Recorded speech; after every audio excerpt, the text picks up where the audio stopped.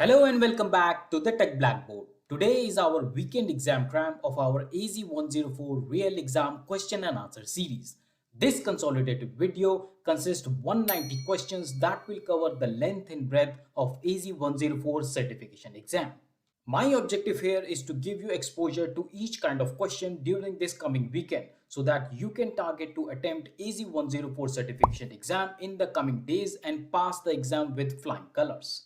And as you can see that this video is divided into 15 subsections. The first part, which is the introduction part, that will help you understand questions like what is AZ-104, who should do it, what is the exam duration, question format, and why it is so important to do AZ-104 and how can you prepare for AZ-104. The aim of this video is not only to prepare you to pass AZ-104 certification, but also to make you understand Azure concepts that will go a long way to help you build Azure career. Each answer is well supported by Microsoft Documentation, and I have given proper explanation behind the logic to pick any answer. Additionally, each part is supported by tips and tricks that will help you during the examination. And as always, if you want to learn in offline mode, then here is a mega giveaway. I will give a free PDF versions containing all 190 questions with their answers. For that, you have to give me correct answers for question number 4, 20, 36, 54, 68, 83, 101, 124, 151 and 188. So friends, this is going to be a long video. So sit back comfortably, have some tea or coffee and enjoy the session. And this is the introduction part. And the agenda for this part is to understand what is AZ-104 and who should do it. Then we will understand why it is so important to do AZ-104. Then the next topic we will discuss is exam details. We will see what is the structure of the exam, then what is the passing marks and a lot of other details. Going forward, we will understand question format. So it's very important that you understand what kind of questions that you can expect during AZ-104. If you have already done previous exams or certifications like AZ-900 or DP-900, then it's important that you also understand the question format of AZ-104 because it's kind of different from the previous fundamental exams like AZ-900 or DP-900. Then after the question format, we will understand how to prepare for AZ-104. I will give you some resources where you can go and read and understand the basics or the fundamentals of AZ-104. Hello and welcome back to the Tech Blackboard. Before you even start with AZ-104, it's very important to understand what is AZ-104 and who should do it. So let's start with understanding what is AZ-104. So AZ-104 is Microsoft Azure Administrator exam in which you will be judged or tested as a subject matter expert implementing, managing and monitoring organizations' Microsoft Azure environment. This means that you will be someone who will be responsible as an administrator for the Azure infrastructure. Now let's understand who should do AZ-104.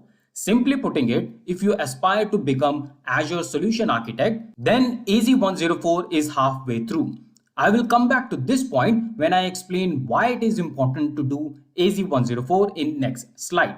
For now, let's capture more detail on who should do it. So this is the Microsoft page, which will be your one-stop stop for all the details regarding exam AZ-104. So Microsoft says that if your role includes implementing, managing, monitoring identity, governance, storage, compute, and virtual network in the cloud environment, plus provision, size, monitor, and adjust resources when needed. It also says that an Azure administrator often serves as a part of larger team dedicated to implementing an organization's cloud infrastructure. Further, Microsoft says that a candidate for this exam should have at least 6 months of hands-on experience administrating Azure, along with strong understanding of core Azure services, Azure workload, security, and governance. In addition, this role should have experience using PowerShell, Azure CLI, Azure Portal, and Azure Resource Manager templates. From the Microsoft side, we understood that you will be responsible as an administrator for Azure infrastructure. And if you are stepping for AZ-104, you need to understand it's a fairly difficult exam. Now let's understand why it is so important to do AZ-104. Now look at this slide. It's very important that you know that the earlier certification AZ-303 and AZ-304 are retiring on 31st March 2022, which happens to be today. So you won't be able to give AZ-303 or AZ-304 from now onwards. The path for becoming Azure Solution Architect has changed, and now you have to do AZ-104 and AZ-305 to attain Azure Solution Architect certificate. And this is the reason why I mentioned that AZ-104 is halfway through the journey towards Azure Solution Architect. If you want more details on these changes in the path to become Azure Solution Architect, or if you have questions like what happens if you have already done AZ-303 or AZ-304, then do check out this video which is now appearing on the screen. The link for the same is now appearing on the I button on the top right corner and is also available in the description box. Now that you understand the basics of what, who and why, let's have a look on exam details. Coming to the Microsoft page, you can see the content of this exam was updated on September 24th, 2021. And it's very important that you note that the passing score for this exam is 700. And if you want more details on passing score, then you can check out this link here. And if you are a college student, then there is an interesting section that you should read. It says that you may be eligible for the ACE College credit if you pass this certification exam. See ACE College credit for certification exam for more details. So if you click onto this link, then you come onto this page which says that after successfully earning certain certification, apply for credit hours through ACE member schools. You can check out what are the schools which are eligible for this certification credit. So just a very quick tip for the college students who aspire to do AZ-104. Now let's check out more details. So here on this page, you can check out that the fees for this certification is $165. Now you have a lot of different languages in which you can give this examination certificate. And from here, you can schedule the exam. If you want to know how to schedule Microsoft exam, then this is the video on your screen now, which you can refer to. Then as we scroll down, we come to this section, which is very important. And in this section, Microsoft has discussed more detail about the skills measure. So you can see all the skills that you will be measured on during this exam certificate. You see that the manage Azure identity and governance, and this comprises of 15 to 20% of the total exam questions. Then we have implement and manage storage comprising of 15 to 20% again. And then we have deploy and manage Azure compute resources, which is 20 to 25 of the total percentage question. Then we have configure and manage virtual networking, which has 25 to 30%. And lastly, we have monitor and backup Azure resources, which comprises of 10 to 15%. If you're looking for more details on each of this topic and you want to know subtopics of all these topics, then you can click here, which says download exam skills outline. And then you will reach to this PDF file. And in this PDF file, you can get the details of all the subtopics for the major topics that we discussed in the previous Microsoft page. So here you have manage Azure Active Directory and you have subtopics for this. And similarly, you have implement and manage storage and a lot of other details is given, so on and so forth. However, I just want to scroll down a little so that I can show you a little more interesting part of this PDF, and that is this one. So if you will, I will just zoom it. So if you see, there are some topics which are marked in red color, which means that these are removed from this certification syllabus. So you must know what are the topics which are removed so that you can channelize your efforts in a correct way. And similar to the earlier one, we have create a backup board that is also being removed from the Azure 104 syllabus. So I strongly recommend that you keep this PDF with you all the time you prepare for the AZ-104. And you should actually go and tick mark what topics that you have prepared and you are comfortable with before giving the certification exam. It's not the fundamental exam, which was fairly simple. It is 2-star or associate level examination, which is fairly tough, and you need a lot of preparations before attempting this exam certificate. So once again, I highly recommend keep this PDF handy with you. If you are new to the Microsoft Azure, then I would strongly recommend that you first go for AZ-900, which is Azure Fundamental Certificate, before you do AZ-104. There is a lot common between AZ-900 and AZ-104. AZ-900 will give you a solid stepping stone to start your journey in Microsoft Azure. And then you can level up with AZ-104. And the best part is that you can do AZ-900 for free. Yes, absolutely free. If you want to know how to get free exam voucher for Microsoft AZ-900, then do watch the video appearing on the left hand side of the screen. And if you are interested in real exam question and answer on AZ-900, which I am really sure you are, then you have to check out the video on the right hand side. I have made an entire playlist containing 191 questions, and all of them are from this year 2022. The links for both the videos are available in the description box. Now let's understand the exam duration and the question format that you can expect in AZ-104. This is the Microsoft page that talks about exam duration and question type. Not only for AZ-104, if you want details on any other exam like fundamentals or expert level, then also you can refer this page. I will share the link for this page in the description box below. So let's first understand how many questions can you expect in this exam certificate. Microsoft says that most of the exam certificate typically contains 40 to 60 questions. However, the number can vary depending on the exam. Moving on, we are talking about AZ-104, which is an associate level exam. So these are the two sections that relates to us. Please mind that there are two things that Microsoft says.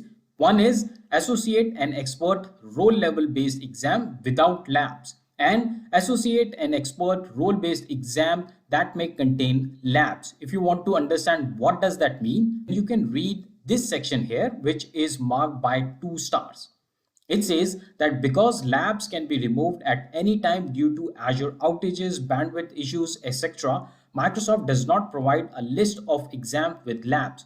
When you register for the exam, you will be provided with exam time. When you launch the exam, carefully review the overview page that provide information about what to expect on exam, including if labs are available. So keep this important point in mind. Now let's also read out the exam duration. So without lab, we have an exam duration of 100 minutes and the seat time is 120 minutes. Then if it contains lab, then the exam duration would be 120 minutes and the seat time would be 140 minutes. Now let's check out what are the different questions that you can expect in AZ-104.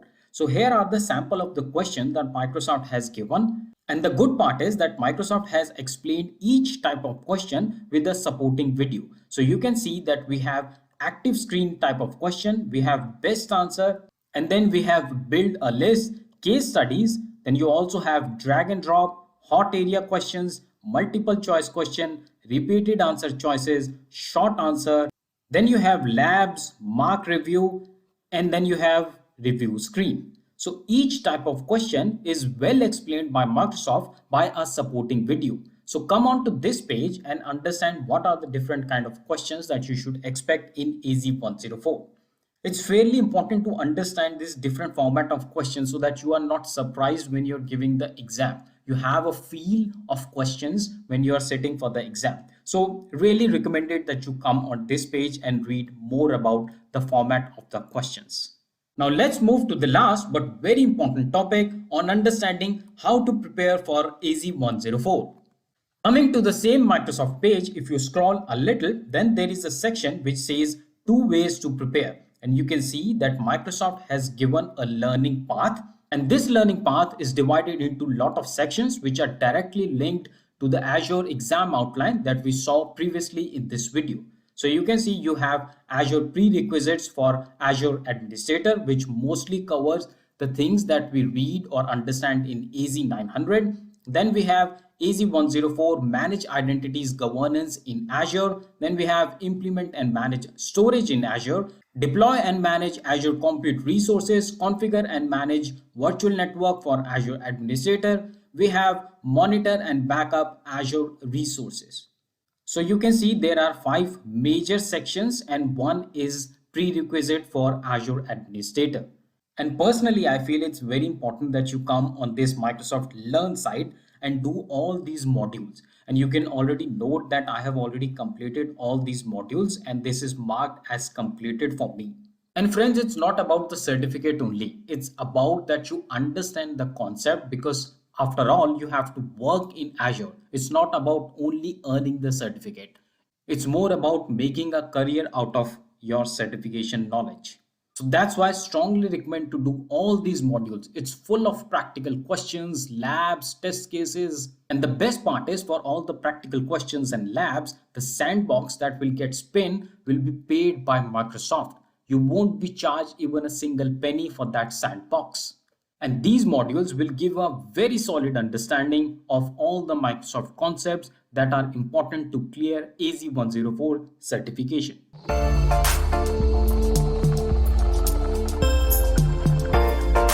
So here is the first question of our AZ-104 real exam question and answer series. Let's read the question.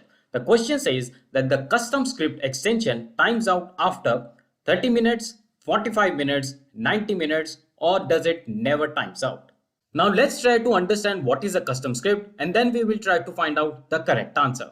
So here I am on the Microsoft documentation that talks more about custom script extension for Windows. The documentation says that the custom script extension downloads and runs scripts on Azure Virtual Machine. This extension is useful for post-deployment configuration, software installation, or any other configuration or management task.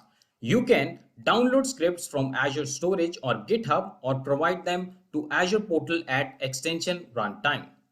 If you have still not understood what is a custom script, then let me simplify it for you. So let's say that you are booting a virtual machine for the first time and you want tools like IAP server or Chocolate also to get installed automatically when this virtual machine is booted. Then in this case, it is often useful to run these custom scripts. These custom scripts may install additional software, configure the virtual machine, or perform some other management task.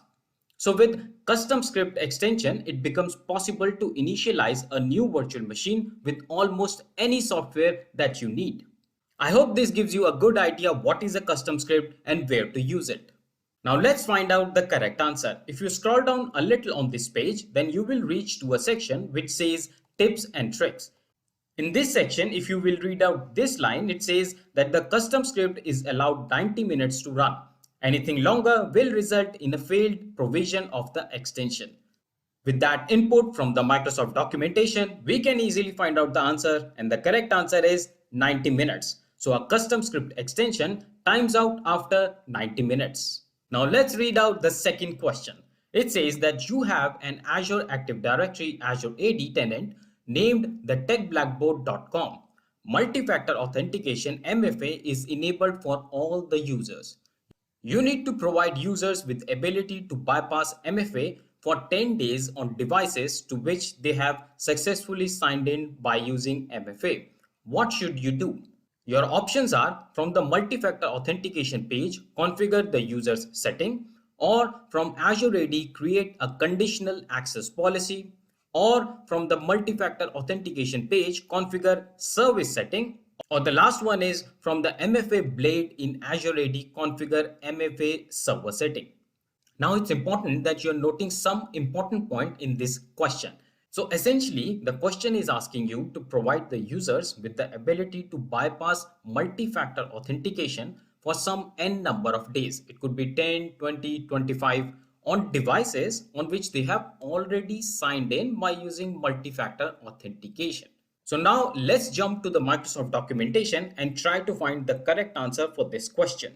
Now this is the Microsoft documentation that will give you length and breadth about configuring Azure AD multi-factor authentication setting. Now on this page, you have to scroll down really deep and go almost to the bottom of this page, and then you will reach to a section which will talk about remember multi-factor authentication.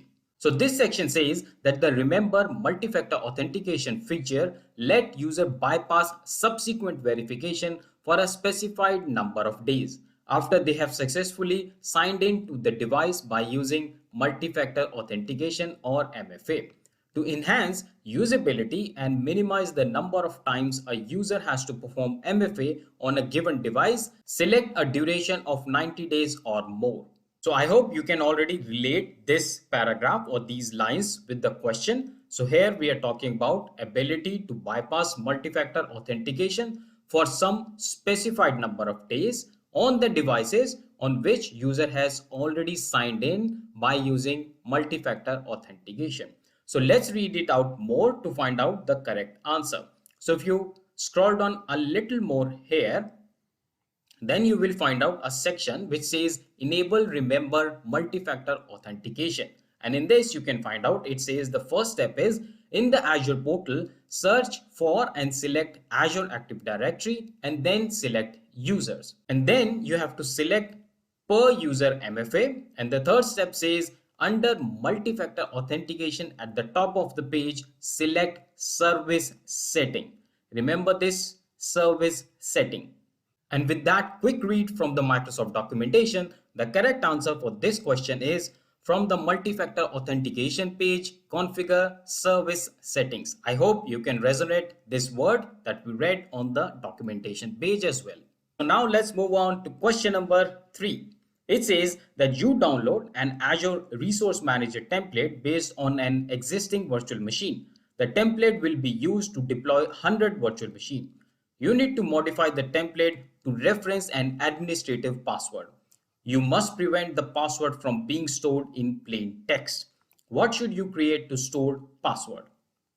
Your options are an Azure Key Vault and Access Policy, an Azure Storage Account and Access Policy, a Recovery Services Vault and a Backup Policy, or Azure Active Directory Identity Protection and Azure Policy.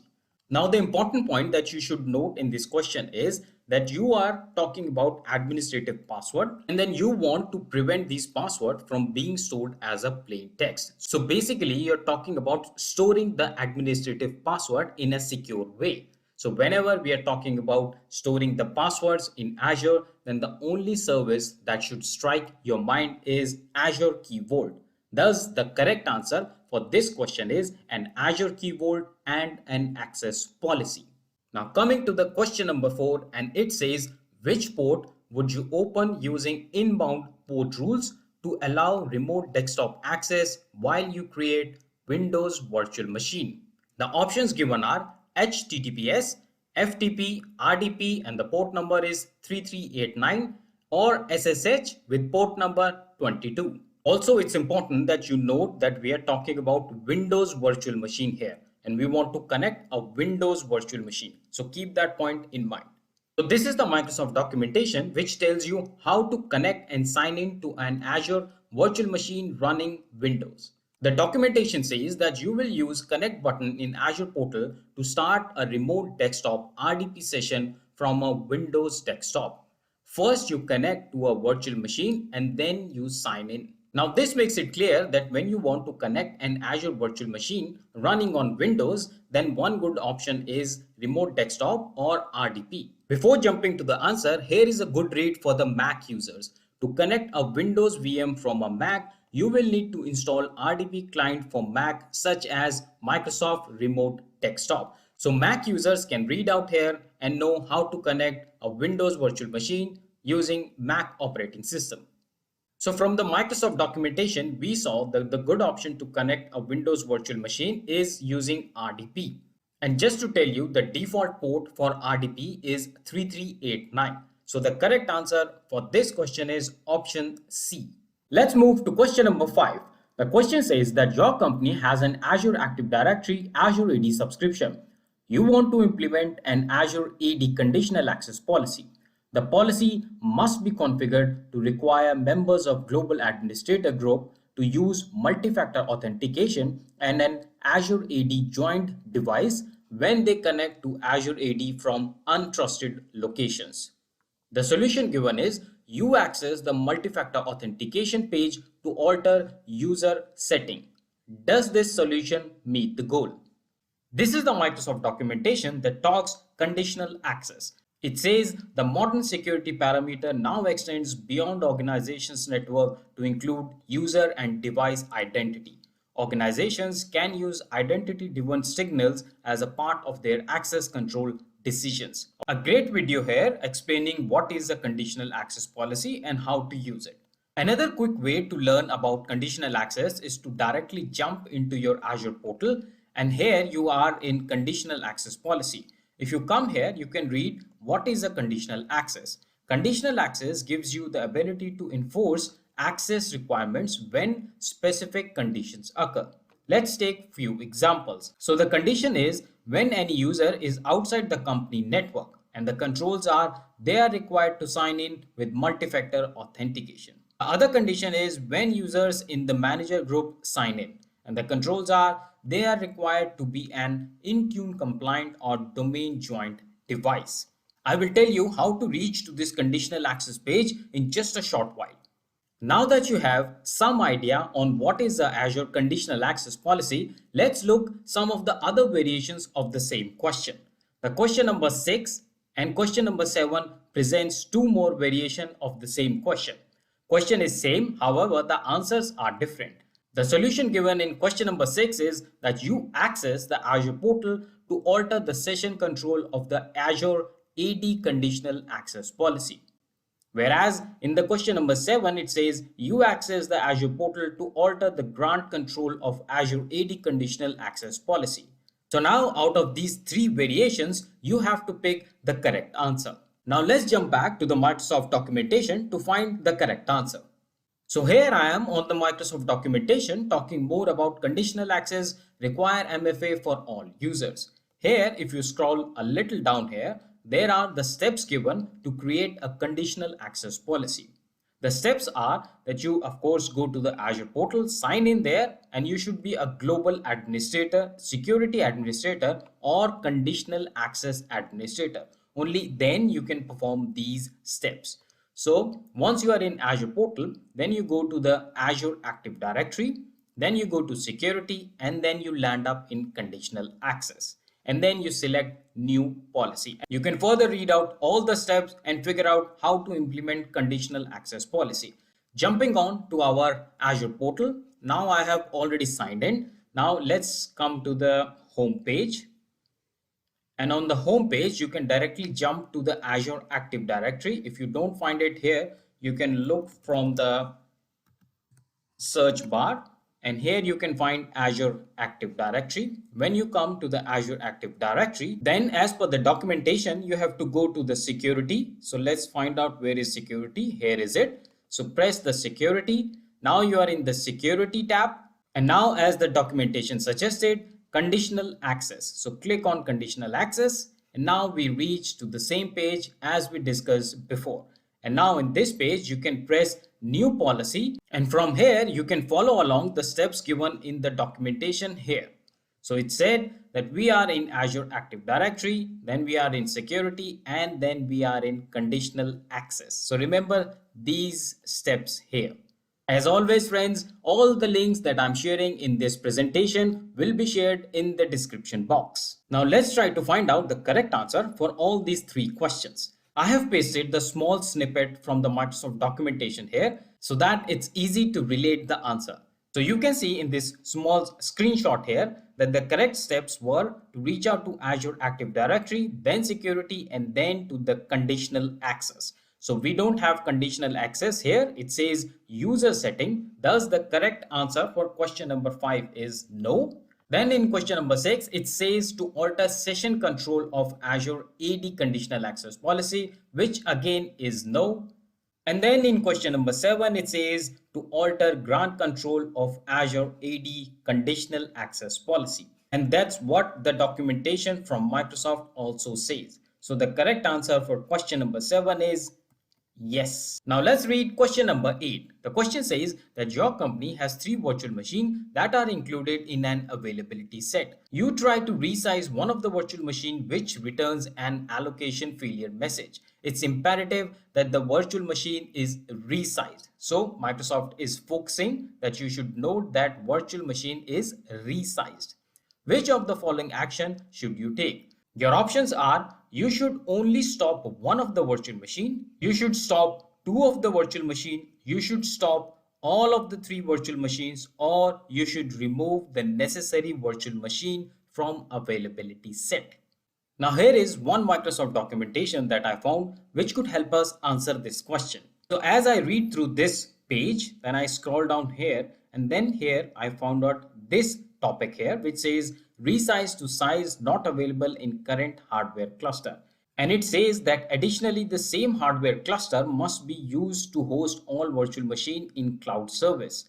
Further, it says that this means in some cases multiple virtual machine must be resized together. Remember, this is what our question also says, to resize the virtual machines together. Then further it says that if resource manager ARM deployment model was used, then the virtual machine can be resized if the virtual machine or any other virtual machine in same availability set are in stopped or deallocated state. So taking that Microsoft documentation as a base, the correct answer for this question is that you should stop all the three virtual machines. Now this brings to another interesting question, question number 9. Let's read out. It says that you have an Azure subscription named Subscription 1. You plan to deploy an Ubuntu server virtual machine named VM1 to Subscription 1.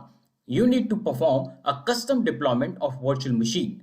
A specific trusted root certification authority CA must be added during the deployment. What should you do? To answer the question, select appropriate option in the answer area.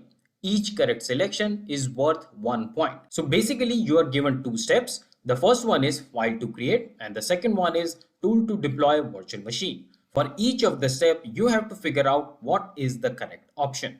The important keywords here that you are deploying a Ubuntu server virtual machine, or you can also say a Linux based virtual machine.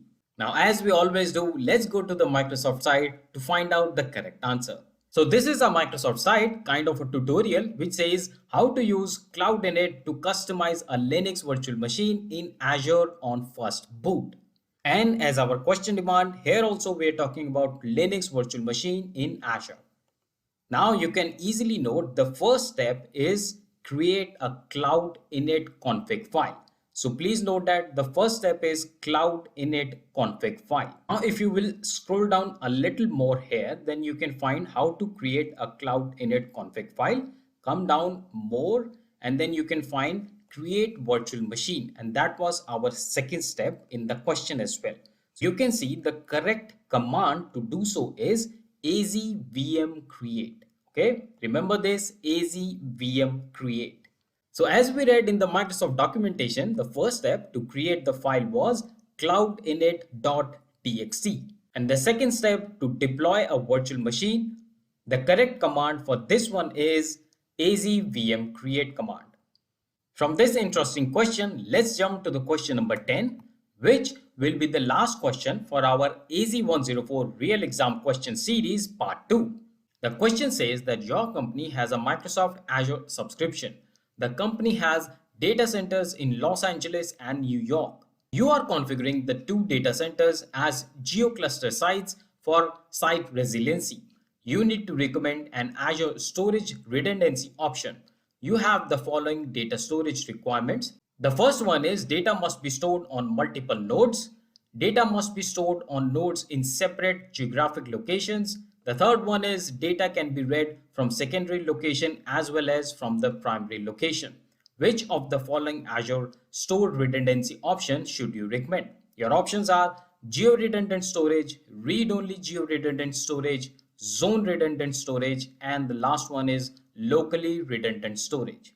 If you have read the question very carefully, you will find already good hints given by Microsoft to figure out the correct answer. So let me tell you what are those. So the first great hint that Microsoft gives is that the data must be stored on the nodes in separate geographic location. So friends, focus here that we are talking about geographic location. So already we can rule out the option C because it's zone redundant, and option D also because it's locally redundant. Now we are left with only two options, geo-redundant storage and read-only geo-redundant storage. Let's find out the second hint that will help us to figure out the correct option out of these two options. So the second hint for us is that the data can be read from secondary location as well as from the primary location. So both the location you should be able to read the data. Thus, the correct answer for question number 10 is read-only geo-redundant storage. See, both geo-redundant and read-only redundant storage are quite similar. In fact, read-only geo-redundant is based on geo-redundant storage only. However, the biggest difference between these both are that using read-only geo-redundant storage, you can also read from secondary location as well as primary location. However, in geo-redundant, you can only do that when Microsoft initiates a failover from primary to secondary. Otherwise, you cannot read from the secondary location when you are using geo-redundant storage. However, in case of read-only geo-redundant, you can always read from a secondary location. And that's the reason why I have chosen read-only geo-redundant storage as an answer for our question number 10. I hope you like this first set of our 10 questions on AZ-104 real exam question and answer series. What are your questions? What are your doubts?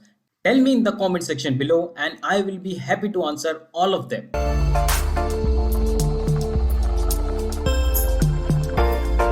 So let's begin our part 3 with question number 11. The question says that you plan to deploy 3 Azure virtual machines named VM1, VM2 and VM3. The virtual machines will host a web app named App1. You need to ensure that at least 2 virtual machines are available if a single Azure data center becomes unavailable. What should you deploy? Your options are all 3 virtual machines in a single availability zone, or all virtual machine in a single availability set, or each virtual machine in a separate availability zone, or the fourth one is each virtual machine in a separate availability set. Now let's go to the Microsoft documentation and understand how this Azure region, availability zone and data center comes together. This is the Microsoft documentation where you can read more about regions and availability zones. You can read the definitions here. However, the important section where I want you to bring focus is this one. So in this image, you can see that this entire is an Azure region, which is further divided into availability zones. So you can see that we have 3 availability zones here, zone 1, zone 2 and zone 3. And each availability zone is further divided into data center. And in the fine prints here, it's written that 1 or more data center. At least 1 data center will always be there in each availability zone. So keep this image in mind and let's go back to the PPT to find out the correct answer. So as you saw in the Microsoft documentation, each availability zone can have at least 1 data center, or there can be more data centers as well. However, in our question, the demand is that at least 2 virtual machines should always be available. So now let's suppose you have an availability zone with only 1 data center, and then you deploy all your virtual machines in this availability zone. In case of trouble, if this availability zone is gone, then all your virtual machines are doomed. So you won't be able to access any of your virtual machines. So the correct answer for this question is that you must deploy each virtual machine in a separate availability zone. So even if one availability zone is down, you can still access the other virtual machines. I hope you understood the logic behind choosing option C. Now let's move to the question number 12. The question says that your company has an Azure subscription that includes a storage account, a resource group, a blob container, and a file share. A colleague named Tom Smith makes use of solitary Azure Resource Manager ARM template to deploy a virtual machine and an additional Azure storage account. You want to review the ARM template that was used by Tom Smith. The solution given here is that you access the virtual machine blade. Does this meet the goal? So the question is asking you that if you go to the Azure virtual machine blade, can you see the ARM template which contains the deployment for both virtual machine and additional storage account? So the correct answer for this question is no. You cannot access the ARM template from the Azure virtual machine blade, which shows the deployment of virtual machine and Azure storage account. So what is the correct answer? Let's check out in the other 2 variations of the same question. So now we have question number 13 and question number 14. Both are same question, however, the solution given here is different. So in question number 13, the solution is that you access the resource group blade, and in question number 14 is you access the container blade. So now out of these two questions, which one do you think is suitable to access the ARM template? Now let me take you to the Azure portal and let's figure out the correct answer. This is my Azure portal and you can see I have one resource group named the Tech Blackboard. Let's click on this resource group.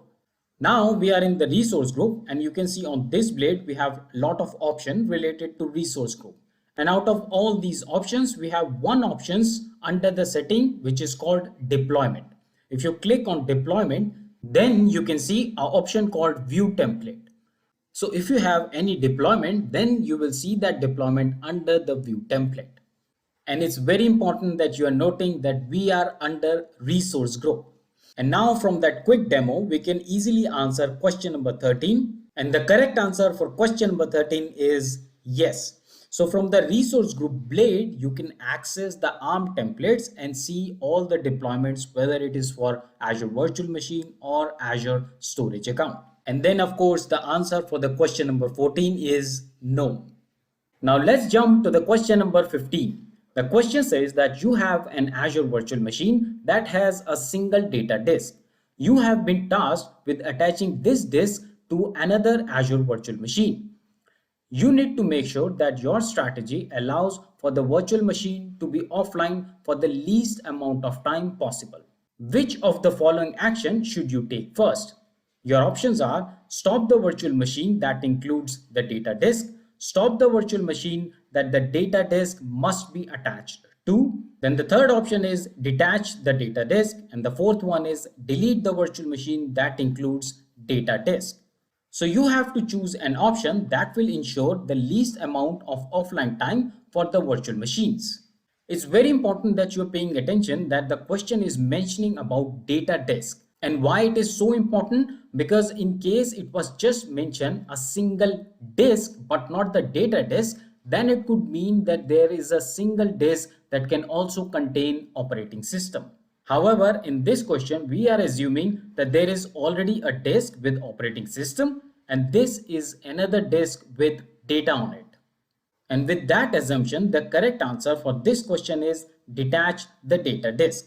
If you want to learn more about what are the differences between operating system disk or OS disk and the data disk, then this is the Microsoft documentation. And in this documentation, if you will scroll down, then you will reach to this section which talks about data disk and operating system disk. So please come on to this page and understand what are the key differences between data disk and operating system disk. You can also read more about temporary disk as well. The link for this Microsoft documentation and all the other documentation that I'm referring in this video will be available in the description box. In addition to this, if you want to know more about how to detach a data disk, then this is the Microsoft documentation, and here you can learn how to detach a data disk using PowerShell. And with that, let's move to the question number 16. The question says that your company has virtual machines hosted in Microsoft Azure. The virtual machines are located in a single Azure virtual network named VNet1. The company has users that work remotely. The remote workers require access to the VMs on VNet1. You need to provide access for the remote workers. What should you do? Should you configure a site-to-site VPN or configure a VNet to VNet VPN, or should you configure a point-to-site, or should you configure the last one, multi-site VPN? The correct answer for this question is configure a point-to-site VPN or P2S. The reason being that point-to-site VPN gateway connection lets you create a secure connection to your virtual network from an individual client computer. And that's exactly what our question is asking. It says that company has users that work remotely. So you have to join these remote users so that they can access company's VNet1.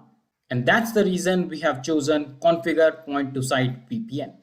Now let's move to the question number 17. The question says that your company has several departments. Each department has a number of virtual machines. The company has an Azure subscription that contains a resource group named RG1. All VMs are located in this resource group named RG1. You want to associate each virtual machine with its respective department. What should you use?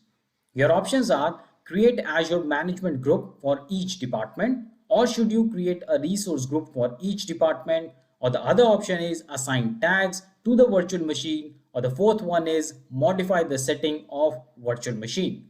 And the correct answer for this question is that you should assign tags to the virtual machine, and then you can easily associate each virtual machine with its respective department.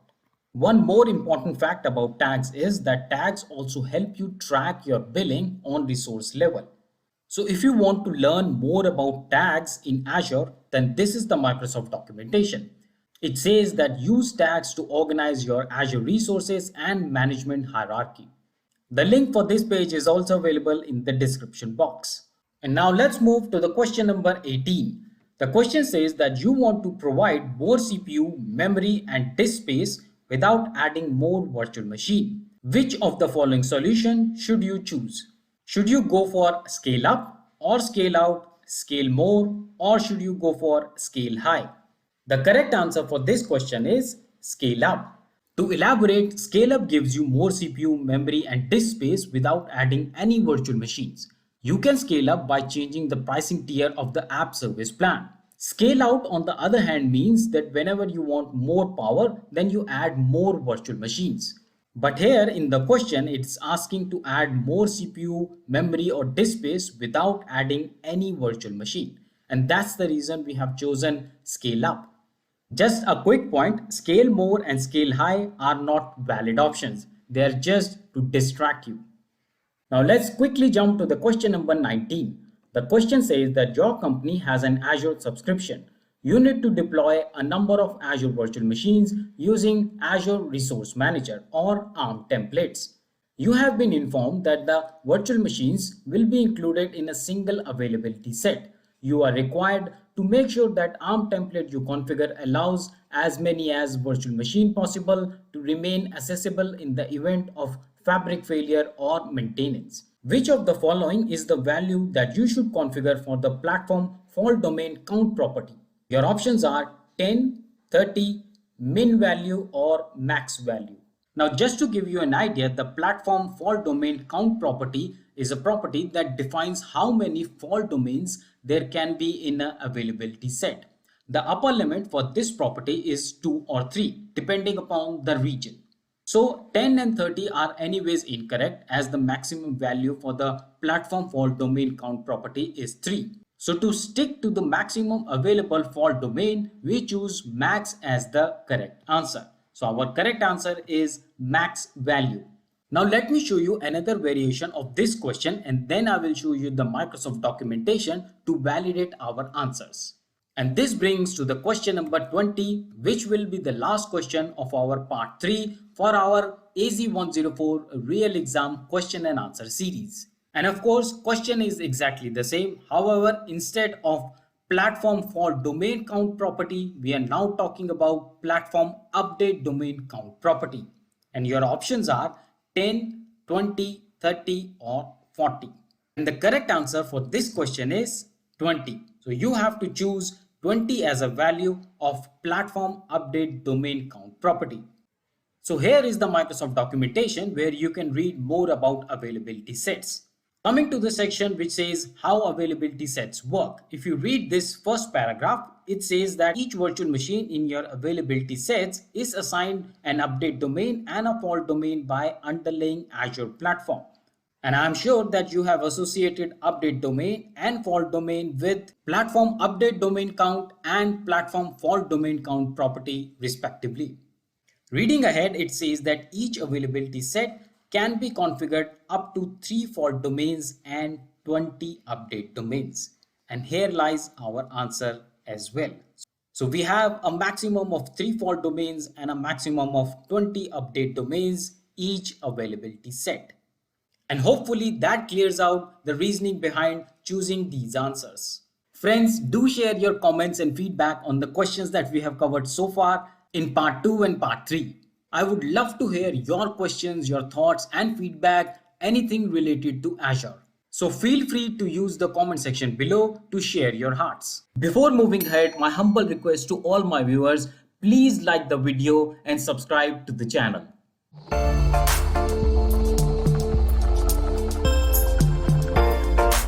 So let's begin our part 4 with question number 21.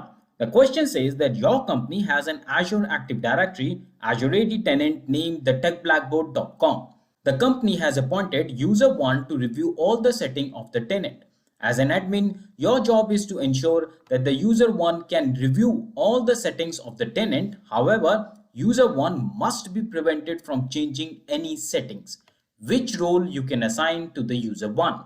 Your options are Directory Reader, Security Reader, Reports Reader, or Global Reader. And the correct answer for this question is Global Reader. It's important that you understand a user that is assigned a Global Reader role is prevented from making any modifications. The role is a read-only version of Global Administrator that allows the users to read settings and administrative information across the services but cannot make any management actions. Now let me take you to the Microsoft documentation where you can literally read about all the Azure AD rules. And this is the Microsoft documentation, which I think is the best page to come and read about any role related to Azure AD. And as you can see, each role is listed with role, description, and template ID. So if you will scroll a little here on this page, you will come across a reader which is called Global Reader. User in this role can read settings and administrative information across Microsoft 365 services but cannot make management actions. So a global reader is essentially a read-only counterpart to the global administrator. And that's exactly what our question is also demanding. So the correct answer is global reader. Before I move to the next question, here is a quick thanks to one of my viewers, Bala Murugan, who suggested to have less number of questions on each slide for a better viewing experience of videos on mobiles and tabs. Now let's check out our question number 22. The question says that your company's website is hosted on 2 different IP addresses. The website requires 2 different AZ records, one for each IP address. Which record map should you use? As you can see here, we have one website called www.thetechblackboard.com, and here we can see it has 2 different IP addresses. And now you have to choose the record map, and your options are CNAME, AAAA, or SOA. And the correct answer for this question is AAAA. So AAAA record maps an IP address to a domain. And when we have multiple IP addresses, then it is known as a record set. And this is the Microsoft documentation where you can read more about record maps that are available in Microsoft Azure. It starts with overview of DNS zones and records. And if you will scroll down a little, you can find a little case study. And as I was mentioning about record sets, so sometimes you need to create more than one DNS record with the given name and type. For example, suppose that you have www.contessor.com website is hosted on 2 different IP addresses. The website requires 2 different A records, one for each IP address. And they have also given a similar example that I gave. So based on that documentation reference from Microsoft, we can be sure that our answer is correct. Moving ahead with question number 23. It says that in your Azure subscription, you have several hundred virtual machines. You need to identify which virtual machines are underutilized. What should you use? And your options are Azure Advisor, Azure Monitor, and Azure Policies. And the correct answer for this question is Azure Advisor. So Azure Advisor can be used to quickly optimize the Azure deployment. It provides various dashboards to support cost, reliability, security, and performance. So in case you have any underutilized virtual machine, you will see that in recommendations in the Azure Advisor section. And this is a good page to start working on Azure Advisor. If you scroll a little bit more, then you can see what Azure Advisor can offer you. For example, it says Advisor provides relevant best practices to help you improve reliability, security, and performance, achieve operational excellence, and reduce costs. Not only that, you can also read here that Advisor is designed to help you save time on cloud optimization. And you can see the recommendation services included suggested action you can take right away, postpone, or dismiss. So there is lot what you can do with Azure Advisor, and it's an important Azure service, and lot of questions come from this service. Moving on with our question number 24. The question says that you have a production Azure Active Directory, Azure AD tenant name contoso.com. You deploy a development Azure Active Directory tenant, and then you create several custom administrative roles in the development tenant. You need to copy the roles to the production tenant. What should you do first? So your options are: from the development tenant, export the custom roles to JSON, or from the production tenant, create a new custom role. Or the third option is from the development tenant, perform a backup. And the last one is from the production tenant, create an administrative unit. And the correct answer for this question is from the development tenant, export the custom roles to JSON. It's important to highlight that creating custom roles in Azure can be really complex due to thousands of permissions that might be included. So custom roles can be exported as JSON and then imported into a new custom role. The first step is to export the roles to a JSON format. A JSON file can be imported into another tenant containing all the details in custom roles. If you want to read more on custom roles or the other things like exporting the roles into a JSON format, maybe using PowerShell or CLI, then this is the Microsoft page for you. And on this page, you can read the steps to create custom roles. Then if you scroll down more, you have how to determine the permissions you need. Following that, you can also read about custom role example. They have also given the example of the custom roles, and below that they have also shown the process what you can use to create custom roles using PowerShell. So here if you come, you have this Azure PowerShell that you can use for creating custom roles, and then you also have a section which describes how to do it using CLI.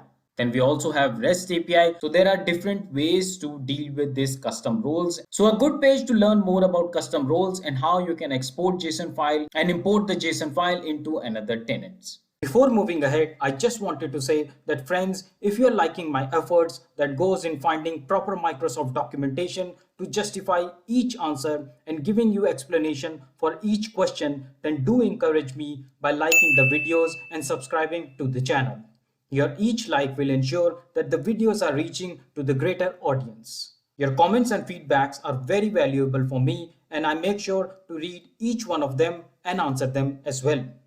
Keep supporting me and I shall bring the very best of the content. Now let's quickly jump to the question number 25. The question says that you have an Azure virtual machine named VM1 that runs on Windows Server 2019. You save VM1 as a template named Template1 to the Azure Resource Manager library. You plan to deploy a virtual machine named VM2 from Template1. What can you configure during the deployment of VM2? Your options are operating system, administrative username, virtual machine size, or resource group. So basically question is asking you, whenever you are deploying a virtual machine from a template, then what are the configurable parameters? Now what better way to do it practically? So let's jump to the Azure portal. So this is the Microsoft site where you can get already existing template and which you can use to create your own virtual machine. And now here you can click on this button which says deploy to Azure. If you click on this, it will directly take you to the Azure portal. And once you are here, you can see that it's ready for the deployment. In here, you can see there are a lot of information which is already filled. However, you still have to give some of the information. For example, you still have to give the resource group. You still have to give the admin username and admin password. And this clearly means that resource group, username and password are configurable parameters. Now, based on that practical implementation in Azure portal, I have chosen two options that are administrative username and resource group. So these are two options which you have to configure whenever you are deploying a virtual machine through a template. Now let's move on to the question number 26. The question says that when assigning private IPv4 addresses in a subnet with address range 10.3.0.0/16, which of the following addresses are available for assignment dynamically? So your options are 10.3.0.2 or 10.3.0.1, or the third option is 10.3.255.255, and the fourth one is 10.3.255.254. So you have to tell if you have this IP address range, which of the IP addresses are available for you for assignment. Before answering this question, let's understand what is a CIDR. Now, as you can see here that CIDR stands for Classless Internet Domain Routing. So a CIDR looks like a normal IP address, except it ends with a slash followed by a number. You can also see it here that we have an IP address and there is a slash and then there is a number following the slash. And the number that follows the slash represents the number of addresses in the IP range. Now it's very important for you to understand that Azure actually reserves the first 4 addresses in each IP address range. So these addresses cannot be assigned to any resource. So for example, we have this IP address here, which is 10.3.0.0, starting 10.3.0.0, and then we have 10.3.0.1, then we have 10.3.0.2, and then 10.3.0.3. So these 4 IP address you as a user cannot use because these are reserved by Azure. Not only this, there is one more IP which is always reserved by Azure as a subnet broadcast address. So for example, in this IP range, the last one would be 10.3.255.255. So that IP address also cannot be consumed by the user because that's reserved by Azure as a broadcast address. Thus, the correct answer for this question is option D, 10.3.255.254. And as I explained that option A, that is 10.3.0.2, and option B, 10.3.0.1, they both are reserved by Azure, so you cannot use it. Similarly, 10.3.255.255 is reserved as a broadcast address. So always keep that in mind that 5 addresses are always reserved by Azure. If you want to learn more about this CIDR notation, then this is the Microsoft documentation. So here it says that understanding CIDR notation when designing Azure Virtual Network and subnets.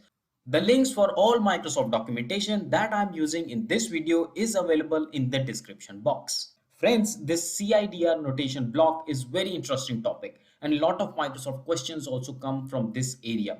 In fact, it's a very practical thing and you would need it whenever you're working with Azure virtual machines or Azure networks, subnetting. So it's a very important topic. So if you have any questions, do ask me in the comment section below and I will happy to answer that. So now let's quickly move to the question number 27. The question says that your company wants to have some post-deployment configuration and automation tasks on Azure virtual machines. And the solution given is, as an administrator, you suggested to use ARM templates. Does this meet the goal? Now, before answering this question, let's first understand a little bit more about ARM templates. So ARM templates are a form of infrastructure as a code, and you can use ARM templates to define the infrastructure that needs to be deployed. So these ARM templates are JavaScript object notation, or better known as JSON files. And I have put a link in the description box that you can use to learn more about ARM template.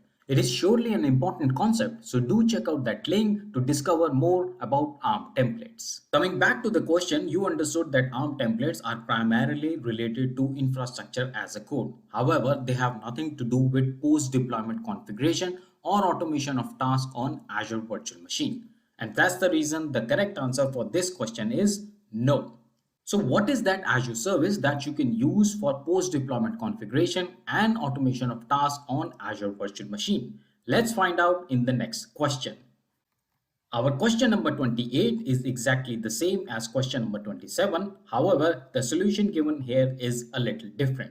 Here the solution says that as an administrator, you suggested to use virtual machine extensions. Does this meet the goal? Now let's understand what is a virtual machine extension. So here I am on the Microsoft documentation that talks more about virtual machine extensions and features for Windows. And here you can read that Azure Virtual Machine extensions are small applications that provide post-deployment configuration and automation tasks on Azure virtual machines. I'm sure that you are already relating these lines with that of question. Moving ahead, it says that, for example, if you have a Azure virtual machine that requires software installation, antivirus protection, or the ability to run a script inside it, you can use virtual machine extension. It's important that you also note that you can run Azure virtual machine extension by using Azure CLI, PowerShell, Azure ARM templates, and Azure Portal. One more good reason to learn more about ARM templates. So as we understood from the Microsoft documentation that Azure Virtual Machine extension are small application that helps in post-deployment configuration and automation tasks on Azure Virtual Machine. And that's the reason the correct answer for this question is yes. Our next interesting question is question number 29. The question says that you have an Azure web app named App1. App1 has a deployment slots shown in the following table. So you have two deployment slots here. One is for production and another one is for staging. And name of the deployment slots is web app prod and web app test. Moving ahead, the question says that in web app test, you test several changes to app 1. You back up app 1 and then you swap web app 1 test for web app 1 prod and discover that app 1 is experiencing performance issues. You need to revert to the previous version of app 1 as quickly as possible. What should you do? Your options are redeploy app 1, swap the slots, clone app 1, or restore backup of app 1. The correct answer for this question is swap the slots. So what happens is that when you swap the deployment slots, Azure swaps the virtual IP addresses of source and destination slots, and thereby swapping the URLs of the slots as well.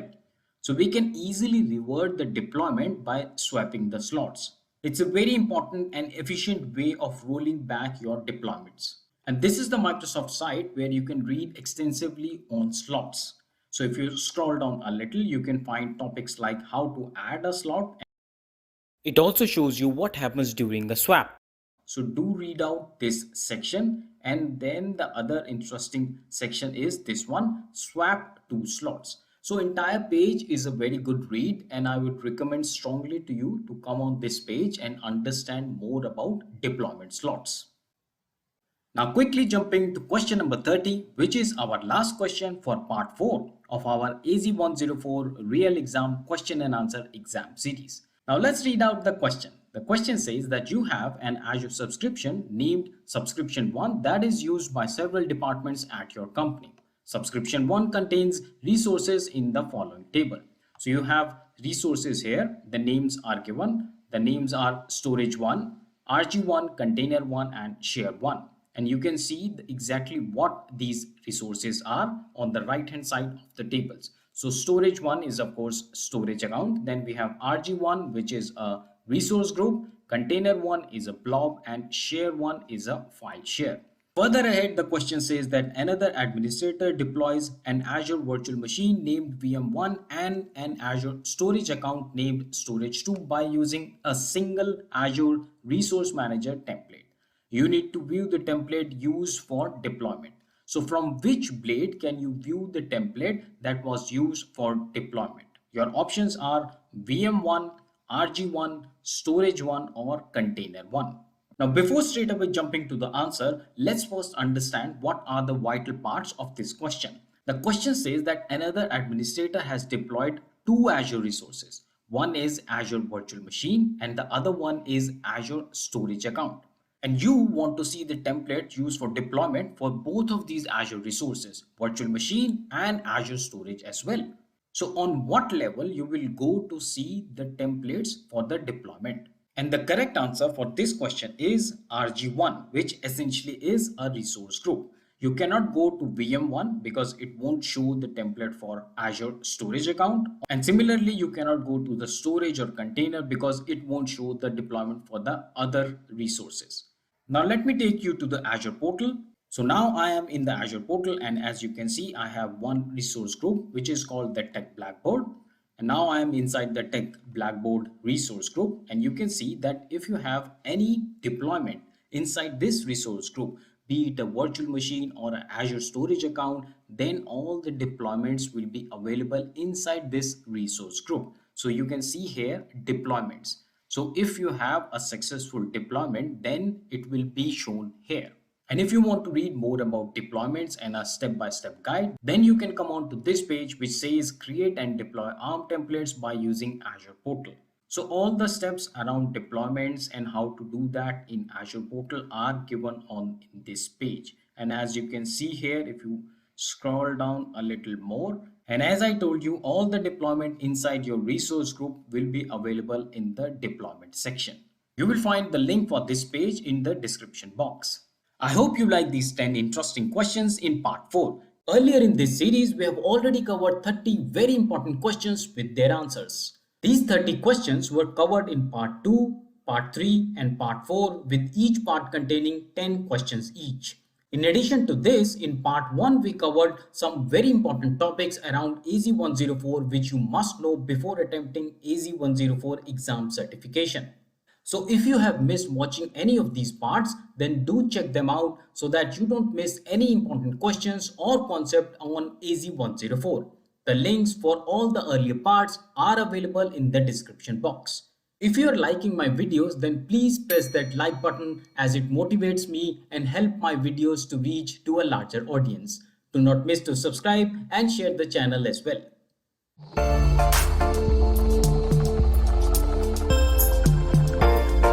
So let's begin our part 5 with very interesting question 31.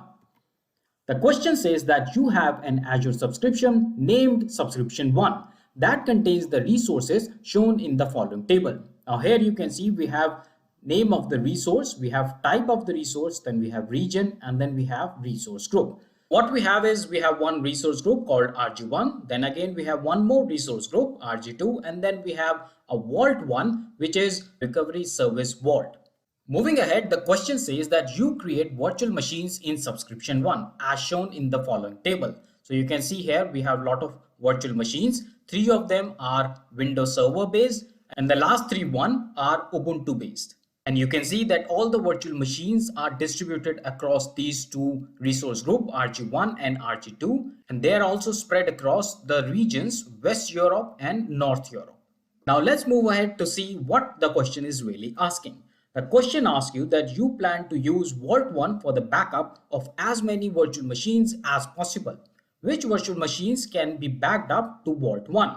Your options are VM1 only, VM3 and VMC, VM1, VM2, VM3, VMA, VMB or VMC. Then we have VM1, VM3, VMA and VMC only. And the last one is VM1 and VM3 only. So which one of these combination of virtual machines do you think can be backed up in Vault 1? Before even answering the question, let's first understand what is a recovery service vault. So this is the Microsoft site that gives an overview on recovery services vault. You can read here that this article describes the features of a recovery service vault.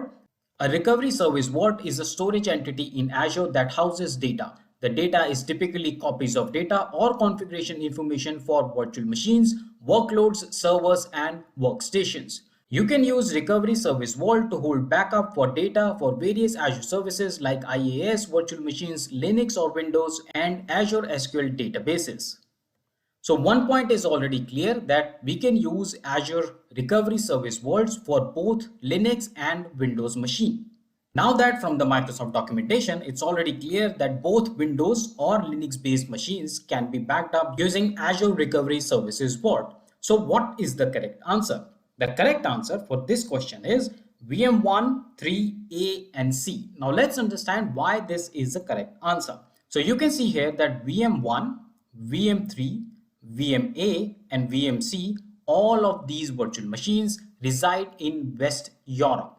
So we have VM1 West Europe, 3 also in West Europe, A also in West Europe, and then similarly C is also in West Europe. So what does that mean? That implies that when you have to take a backup using Azure Recovery Services Vault, both Azure Recovery Service Vault and the virtual machines should always be in the same Azure region. And we saw that Azure Recovery Service Vault is also in West Europe, and our virtual machines, those who reside in West Europe, only those can be backed up using this Azure service. And that's the reason that we have chosen VM1, 3, A and C. Moving ahead, we have question number 32. The question says that you have an Azure Kubernetes service AKS cluster named AKS1. You need to configure cluster name autoscaler for AKS1. Which two tools should you use? Each correct answer presents a complete solution. So it's very important that you understand that you have to choose two tools because only then it will make a complete solution. Your options are the kubectl command, AZ-AKS command, set AZ-VM CMDLET, Azure Portal, or the last option is set AZ-AKS CMDLET. It's very important that you're noting in the question itself that we are talking about the autoscale in AKS, which essentially means that we are talking about nodes. That's the reason the correct answer for this question is option B, the AZ-AKS command and the Azure Portal. Reason being that you use AZ-AKS command for the auto scaling of the nodes and then you use Azure Portal to scale out the nodes. In order to make this more clearer, I have put across the details of all the commands that are listed here. So let's read out each command. So kubectl command is used for configuring Kubernetes and not AKS cluster. And that's the reason we have not chosen this one. Moving ahead, we have the AZ-AKS command is used for AKS cluster configuration. That's why this is one of the chosen option. Moving ahead, the set AZ-VM CMDLET, and that is used for the VMs. So we are not talking about VMs here. We are talking about the Azure Kubernetes services. Then the last command that we have is set AZ-AKS that creates or updates an AKS cluster. And the correct CMDLET is set AZ-AKS cluster. Now I hope that all these one-liners on each of these commands will surely help you understand these commands better. There is a lot of great Microsoft documentation available on each command. But in case you still have any confusion on any of these commands, do let me know in the comment section. Now let's move ahead with question number 33. The question says that you have an Azure subscription named Subscription 1. Subscription 1 contains a resource group named RG1. Now RG1 contains resources that were deployed using templates. You need to view the date and time when the resources were created in RG1. And the solution given here is that from subscription blade, you select subscription and then click on resource provider. Does this meet the goal? The correct answer for this question is no. This is not the valid option to see the date and time of the resources that were created in RG1. So what is the correct option? Let's check out the other variations of the same questions to find out the correct answer. The other two variations are presented in question number 34 and question number 35. Both the question 34 and 35 are exactly same as question number 33. However, the solution given are different. In question number 34, the solution is that from RG1 blade, you click automation script. Does this meet the goal? Or in the question number 35, we have from the RG1 blade, you click deployments. Does this meet the goal? So which one amongst all these three solutions given here is a correct solution? Let's go to the Microsoft site to find out the correct answer. So here is the Microsoft site which talks about create and deploy your first ARM template. And if you remember the question, we deployed the resources using the template. So you can read this page in detail. However, the section I want to bring your notice to is first this one, that how you can create your first template, but this is not where our answer is. So we will scroll down a little more and then we come to a section which calls verify deployment. And in the verify deployment, you can see that you need to go to the Azure portal, and from the Azure portal, you have to go to the resource groups. It's very important that you're noting that we are now in resource group. So in the resource group, you can see the default name of the resource group is my resource group, which is shown here. And then in the fourth step, it says, notice in the upper right corner of the overview, the status of deployment is displayed, which is here. So you can see here we have deployments and we can also see one succeeded deployment. And if you will click this deployment, then you will be shown all the details related to this deployment, the name of the deployment, the status, whether it succeeded or not, last modified details and duration and the related events. So the ask of the question was that we want to see date and time of deployment of all the resources using this template. And you can see we have last modified details, which shows all the date and time that we did it in our question as well. And from that understanding from Microsoft Documentation, we can easily say the correct answer for this question is the solution given in question number 35, which is from the RG1 blade, you select deployments. Thus, obviously, the correct answer for question number 34 is no. Before moving ahead, I just wanted to say that friends, it takes considerable amount of time and effort to find Microsoft documentation to justify each answer and give you an explanation for each question in our exam series. Please take a moment to like the video and subscribe to the channel. Your each like encourages me and ensures that the video is reaching to a greater audience. Do share the videos with everyone having interest in learning Azure Cloud technologies. Your comments and feedbacks give me a chance to understand what you want to see on this channel and help me improve my content. I always make sure to read each of your comments and reply to them. So keep supporting me and I promise to bring the content that helps you grow in your career. Now let's begin with question number 36. The question says that you need to deploy an Azure virtual machine scale set that contains 5 instances as quickly as possible. What should you do? And your options are deploy 5 virtual machines, modify the availability zone setting for each virtual machine. The other option is deploy 5 virtual machine, modify the size setting for each virtual machine, or deploy 1 virtual machine scale set that is set to VM virtual machine orchestration mode. And the last one is deploy 1 virtual machine scale set that is set to scale set VM orchestration mode. The correct answer for this question is option D. Now let's understand why I chose option D as the correct answer. So if you look at the question, it says that you have to deploy 5 virtual machines as quickly as possible. So what do? So whenever you have to do it as quickly as possible, the best option is let Azure to do it. Because letting Azure create virtual machine is much faster than doing it manually. So the best option for Azure to do this is either by ARM template, which of course is not a choice here, or the other option could be virtual machine scale set.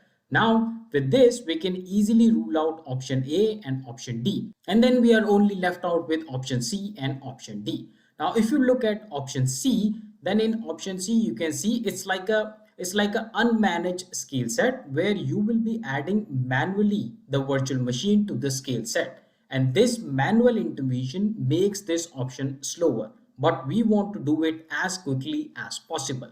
And that brings us to the option D, which is a scale set which will be managed by Azure, or you can say option D is a managed scale set by Azure where it is based on configuration set during the setup of virtual machine scale set. And that's the reason behind choosing option D here. Now let's move to the question number 37. The question says that you plan to create Azure web apps shown in the following table. Here you can see we have names of the web app. We have web app 1, 2, 3 and 4. And then we have runtime stack for each web app. We have .NET Core 3.0. We have ASP.NET version 4.7. Then we have PHP 7.3 and then we have Ruby 2.6. The question says that what is the minimum number of app service plans you should create for the web apps? And your options are 1, 2, 3 and 4. And the correct answer for this question is 2. So you have to create minimum of 2 app services. Now let's understand why I chose 2 as a correct option here. So if you look at the runtime stack very carefully, you will realize that .NET Core version 3.0, it can both run on Windows and on Linux. Then we have ASP.NET 4.7, which can also run both on Windows and on Linux. PHP can also run both on Windows and on Linux. And then we have Ruby 2.6, which can only run on Linux. So if you read about app service plan, you will know that you will always need a different app service plan for an operating system. You cannot use same app service plan to run both Windows and Linux. So at the minimum, we would at least need one app service plan for the Windows-based web apps and one app service plan for the Linux-based web apps. And that's the reason I chose minimum number of app service is needed 2 here. Our next question, question number 38 says that your company wants to share JSON file stored in a container inside a storage account.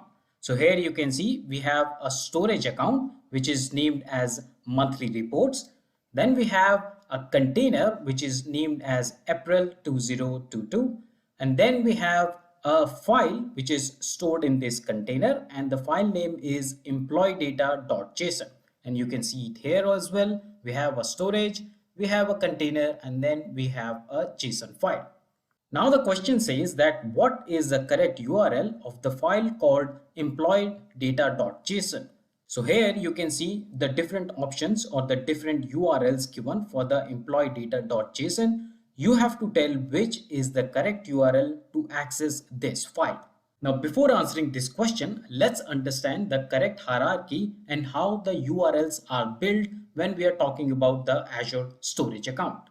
So here I am on the Microsoft documentation that gives you introduction about Azure Blob Storage. And if you will scroll down a little on this page, you can see a hierarchy given here. So first of all, you can see we have storage account on the top, then we have container, and then we have blob. A blob is nothing but the file itself. For example, we can see here the image.jpg and the movie.avi. In our case, it's a JSON file. Now, a very important thing that you should note about storage account is that whatever is your storage account name. So for example, let's say your storage account name is my storage account.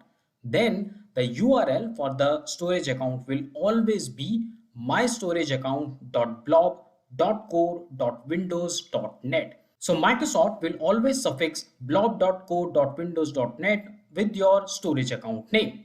So this is a very important point whenever you're working with storage account, and keep this hierarchy in mind when we go back to our PPT. First we have account, then we have container, and then we have blob. Coming back to our presentation, now we know that first of all in the URL we should have storage account, which should be followed by container name, and then comes the file name. And keeping this hierarchy in mind, the correct answer for this question is option B. So here you can see we have first of all the name of our storage account, which is monthly reports, and then it is followed by blob.core.windows.net as we saw in the Microsoft documentation as well. Then we have /April2022, which is nothing but our container, and followed by we have our file name, which is employee-data.json. And that's the reason for choosing B as a correct option. Now let's quickly jump to the question number 39, which looks very similar to our previous question number 38. However, this is a little different. So pay attention. So here in this question, it says that your company wants to share the JSON file stored in a container inside a storage account. And as previously, you can see that we have one storage account, then we have a container inside this storage account, and lastly, we have a file which is called employee-data.json. Now the question asks that the company wants to give access to this file to the users. In the previous question, we were talking about the URL. However, this time we are talking about the access of the file. Further, it says that, however, the access to the Azure storage file employee-data.json should only be provided for 3 days. What should you choose? Your options are access to storage account, access key, shared access signature or SAS, or the last option is Azure Key Vault. And the correct answer for this question is shared access signature. Now let's go to the Microsoft documentation to validate our answer. So this is the Microsoft documentation titled as Grant Limited Access to Azure Storage Resources Using Shared Access Signature. And in the very first paragraph, you can read that a shared access signature provides secure delegated access to resources in your storage account. With a SAS, you have granular control over how a client can access your data. For example, what resources the client may access, what permission they have to those resources, and how long the SAS is valid. And this third option is exactly what we are looking for. In our question also, if you remember correctly, it asks that you only want to give the access for the employee-data.json for only 3 days. And that's what this option relates to, how long the SAS is valid. So you have full control over how long this shared access signature or SAS is valid. So as our question asks, you can set number of days for which this SAS should be valid. It could be 1 day, it could be 2 days, more days, less days, or it could be number of hours as well. And thus shared access signature fits this business case very well. And that brings us to the question number 40, which is our last question for part 5 of our AZ-104 real exam question and answer exam series. So let's read the question. The question says that you have a general purpose V1 Azure storage account named as Storage 1 that uses locally redundant storage or LRS. You need to ensure that the data in storage account is protected if a zone fails. The solution must minimize cost and administrative effort. What should you do first? So your options are create a new storage account, configure object replication rules, upgrade the account to general purpose V2, or upgrade the account to premium blob 1, or upgrade the account to premium file shares. So what is the correct answer? To find out the correct answer, this is the Microsoft documentation that talks more about Azure storage redundancy. You can read quite a lot on storage redundancy on this page, but you have to scroll down quite a little towards the bottom of the page, and then finally you will arrive at the section which talks more about supported storage account types. If you remember the question correctly, it said that data should be protected in the storage account even if the zone fails. So at the minimum, we need ZRS, which is zone redundant storage, because we want to protect the data against zonal failures. So that's why the minimum redundancy need is ZRS. And you can clearly see that the ZRS is in general purpose V2 or version 2. And with that understanding from Microsoft documentation, it's easy to answer this question. So the correct answer for this question is upgrade the account to the general purpose version 2. I hope you like this set of very latest 10 questions in part 5. Hello and welcome back to the Tech Blackboard. This is our part 6, and today I have got 15 very exciting questions in our AZ-104 real exam question and answer series. We have already covered 40 questions, and if you have missed watching any of these parts, then you will find the links for all of these parts in the description box.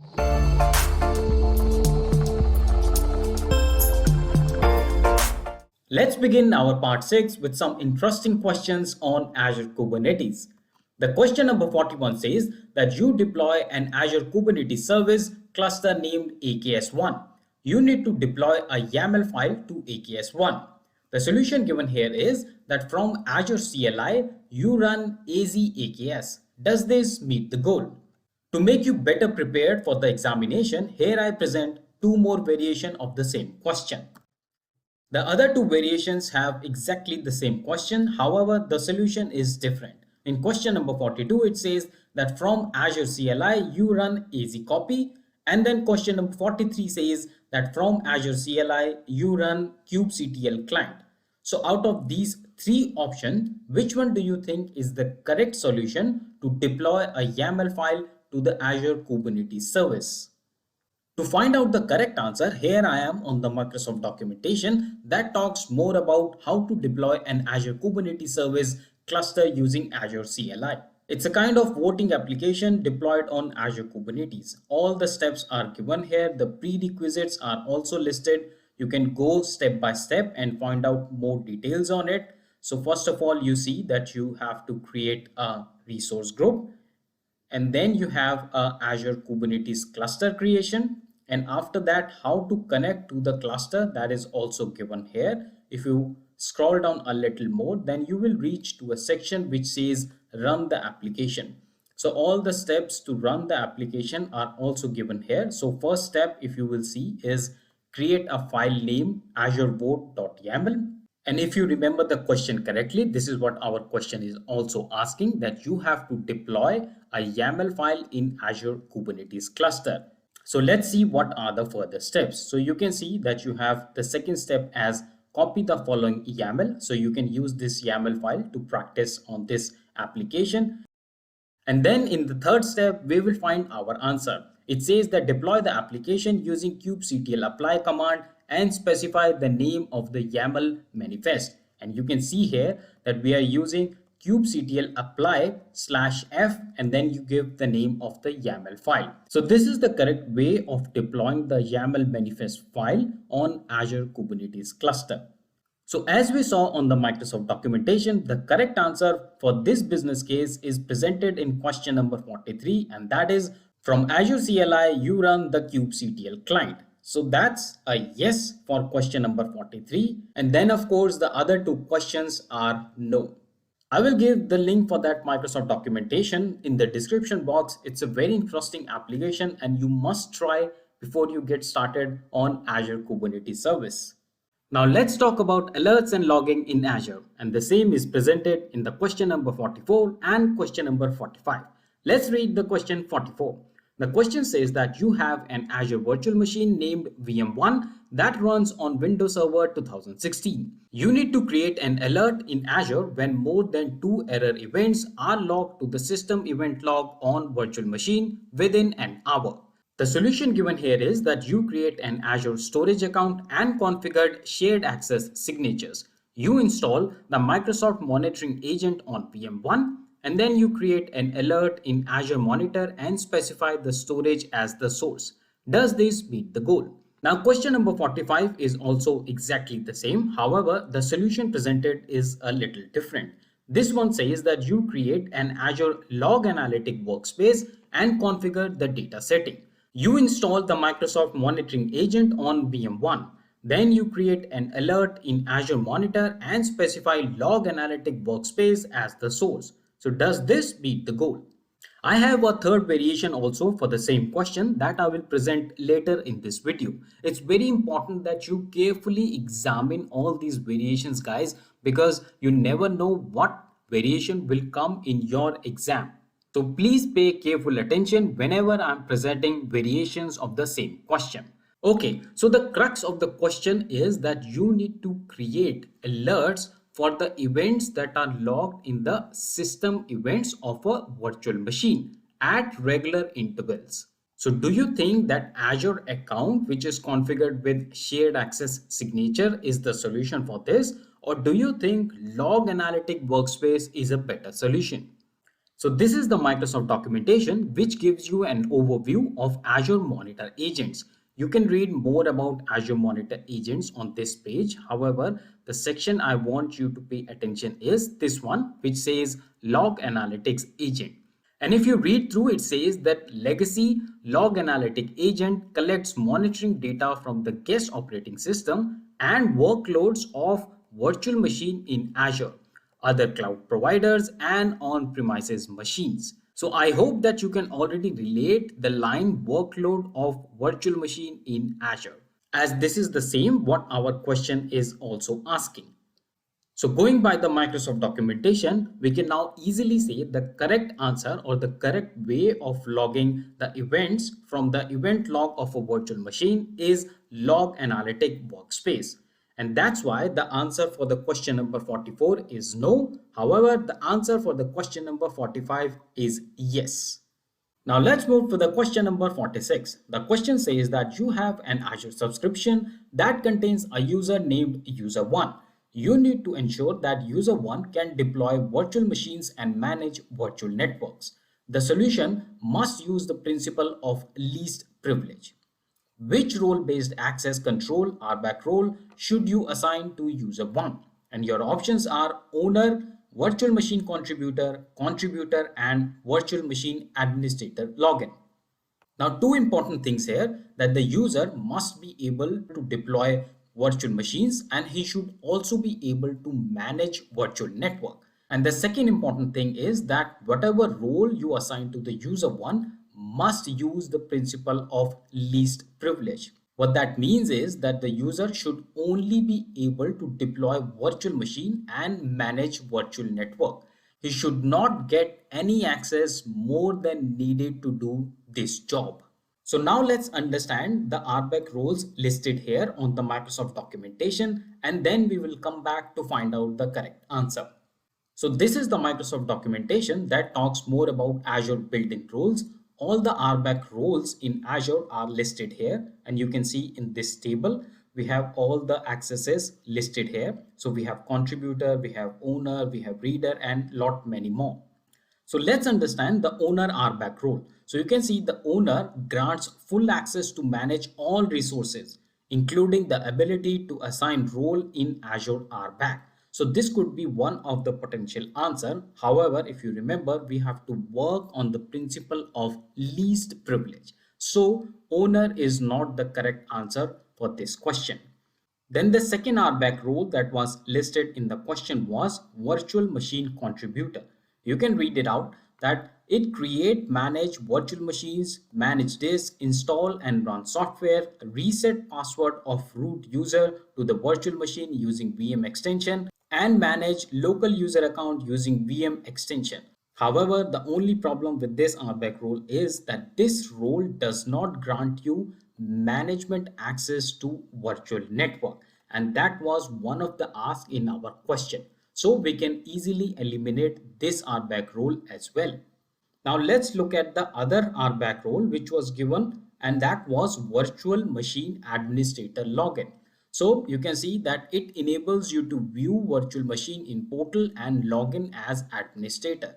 But this is also not a valid option. So the only option that we are left with is contributor. So the contributor lets you grant full access to manage all resources, but it does not allow you to assign roles in Azure Rbac. However, this is also not the ask of the question, so we can ignore this part. And then it lets you manage assignments in Azure Blueprints or share image galleries. So contributor is the most suitable RBAC role that we need to fulfill this business case. And thus, as we read on the Microsoft documentation, the correct answer for this question is contributor. Because it fulfills all the requirement of the question, it lets you deploy virtual machine, it also lets you manage virtual network, and it also adhere to the principle of least privilege. I hope you understood the logic behind choosing the contributor. Before moving ahead, I just wanted to say that friends, it takes considerable amount of time and effort to find Microsoft documentation to justify each answer and give you an explanation for each question in our exam series. Please take a moment to like the video and subscribe to the channel. Your each like encourages me and ensures that the video is reaching to a greater audience. Do share the videos with everyone having interest in learning Azure Cloud technologies. Your comments and feedbacks give me a chance to understand what you want to see on this channel and help me improve my content. I always make sure to read each of your comments and reply to them. So keep supporting me and I promise to bring the content that helps you grow in your career. Moving on with question number 47, which says that which two of the following are elements of template schema? And your options are includes, parameters, scripts and outputs. So this is the Microsoft documentation and it makes you understand the structure and syntax of ARM templates. Just a little scroll and then you can reach to the template format. And here in this section, you can see all the elements of a JSON file. And if you will see here, we have schema, we have API profile, then we have parameters, variables, functions, resources, and output. Here you can see that parameters and outputs are the two options that were also listed in our question. So the correct answer for this question based on Microsoft documentation is option B, parameters, and option D, outputs. Our question number 48 says that working on modernization, your company wants to move all services to Azure Kubernetes Service. Which two of the following components contribute to the monthly Azure charge? And your options are master node, per deployed pod, networking resources, or per node VM. So what you need to tell is that out of these options, which of the two will actually contribute to the monthly Azure charge? Now it's important to understand with Kubernetes service, your organization only pay for the virtual machine instance, storage and networking resource consumed by the cluster. And based on that understanding, we can easily answer this question. And the correct answer is networking resources and per node VM. Now let's move to the question number 49. It says that you have an Azure subscription named subscription 1 that contains an Azure virtual machine named VM1. Now VM1 is in a resource group named RG1. VM1 runs services that will be used to deploy resources to RG1. So you need to ensure that a service running on VM1 can manage resources in RG1 by using identity of VM1. What should you do first? Your options are from the Azure Portal, modify the managed identity settings of VM1, or from the Azure Portal, modify access control IAM settings for RG1. The third option is from the Azure Portal, modify the access control settings of VM1. And the fourth option is from the Azure Portal, modify the policies setting of RG1. And the correct answer for this question is option A. From the Azure Portal, modify managed identity settings of VM1. To help you understand better, managed identities for Azure resources provides Azure services with an automatically managed identity in Azure Active Directory. And you can use this identity to authenticate any service that supports Azure AD authentication without having any credentials in your code, or you can also enable or disable system assigned managed identity for VM using Azure Portal. And that's the reason why we have chosen option A as a correct answer to this question. Now let's move to the question number 50, which is a yes no kind of a question. So for all the statements here, you have to choose yes or no.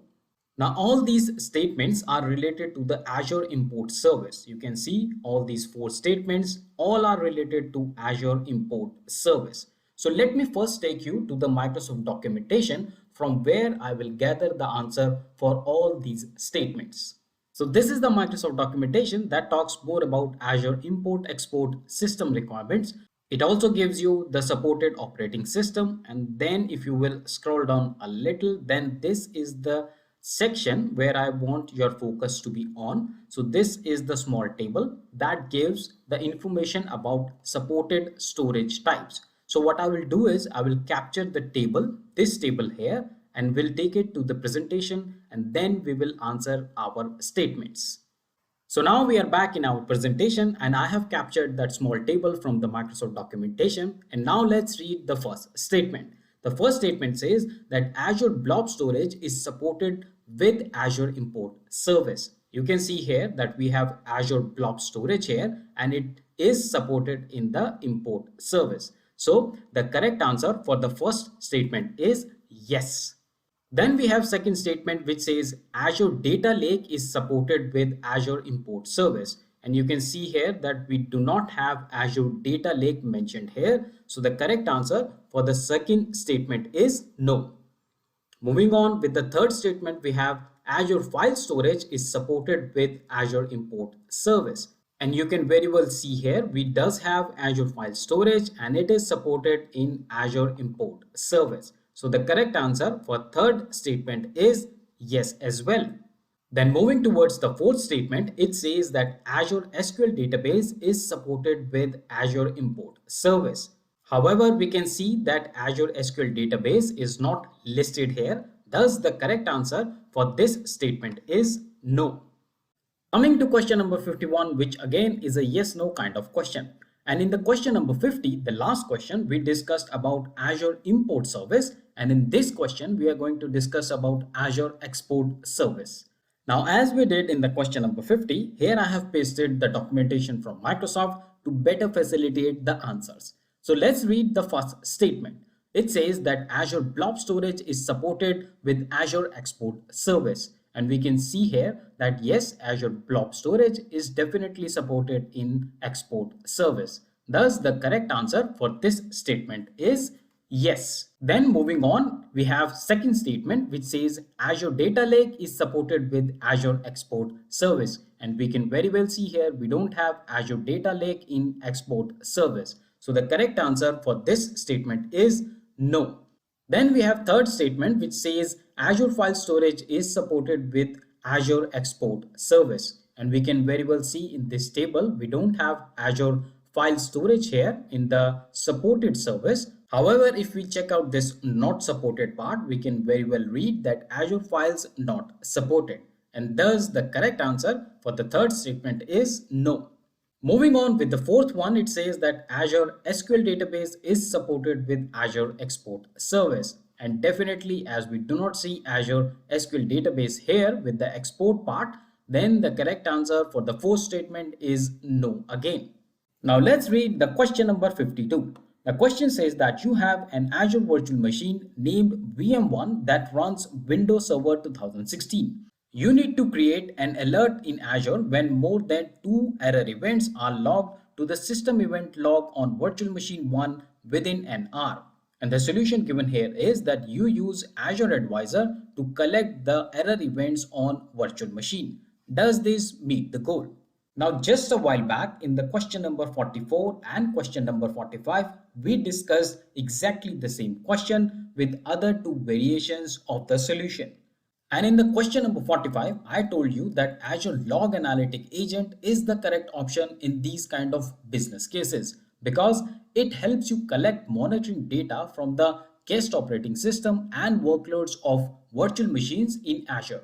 In fact, you can use Azure Log Analytic Agent to collect monitoring data from other cloud providers as well. Not only that, you can use it to collect the monitoring data from on-premises as well. Thus, the correct answer for this question is no. Now let's read out our question number 53. The question says that you have an Azure subscription named Subscription 1. Now Subscription 1 contains resource group named RG1 and RG1 contains resources that were deployed by using templates. You need to view the date and time when resources were created in RG1. The solution given here is that from the subscription blade, you select the subscription and then click programmatic deployment. Does this meet the goal? Now friends, in earlier part 5, in question number 33, 34 and 35, I presented 3 more variations of the same question. And in question number 35, I explained that the correct way to view the date and time of the resources when they were created in a resource group is through the resource group blade. So you need to go to the resource group blade and then you have to click deployments. And then in the deployments, you can see the history of date and time of the resources when they were created in any resource group. And that's the correct way of doing it. So if you want more understanding with correct Microsoft documentation, then please check out question number 33, 34 and 35 of part 5 in our AZ-104 exam series. For now, I can tell you that subscription blade is not the correct way of seeing the date and time of the resources deployed in any resource group. Thus, the correct answer for this question is no.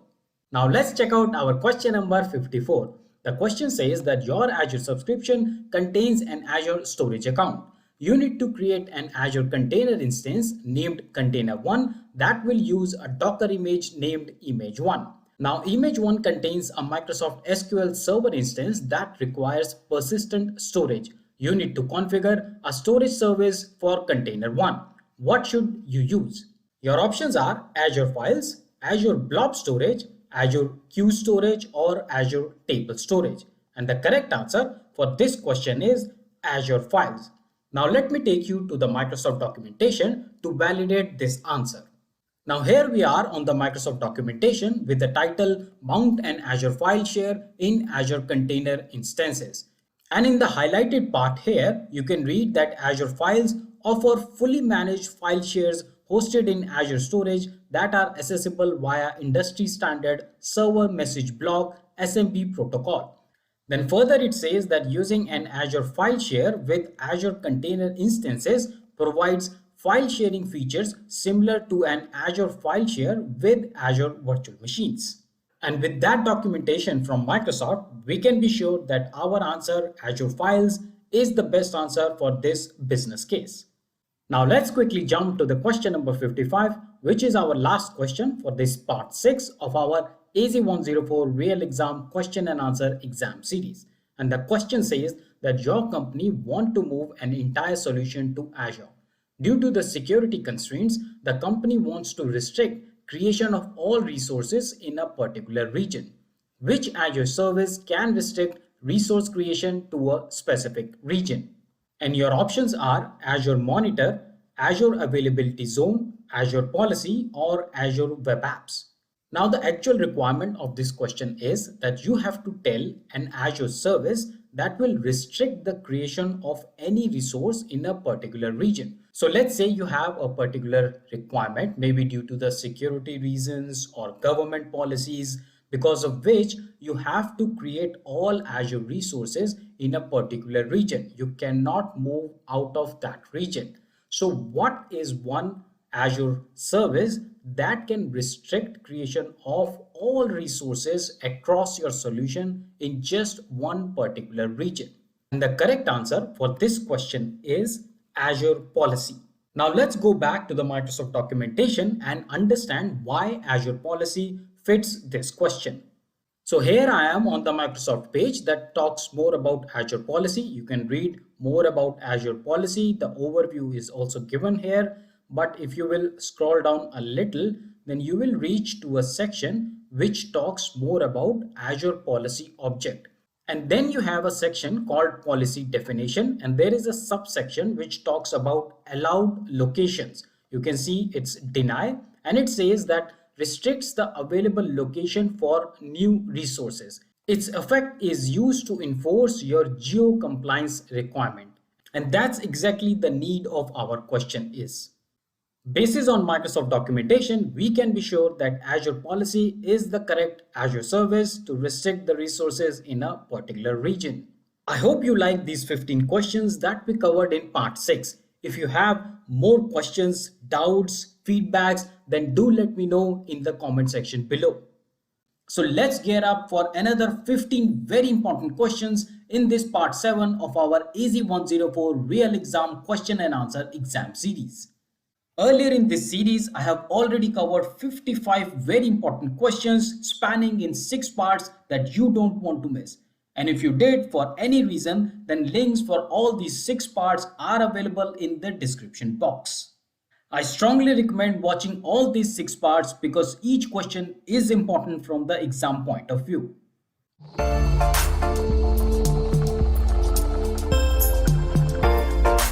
Now let's begin our part 7 with question number 56. The question says that you have an Azure subscription named subscription 1 that contains a resource group named RG1.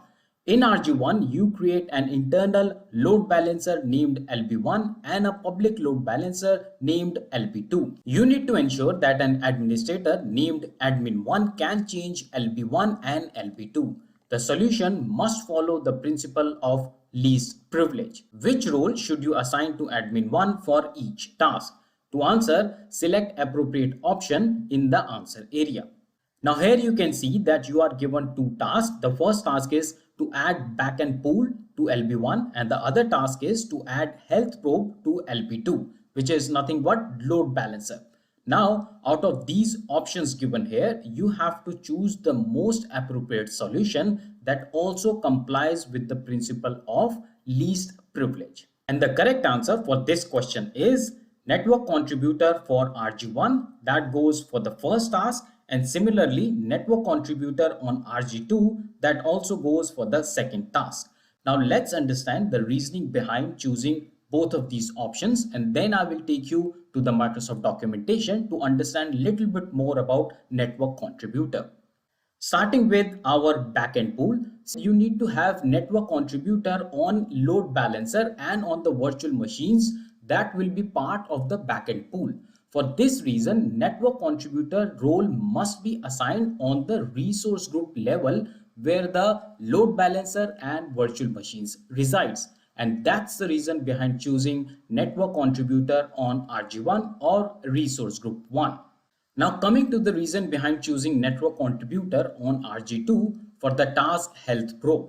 So similar to the backend pool, in health probe also, without having access to RG1, no health probe can be added. So please understand that if only the network contributor is on the load balancer, then the user would not be able to access the IP addresses of the member pools.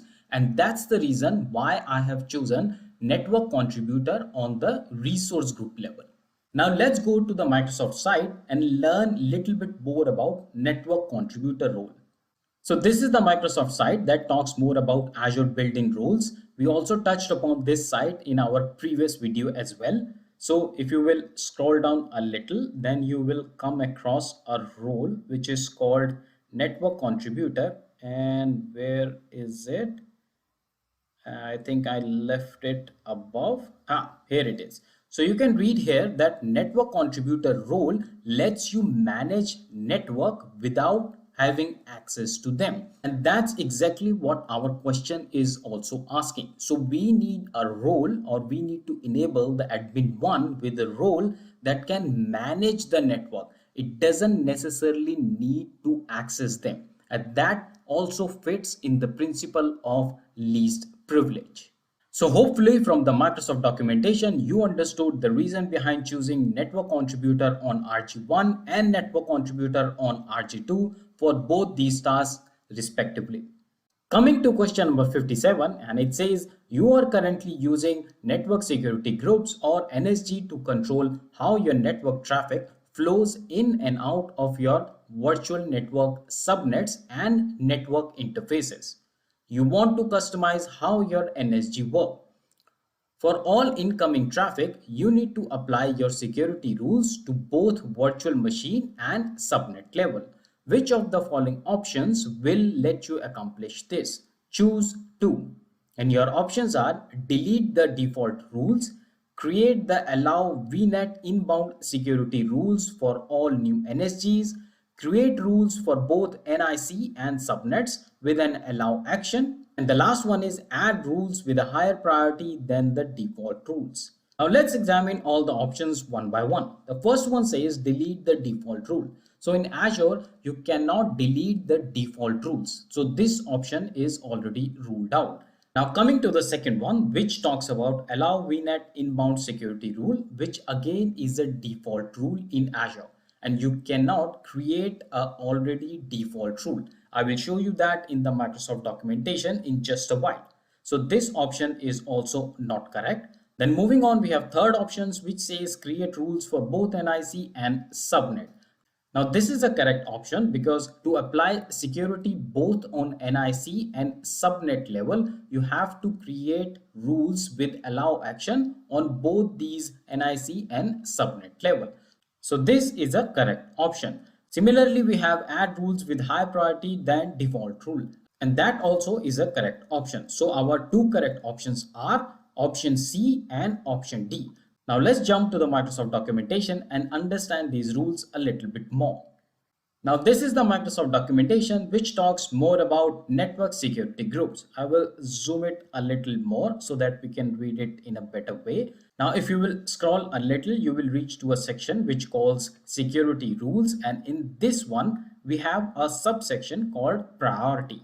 And if you will read out, it says a number between 100 and 4096. Rules are processed in the priority order with lower number processed before higher number because the lower number have higher priority. And that's the reason I said that you need to create a rule with a high priority number.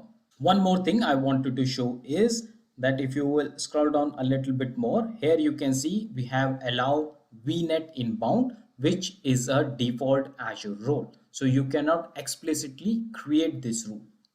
And that was Microsoft documentation, the reason behind choosing these two options as a correct answer to this question.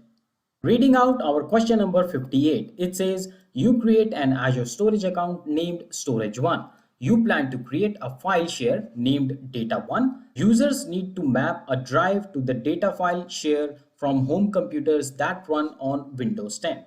Which outbound port should you open between home computers and the data file share? And your options are 80, 443, 445 or 3389. And the correct answer for this question is 445. Now just for your understanding, here I have shared a little more detail on each port. So you can see port 80 is a HTTP based port and this is for web. 443 is also used for the web. However, this is HTTPS, which is a secured version of HTTP protocol. Then we have 445, which is our correct answer as well. And this is the port for SMB protocol to share files. Then we have 3389, which is a remote desktop protocol or RDP. Always keep in mind that whenever the question is asking about file share or it is asking about map a drive, and you always have to select the port 445. Before moving ahead, I just wanted to say that friends, it takes considerable amount of time and effort to find Microsoft documentation to justify each answer and give you an explanation for each question in our exam series. Please take a moment to like the video and subscribe to the channel. Your each like encourages me and ensures that the video is reaching to a greater audience. Do share the videos with everyone having interest in learning Azure Cloud technologies. Your comments and feedbacks give me a chance to understand what you want to see on this channel and help me improve my content. I always make sure to read each of your comments and reply to them. So keep supporting me and I promise to bring the content that helps you grow in your career. Coming to question number 59, and here we have that you have deployed an application named App1 in Azure. App1 is deployed on two Azure virtual machines named VM1 and VM2. You plan to implement an Azure availability set for App1. The solution must ensure that App1 is available during planned maintenance of the servers hosting VM1 and VM2. What should you include in the availability set?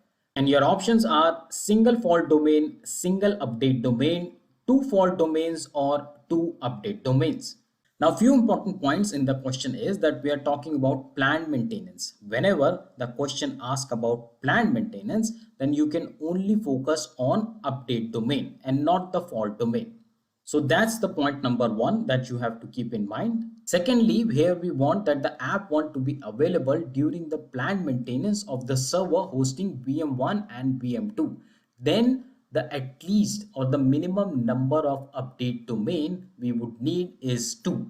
And thus our correct answer is we need at least 2 update domain. Now to just tell you about fault domain as well. So fault domains come into the picture when we talk about unplanned maintenance or other unplanned issues or problems. So fault domain does limit the impact of potential physical hardware or network outages or other reasons like power interruptions or any similar thing. However, in this question, we are talking about planned maintenance and thus it only relates to update domains. Now let's move to the question number 60, and it says that you have Microsoft 360 tenant and an Azure Active Directory tenant named Contessor.com. You plan to grant 3 users named user 1, user 2, user 3 access to a temporary Microsoft SharePoint document library named Library 1. You need to create groups for the users. The solution must ensure that the groups are deleted automatically after 180 days. Which 2 groups should you create? Each correct answer presents a complete solution. And the options given are a Microsoft 365 group that uses assigned membership type, or a security group that uses assigned member type, or a Microsoft 365 group that uses dynamic user membership type, or the fourth option is a security group that uses dynamic user membership type, and the last one is a security group that uses dynamic device membership type. And the correct answer for this question is option A and option C, for the simple reason that only Office 365 groups support automatic deletion after 180 days. If you want to read more about Microsoft 365 group expiration policy, then this is the Microsoft documentation page. I will share the link for this page and all the other documentation that I have referred in this video in the description box. Our question number 61 says that triggering a webhook at 5 a.m. on Monday is an example of which of the following? Is it a metric-based rule or an app insight rule, or is it a time-based rule? And the correct answer for this question is time-based rule, because time-based rules allow scaling based on time patterns. Coming to question number 62, which says that which of the following rule would you apply to the network security group for the network interface attached to web server for the incoming secure traffic? Choose the best possible answer. And your options are an outbound rule allowing traffic on port 80, then the outbound rule allowing traffic on port 443, an inbound rule allowing traffic on port 443, or the last one is an inbound rule allowing traffic on port 80. Important points to note here that we are talking about web server, which means that we are talking about the web traffic. And then the question also says that it's an incoming secure traffic. So whenever we have web traffic, it also means that we are talking about the HTTP or HTTPS. But now that the question says it's a secure traffic, then we can be sure it's a HTTPS protocol. And that's the reason that the correct answer for this question is option C, inbound rule allowing traffic on port 443. Had the question only be talking about web traffic and not the secure part of it, then it could have also be a inbound rule allowing traffic on port 80, because port 80 is the port for HTTP and the port 443 is a port for HTTPS. Now let's quickly jump to the question number 63, and this one says that you need to ensure that an Azure Active Directory Azure AD user named admin1 is assigned the required role to enable traffic analytics for Azure subscription. The solution given here is that you assign reader role at the subscription level to admin1. Does this meet the goal? Now, before answering this question, let's see the other two variations that you can expect in the Microsoft exam. So the other variations are presented in question number 64 and 65. The questions are exactly the same. However, the solution given is little different. In question number 64, it says you assign owner role at subscription level to admin1. And in 65, it says you assign network contributor role at subscription level to admin1. Now let's look each of the option one by one. Coming to the first one in 63, it says that the reader role at subscription level to admin1. Now I am sure that even if you know little bit about the roles, you can already make out that with reader roles, you cannot do much. So with reader roles, you cannot enable admin1 to enable the traffic. Thus the correct answer for question number 63 is no. Then moving on, we have owner role. But in this case, if we stick to the fact that in Azure, we normally work with the principle of least privilege, then we do not want to give admin1 an owner role just to enable traffic analytics. And that's why I have chosen a no for question number 64 as well. Then moving on, we have network contributor role. And for this question, the answer is yes, because it's network contributor role that lets you manage traffic, but it does not let you access it. So it correctly fits on the principle of least privilege as well. Moving on, our question number 66 says that you have an Azure subscription named subscription 1. You have 5 TB of data that you need to transfer to subscription 1. You plan to use an Azure import export job. What can you use as a destination of the imported data? And your options are Azure File Storage and Azure Cosmos DB database, or Azure Data Factory, or is it Azure SQL database? So this is the Microsoft documentation that talks more about Azure import and export system requirements. And if you will scroll a little on this page, you will reach to a section which talks more about the supported storage type. And in this one, you can see that whenever you have import or export, then you can see that there is Azure File Storage, which is supported whenever we have a import job. And that's the reason that why Azure File Storage is a correct answer for question number 66. Moving on with question number 67, and it says that you have an Azure subscription named S1 that contains resources as shown in the following table. Now you can see we have name of the resources here, and then we have type of the resources here. So starting on, we have storage 1, which is a Azure storage account. Then we have VNet 1, which is a virtual network. Moving on, we have VM1, which is a Azure virtual machine. And then we have VM1 managed, which is a managed disk for VM1. And then we have Vault 1, which is a recovery service vault for the site recovery of VM1. Moving ahead, the question says that you create a new Azure subscription named S2. You need to identify which resources can be moved to S2. Which resources should you identify? And your options are VM1, Storage 1, VNet 1, and VM1 Managed Only, or VM1 and VM1 Managed Only, or should you select VM1, Storage 1, VNet 1, VM1 Managed, and Vault 1. And the last option is Vault 1 Only. Now it's very important that you understand that moving a resource only moves it to new subscription or new resource group. It does not change the location of the resource. And when it comes to movement of resources, you can move literally all type of resources from one subscription to another subscription. The only catch is region, because Let's say if the question asks you that they want to move resources from one region to another region, then in that case, things can differ. So assuming that the question is asking that movement of resources is within the same region, the correct answer for this question would be VM1, Storage 1, VNet 1, VM1 Managed and Vault 1. So literally all the resources that are presented in the question can be moved from subscription 1 to subscription 2.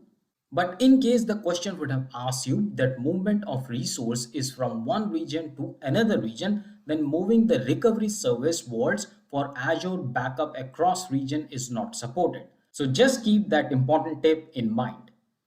Our question number 68 says that what does application gateway use to route requests to a web server? Your options are the IP address of the web server that is the target of the request, or the IP address and subnet of web server hosting the web application. The other option is the host name, port, path in the URL of the request, or the last one is the user's authentication information. And the correct answer for this question is the host name, port, and the path in the URL of the request. Quickly moving with our question number 69. And it says that your company's Azure subscription includes Azure virtual machines that run on Windows Server 2016. One of the virtual machine is backed up every day using Azure Backup Instant Restore. When the VM becomes infected with the data encrypted ransomware, you are required to restore the virtual machine. Which of the following actions should you take? And your options are you should restore the VM after deleting the infected VM, or you should restore the VM to any virtual machine within the company's subscription. The third option is you should restore the VM to a new Azure VM, or the fourth one is you should restore the VM to an on-premise Windows device. There is one more variation of the same question that I'm going to present in the question number 70, which is the very next question. But for now, the correct answer for this question is that you should restore the virtual machine to a new Azure virtual machine. We are now at question number 70, which is the last question for our part 7 in our AZ-104 real exam question and answer exam series. And this question is similar to one that we saw in question number 69. However, this has much more details. So let's read out the question. It says that you have an Azure subscription named subscription 1, and the subscription 1 contains two Azure virtual machines named VM1 and VM2.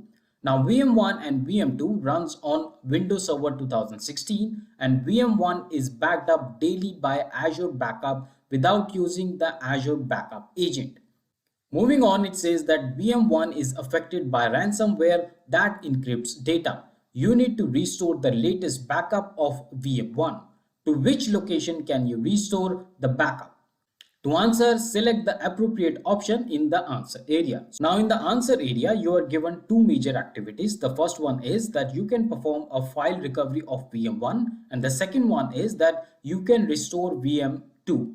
So you have to choose one of these options that will justify this activity. Now the correct answer for the first activity is VM1 and VM2 only, and the second activity, the correct answer is VM1 or a new Azure virtual machine only. Before jumping to the Microsoft documentation, let me give you my justification why I have chosen these two options.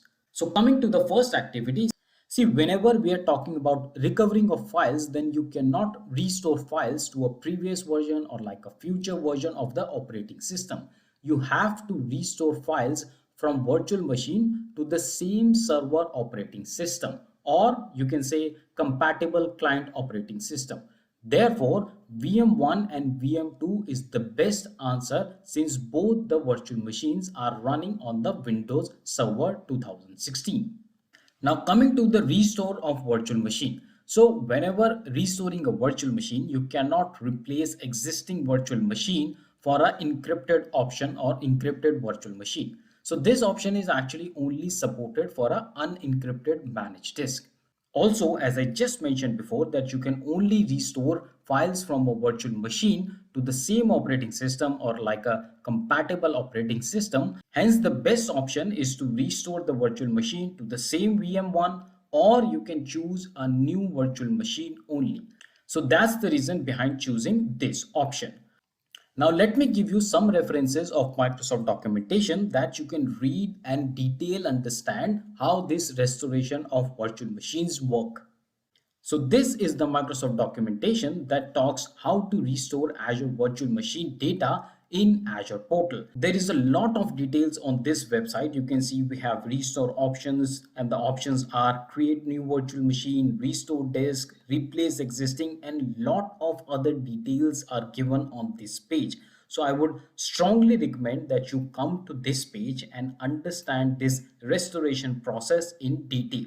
There is one more page that I would like to point out is this one. And on this page, they have listed an easy way to bring back your virtual machine within in-place restore. So very good read from a virtual machine restoration process. I will leave all the links to all these documentation that I'm using in this video in the description box. I hope you enjoyed this set of 15 questions in part 7 as much as I did presenting it to you. Hello and welcome back to the Tech Blackboard. In part 8 today, we are going to cover 15 very important questions of our AZ-104 real exam question and answer series.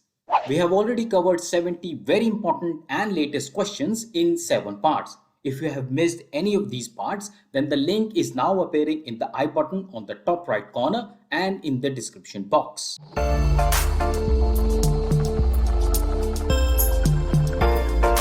So let's begin our part 8 with question number 71. The question says that you have an Azure subscription that contains the storage accounts shown in the following table. As you can see here, you have different storage account. The names are listed here 1, 2, 3, 4, and then you have different type of storage accounts. So for example, storage 1 is storage version 2, then we have blob storage, blob storage for storage 3, and then for storage 4 we have file storage. And then the performance tier is also given. We have standard for the first 2 and the premium for the last 2.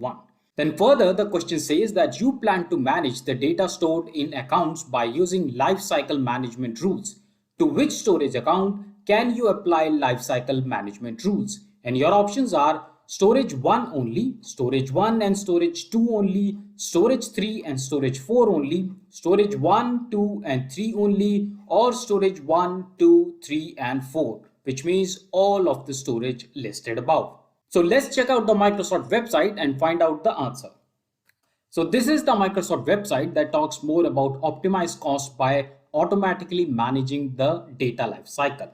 If you will scroll down towards the bottom of the page, you will reach to a section which talks about, this one. So you will reach a section which talks more about feature support. And in this section, you can see this table out here. And you can see that we have storage account type, then we have blob storage or the default support. And here you can see that we have standard general purpose version 2 and premium blobs are supported when we are talking about lifecycle management. However, you can also note that there is no mention of file storage here in this table. So let's go back to the presentation and find out the correct answers. So back to the presentation, and the correct answer for this question is option D, storage 1, storage 2, storage 3 only. So as we saw on the Microsoft website, all these type of storage are supported except for the file storage. And that's the reasoning behind choosing the option D. Our question number 72 says that you have an Azure DNS zone named thetechblackboard.com. You need to delegate a subdomain named research.thetechblackboard.com to a different DNS server in Azure. What should you do?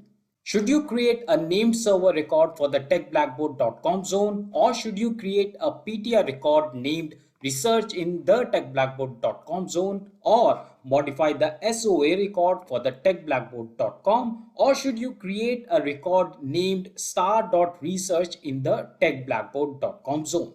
So what is the correct answer? And the correct answer for this question is option A, create a named server record for the techblackboard.com. Now let's validate our answer on the Microsoft website.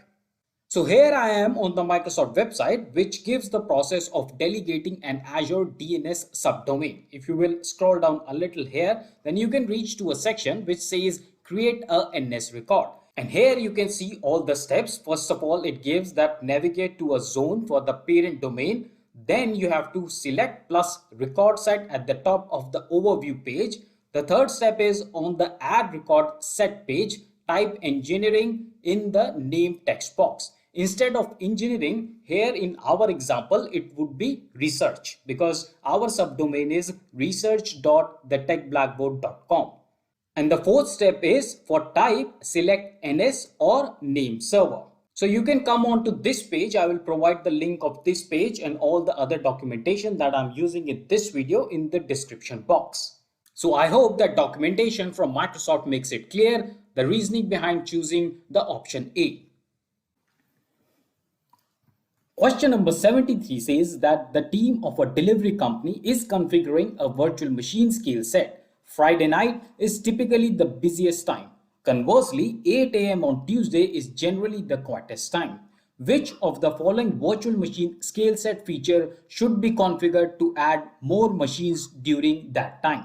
And your options are auto scale, metric based rules or schedule based rules. Now, need of the question is that you need to configure a scale set, virtual machine scale set based on a time. So you can see that Friday night is usually the busiest time. On the other hand, the 8 a.m. on Tuesdays is the quietest time. So the traffic is low on Tuesday morning. So you need to configure a virtual machine scale set which complies to this time management. And the correct answer for this question is schedule-based rules. Because with schedule-based rule, administrators proactively schedule the scale set to deploy one or any number of additional instances of virtual machine. This will accommodate a spike in demand and then scale back down when the spike ends. And that's exactly what our question is also asking. So our virtual machine scale set should be able to scale up if the demand goes up and should be able to scale down when the demand goes down. And that's the reason why I have chosen schedule-based rule as the answer for question number 73. Our question number 74 says that you want to deploy 10 Azure web apps using deployment template named template 1. From the following option, choose the one as the first step before you deploy template 1. The solution must minimize Azure cost. What should you identify as the solution? And your options are 5 Azure application gateways, 1 app service plan, 10 app service plans, or 1 Azure traffic manager, or 1 Azure application gateway. And the correct answer for this question is 1 app service plan. And the reason behind is that you need to create Azure web app in the app service plan. Now, multiple web apps can be deployed in a single app service plan. So this option is the most cost effective option. You could have chosen 10 app service plans, but that doesn't make sense because you need not to spend more cost when you can achieve the same results from a single app service plan. And of course, all the other options like gateways or traffic manager, they don't even remotely relate to web app or deployment.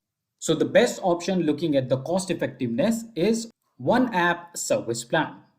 Now let's move with question number 75. And the question says that in Azure, what is the starting point of controlling any resource? Is it resource group, or is it subscription, or is it tenant? And the correct answer for this question is subscription. See, whenever you create a new login in the Azure portal, then the tenant gets created automatically. However, to create any resource in Azure, you must first have a subscription. It could be pay as you go, it could be free subscription, but there has to be a subscription.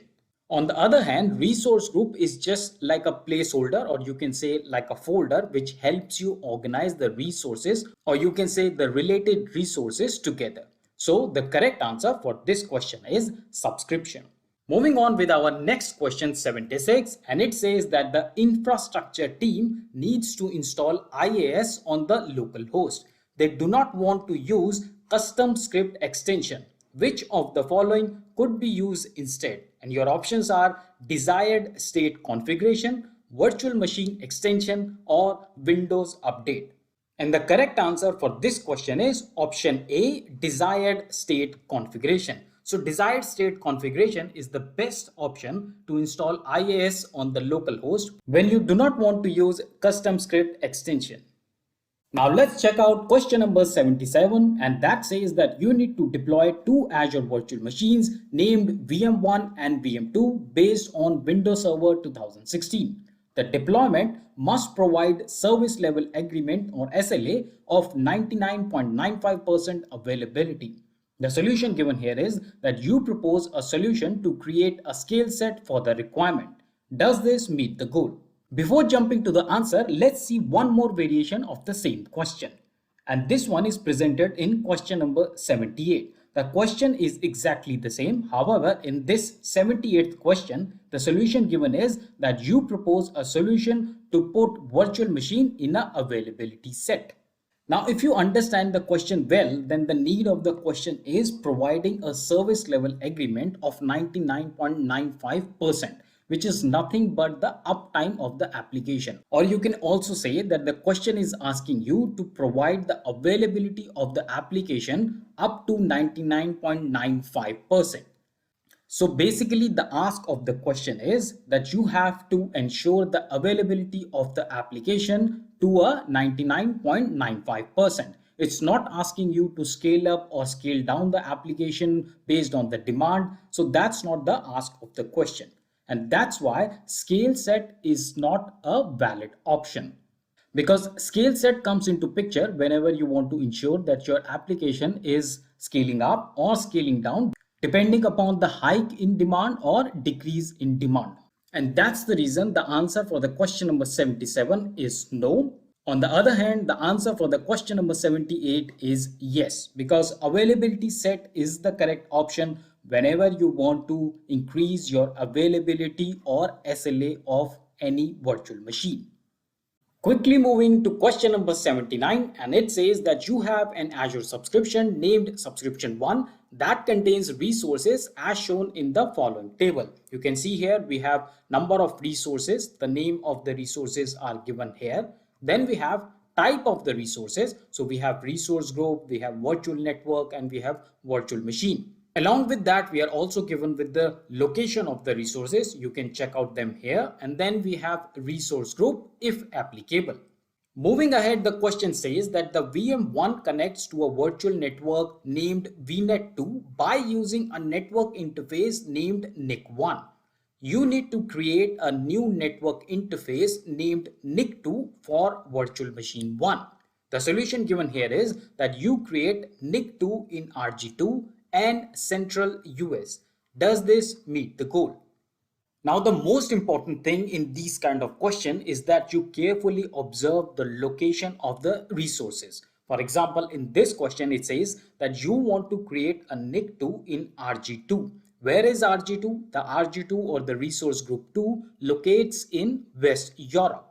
Further, the question also says that you are creating NIC2 for the virtual machine 1. And where is virtual machine 1 located? The virtual machine 1 is located in West US.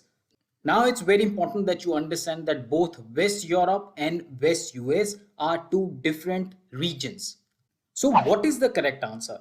Which resource group should you install NIC2 so that this business case or this business requirement is fulfilled? We will check that in the very next question, question number 80. But for now, the answer for question number 79 is no. In continuation from the question number 79, we have the exactly same question. However, this time the solution given is a little different. The solution in this question says that you create NIC2 in RG1 and West US. Does this meet the goal? As I told you in the last question as well, that whenever you have these kind of questions, always look at the location of the resources. In this question, it says we are installing or creating NIC2 in RG1. Where is RG1? Again, RG1 is in East US. And where is the virtual machine 1? Virtual machine 1 is in West US. So both the location East US and West US are located in the same region. And that's very important. The virtual machine you attach a network interface to and the virtual network you connect it to should always be in a same region. And here East US and West US both are in a same Azure region. And that's why the correct answer for this question is yes. Now coming to question number 81, which is very interesting and equally important question. So the question says that in an Azure subscription, you need to use Azure Resource Manager ARM template to create a virtual machine that will have multiple data disks. How should you complete the template? So you can see a JSON template or the ARM template is given here, and I'm not very sure if you can read the small fonts in this JSON template. However, things will be better when I will take you to the Microsoft site. For now, just bear with me. So this is the ARM template, and you can see two dots here. The first one here, the number 1 marked in blue color, and the second one in this orange color. Now you have to fill these placeholders with some values. And those values are reflected in these two tables. So the first one, blue one, is related to this first table, and the second one you have to choose the correct answer from this orange table. Now let's go to the Microsoft website where I will show you this template, and then we will figure out the correct answer. So this is the Microsoft website that shows that ARM template. If you scroll down a little here, then you will reach to a section which says iteration of properties. And here you are given with a JSON template, which is essentially a ARM template. I will just zoom a little bit more here. Now, hopefully you can read the template. So in the question, this was already given. Until here, we were given the ARM template. And after that, this section was missing. So the correct answer for this missing part is copy. Moving ahead, this part was also given along with this part, and then the data disk was also given. You had to fill this part, and you can see the correct option for this part is copy index. So now we have first answer as copy and the second answer as copy index. Now let's move back to our presentation. So as we saw on the Microsoft documentation, the answer for the first blue part is copy activity, and the answer for the second orange one placeholder is copy index. It's a very important question because Microsoft will give you these kind of ARM templates, and you have to figure out the missing parts of the ARM templates. So please have a look at these ARM templates very carefully. I will leave the link of that page in the description box. Coming to question number 82, the question says that you plan to deploy 5 virtual machines to a virtual network subnet. Each virtual machine will have a public IP and a private IP address. Each virtual machine requires the same number of inbound and outbound security rule. What is the minimum number of network interfaces and network security groups that you require? And your options are given here. You have network interfaces, and the options are 5, 10, 15, and 20. And then here you have network security group or NSG, and the options are 1, 2, 5, and 10. And the correct answer for the network interface is 5. So that's the bare minimum number of network interface that you would need. And the correct answer for the NSG is 1. A quick tip on network security group is that the same network security group can be associated to as many subnet and network interfaces that you may choose. Hopefully that important tip will help you in answering the questions in your exams.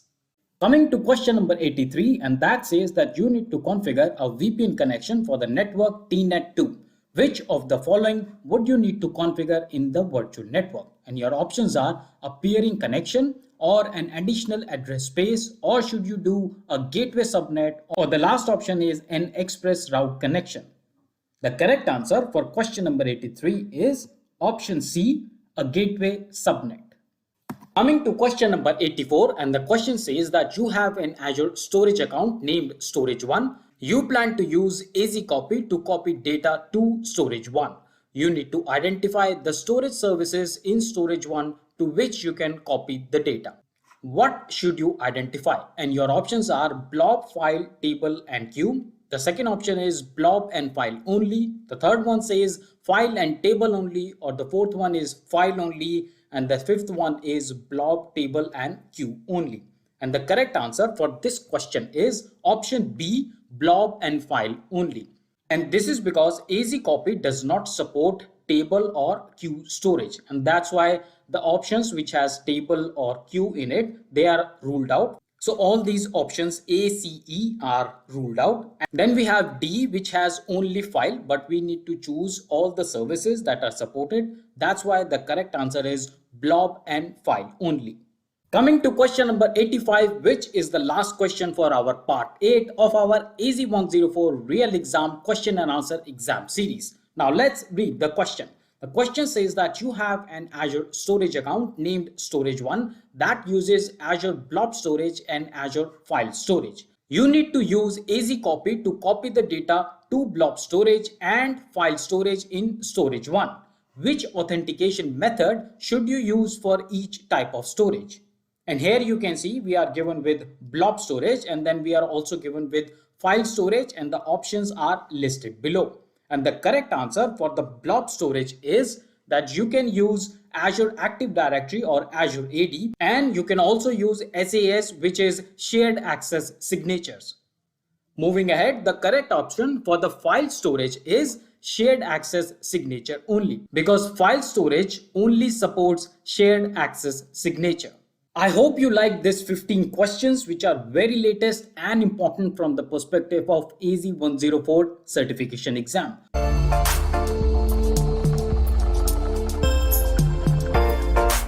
Now let's kickstart our part 9 with question number 86. And question says that you have an Azure subscription that contains an Azure Active Directory tenant named Contoso and an Azure Kubernetes service cluster named AKS1. An administrator reports that she is unable to grant access to AKS to the user in contoso.com. You need to ensure that the access to AKS1 can be granted to contoso.com users. What should you do first? So your options are: from contoso.com, modify the organization relationship settings, or the second option is from contoso.com, create an OAuth 2.0 authorization endpoint. The third option is recreate AKS1, or the last one is from AKS1, create a namespace. And the correct answer for this question is option B, which is from contoso.com, create an OAuth 2.0 authorization endpoint. Now let's go to the Microsoft documentation and verify our answers. So this is the Microsoft documentation that talks more about access and identity options for Azure Kubernetes service. If you will scroll a little, almost towards the midway, and then you will reach to a section here, which is titled by Azure AD integration. And in this section, if you will read through, it says that Azure AD authentication is provided to AKS cluster with OpenID Connect. OpenID Connect is an identity layer built on top of OAuth 2.0 protocol. So that quick read from Microsoft documentation was the base for choosing option B as an answer to this question. Coming to question number 87, and it says that your organization needs a way to create application-aware snapshots and backup Linux virtual machines and VMware virtual machines. You have files, folders, volumes, and workloads to protect. You recommend which of the following solution? Select one of the options, and your options are Azure Backup Agent, Azure Backup Server, Enable Disk Snapshot, or Enable Backup for individual Azure VMs. And the correct answer for this question is option B, Azure Backup Server. Up next, our question number 88 says that your company has a series of virtual machines created as a part of their Azure subscription.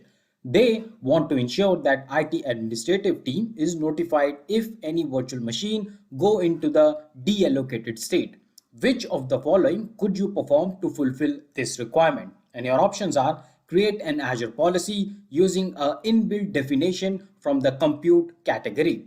Or the other option is assign a resource tag for the virtual machine and then create an alert based on that resource tag. The third option is enable diagnostics log for the virtual machine. Or the fourth one is create an alert based on the activity log for the virtual machine. And the correct answer for this question is option number D, which is create an alert based on activity log for the virtual machine. And the reason is that activity log records all the control place activities. It includes recording the event when the virtual machine goes into deallocated state. So you can create that alert based on the activity log. Before moving ahead, I just wanted to say that friends, it takes considerable amount of time and effort to find Microsoft documentation to justify each answer and give you an explanation for each question in our exam series. Please take a moment to like the video and subscribe to the channel. Your each like encourages me and ensures that the video is reaching to a greater audience. Do share the videos with everyone having interest in learning Azure Cloud technologies. Your comments and feedbacks give me a chance to understand what you want to see on this channel and help me improve my content. I always make sure to read each of your comments and reply to them. So keep supporting me and I promise to bring the content that helps you grow in your career. Reaching out to question number 89, and that says that you have an Azure subscription named subscription 1 containing following resources. And here in this table, you can see that we have number of resources. For example, we have RG1, which is a resource group. We have RG2, which again is a resource group. And then we have virtual network 1 and 2. Moving on, the question says that VNet 1 is in RG1. VNet 2 is in RG2. There is no connectivity between VNet 1 and VNet 2.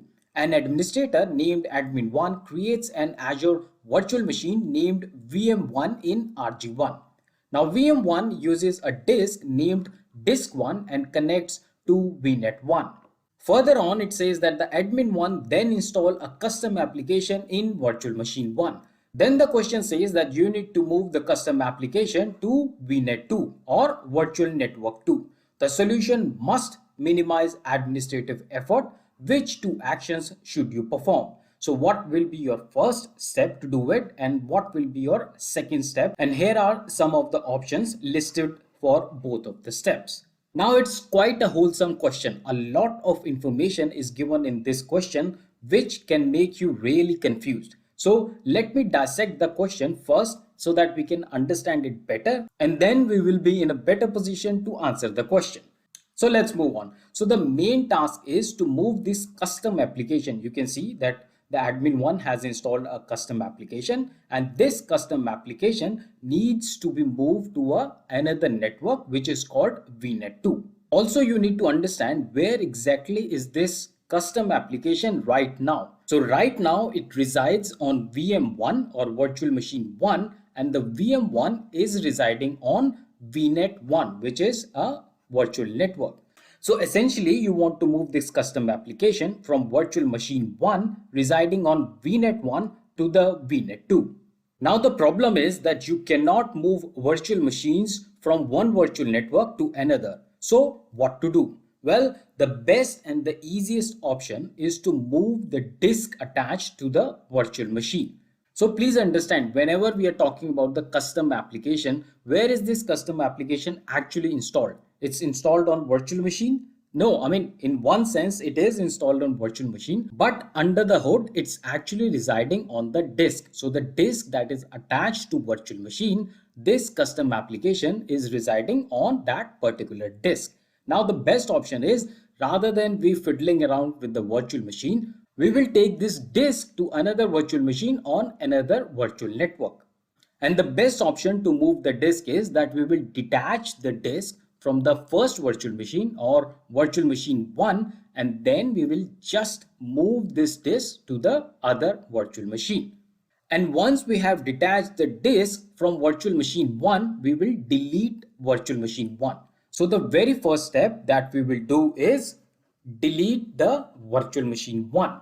And once you have deleted the virtual machine 1, then the next step would be that you create a new virtual machine and attach the disk to the new virtual machine in another virtual network. As this was a little confusing question, I will summarize it once again. So you have a custom application on virtual machine which is residing on one virtual network called VNet1. You want to move this custom application to another virtual machine in another network. The best way to do is that you detach the data disk from the virtual machine 1 residing on virtual network 1 and move this data disk to another virtual machine in another virtual network. Hope you understand. If you still have some confusion around this question, do let me know in the comment section. Moving ahead with question number 90, and that says that you have an Azure subscription named subscription 1 that contains an Azure Log Analytics workspace named as workspace 1. you need to view the error events from the table named event. Which query should you run in the workspace 1? And there are 4 options given for this question. All are listed here. However, the correct answer for this question is the option B. Now friends, there are many more ways in which Microsoft can tweak these commands, little bit here or little bit there. However, you know the correct answer is this one, which I've highlighted in the green arrow. Moving towards our question number 91, and the question says that you have an Azure directory tenant named tenant1 and an Azure subscription named subscription1. Tenant1 contains a group named developers and the subscription 1 contains a resource group named dev. Now you need to provide developers group with the ability to create Azure Logic app in dev resource group. And the solution given here is that on the dev, you assign the logic app contributor role to the developers group. Does this meet the goal? Now there are 2 more variations of the same question presented in question number 92 and question number 93. However, due to the space scarcity on one slide, I will take question number 93 in the next slide. For now, let me show you question number 92. So the question is exactly the same. However, the solution is that on dev, you assign contributor role to the developers group. Does this meet the goal? Now, as I understand both these roles, the logic app contributor and the contributor role, both of these roles can fulfill this demand. And the reason behind why these 2 roles, logic app contributor or the contributor role, can fulfill this demand, that I will explain in the very next slide, where I will explain each of this role in detail. However, for now, the answer for the question number 91 is yes, and answer for the question number 92 is also yes. Now let's jump to the next slide, and in question number 93, where I will present you one more variation and also explain each role in detail. Now coming to question number 93, which is again a variation of question number 91 and 92. This one question being exactly the same. However, the solution is little different, and this one says that on subscription 1, you assign dev test lab user role to the developer group. Does this meet the goal? An answer for this question is no, it doesn't meet the goal. Now let's understand each role in detail so that you can take a wise decision whenever this kind of question appears to you in the exam. So here are all the roles that we encountered during these questions. The first one is logic app contributor. Now this role lets you manage logic app, but you cannot change access to them.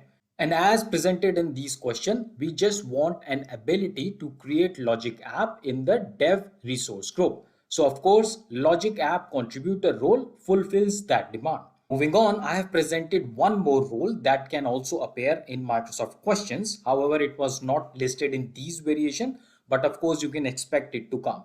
So this role, which is logic app operator, lets you read, enable or disable logic app, but that does not let you edit or update them.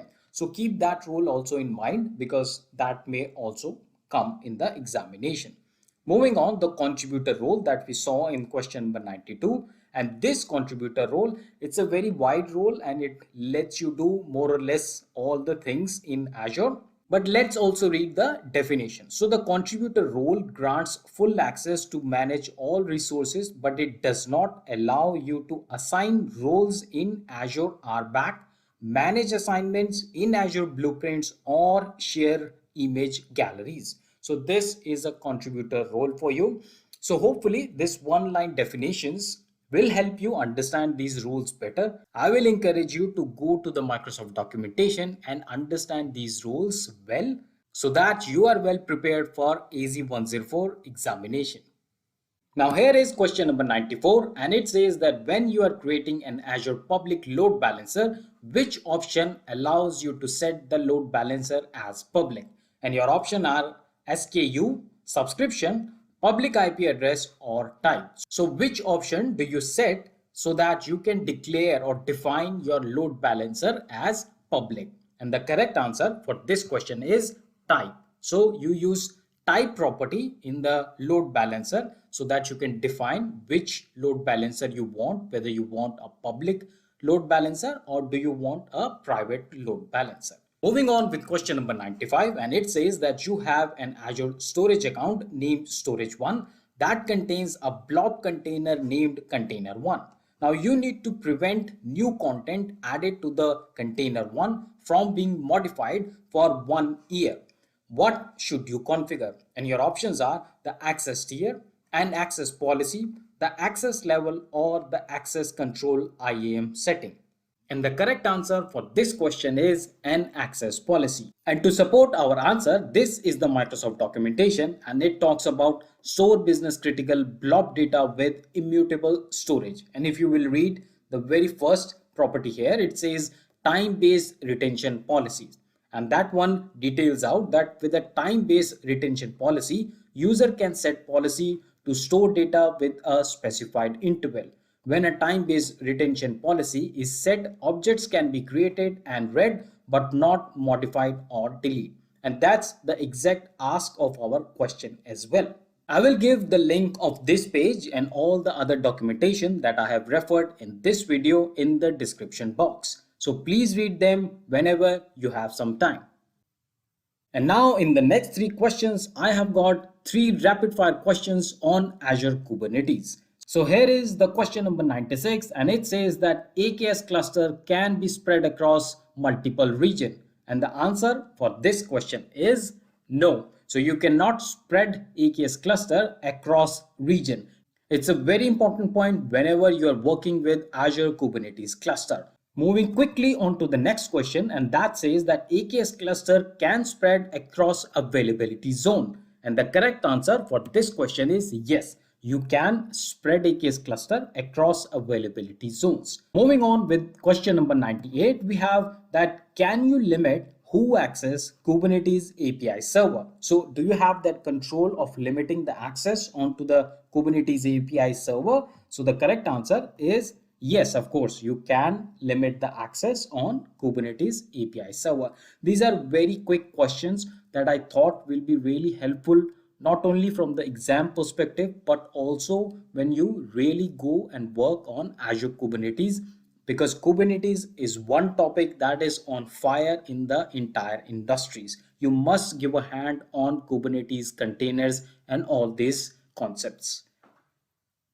Now quickly jumping to question number 99, and it says that you download an Azure Resource Manager template based on an existing virtual machine.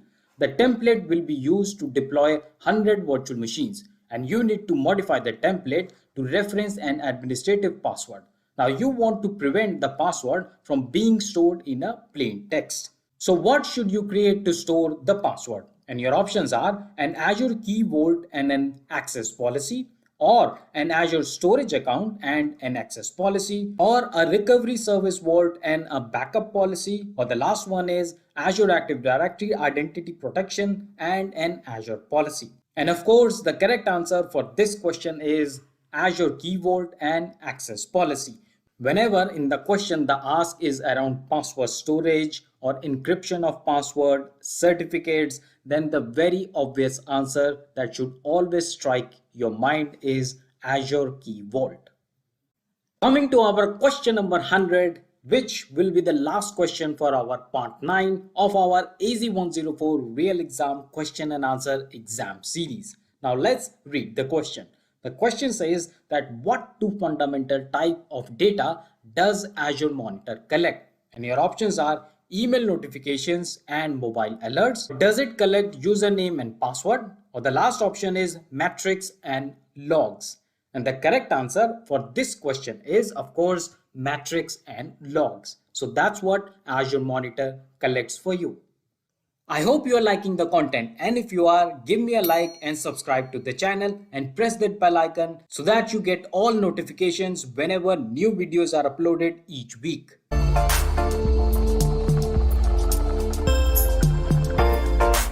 Let's begin our part 10 with question number 101. And the question says that you have an Azure Active Directory Azure AD tenant named Contoso on Microsoft.com that contains 100 user accounts. You purchase 10 Azure AD Premium 2 licenses for the tenant. You need to ensure that 10 users can use all the Azure AD Premium features. What should you do? And your options are from the licenses blade of Azure AD assign a license, or from the groups blade of each user invite the users to a group. The third option is from the Azure AD domain add an enterprise application, and the last one is from the directory role blade of each user modify the directory role. So which one out of these four options should you choose? Now let me first give you the correct answer, and then I will take you to the Microsoft documentation and also show how to do this in Azure Portal. So the correct answer for this question is option A, from the licenses blade of Azure AD assign a license. Now let's go to the Microsoft documentation. So this is the Microsoft documentation that gives more details on assign or remove licenses in Azure Active Directory. So let's read it out. In this section, which says available license plans, it says that there are several licenses plan available for the Azure AD service, including Azure AD Free, Azure AD Premium 1 and Azure AD Premium 2. And that's what we are talking about in the question as well, Azure AD Premium 2. And if you will scroll down a little more, here you can see how to do it in Azure Portal. You can see that we have to reach to Azure Portal, of course, and then as a second step, go to the Azure Active Directory, and then you can select licenses. And under the licenses, you have to select all products to view all the product page and to see total assigned available and expiring soon numbers for your license plan. Now let me show you how to do the same in Azure Portal. So on the home page of Azure Portal, you have to reach out to Azure Active Directory. You can come on left hand side, and here you have the option of Azure Active Directory, or you can also go to the recently used services where you also see this Azure Active Directory. If not, then you can also search Azure Active Directory from the search bar, and then you can reach on the Azure Active Directory. So choose any option that suits you. Once you are in the Azure Active Directory, then on this side, you can see this manage here, and under the manage, you have an option called licenses. So if you click on the licenses, then as the Microsoft documentation also said, you have to reach to all products. And once you are in all products, you have this option called here with the plus sign that says try or buy. If you will click on this, then you see all the options that are available. And here you can see Enterprise Mobility, or you can also see Azure AD Premium 2. So the documentation from Microsoft and the actual practical doing on Azure Portal validates our answer. Let's move to the other question. Our question number 102 says that your users wants to sign in to devices, apps and services from anywhere.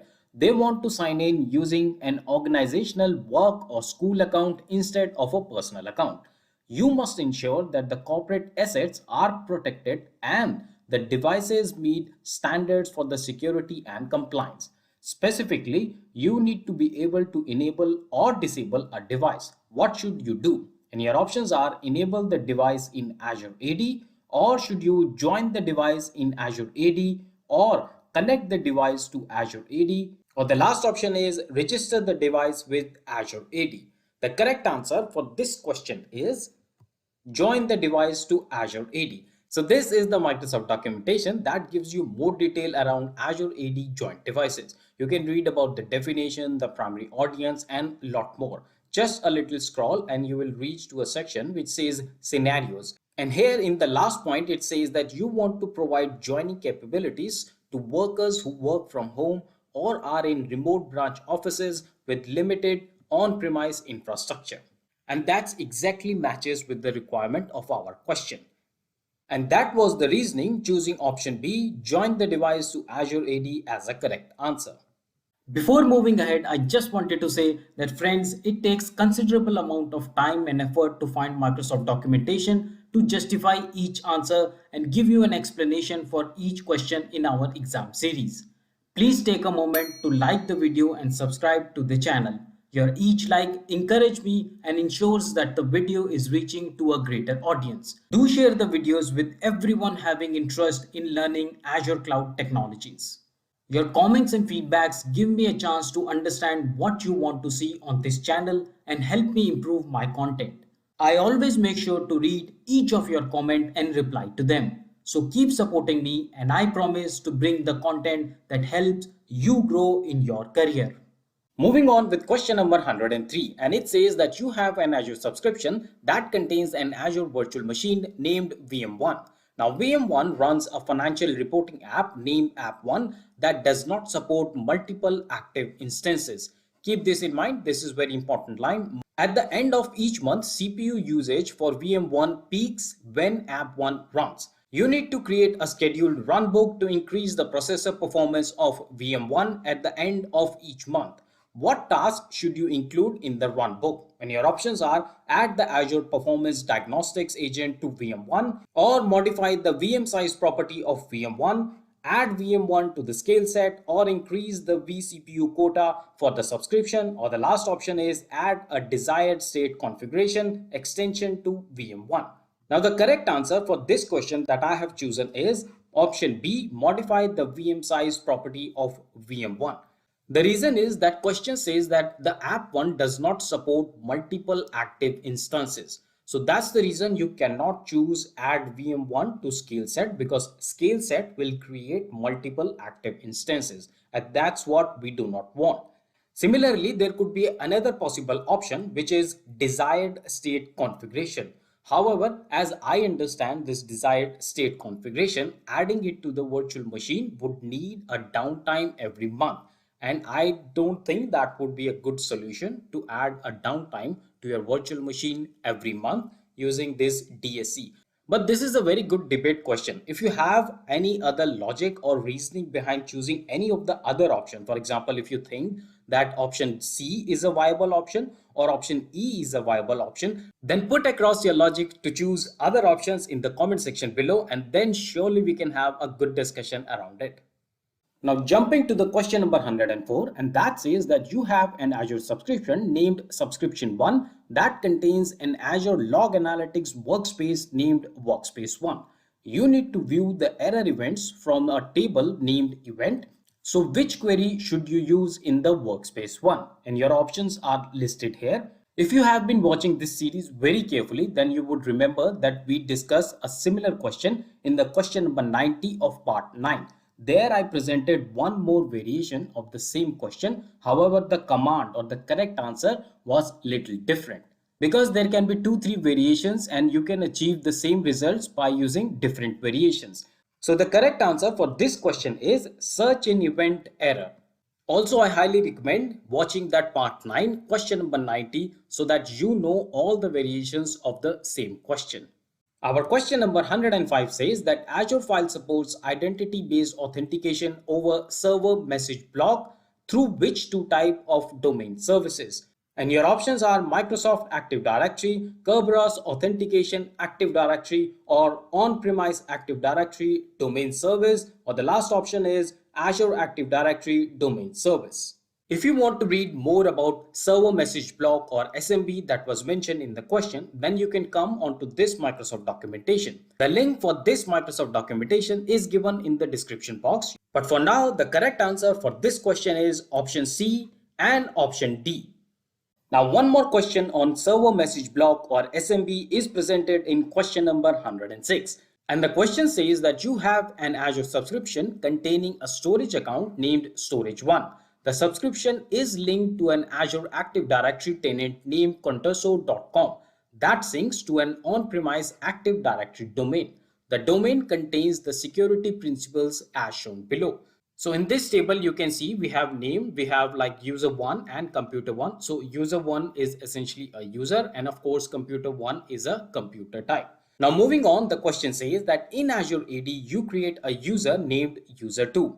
The storage1 account contains a file share named share1 and has the following configuration. And here you can see on this right hand side, we are given a JSON file with kind storage v2, and there are properties also listed here. And then based on this description of the question, we have some statements for which we have to give answer in yes or no. Now let's read out the first statement. The first statement says that you can assign the storage file data SMB share contributor role to user1 for share1. Is it yes or is it no? The correct answer for this question is yes, that's possible. Then the second statement says that you can assign storage file data SMB share reader role to computer1 for share1. The correct answer for this statement is no, because you cannot assign a role to an object. You cannot assign it to a computer one. It has to be a user, right? So that's why the correct answer for this one is no. And then we have the third statement, which says that you can assign the storage file data SMB share elevated contributor role to user 2 for share 1. And the correct answer for this one as well is yes. And if you want to read more on SMB, then you can use the same Microsoft documentation that I showcased in question number 105. The link for that documentation is given in the description box. In fact, the links of all the Microsoft documentation that I have used in this video will be there in description box. Our question number 107 says that you are a big logistics company with many offices and an Azure subscription that contains an Azure Active Directory tenant. You need to grant user management permission to a local administrator in each office. What should you use? And your options are Azure AD roles, access packages in Azure AD entitlement management, or administrative units, or the last option is Azure roles. Key sections for this question is that you have many offices and you want to grant user management permission to a local administrator in each office. So keep that in mind. Now let's jump to the Microsoft documentation. We will read a little and then we will try to find the correct answer for this question. So this is the Microsoft documentation that introduces you to the administrative units in Azure Active Directory. And if you will come down to this section which says deployment solution, then you will read that it can be useful to restrict administrative support by using administrative units in organization that are made up of independent divisions of any kind. So consider the example that a large university that's made up of many autonomous school of business or school of engineering and so on. Each school has a team of IT admin who control, access, manage user and set policy for their school. So this scenario is very similar to our scenario in the question where we have a company and here we have a large universities. We have many offices in different locations, and in this example they also have many autonomous schools. So very similar business scenarios. And if you want to explore more, you can also read that what are the capabilities of this central administrator at each location.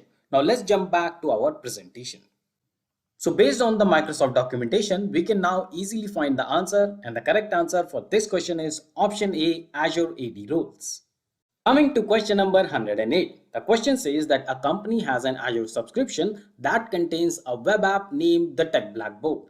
Now the company needs to add a custom domain named www.thetechblackboard.com to the Tech Blackboard web app.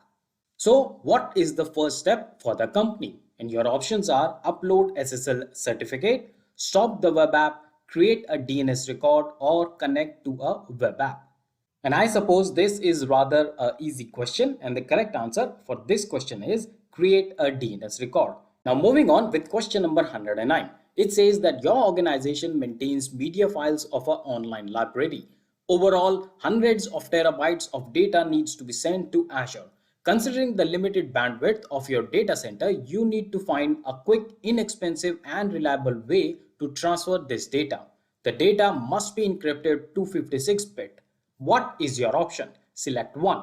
And the choices given are upload using Azure Portal, data box heavy, or data box edge, import or export.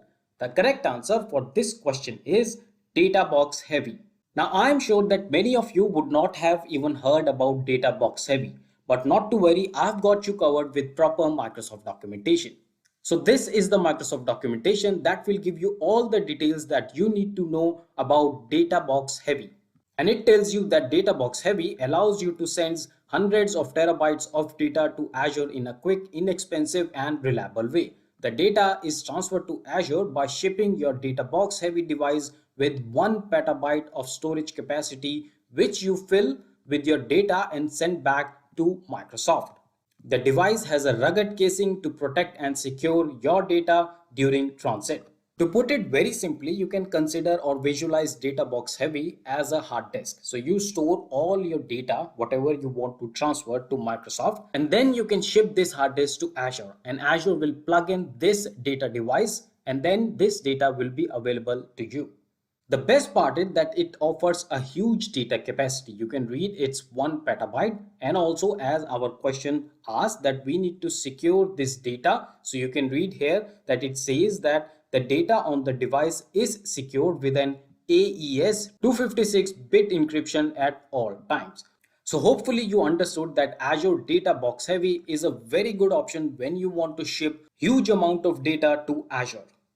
Coming to our question number 110, and that says that you have an Azure Active Directory tenant named Contoso Cloud on Microsoft.com.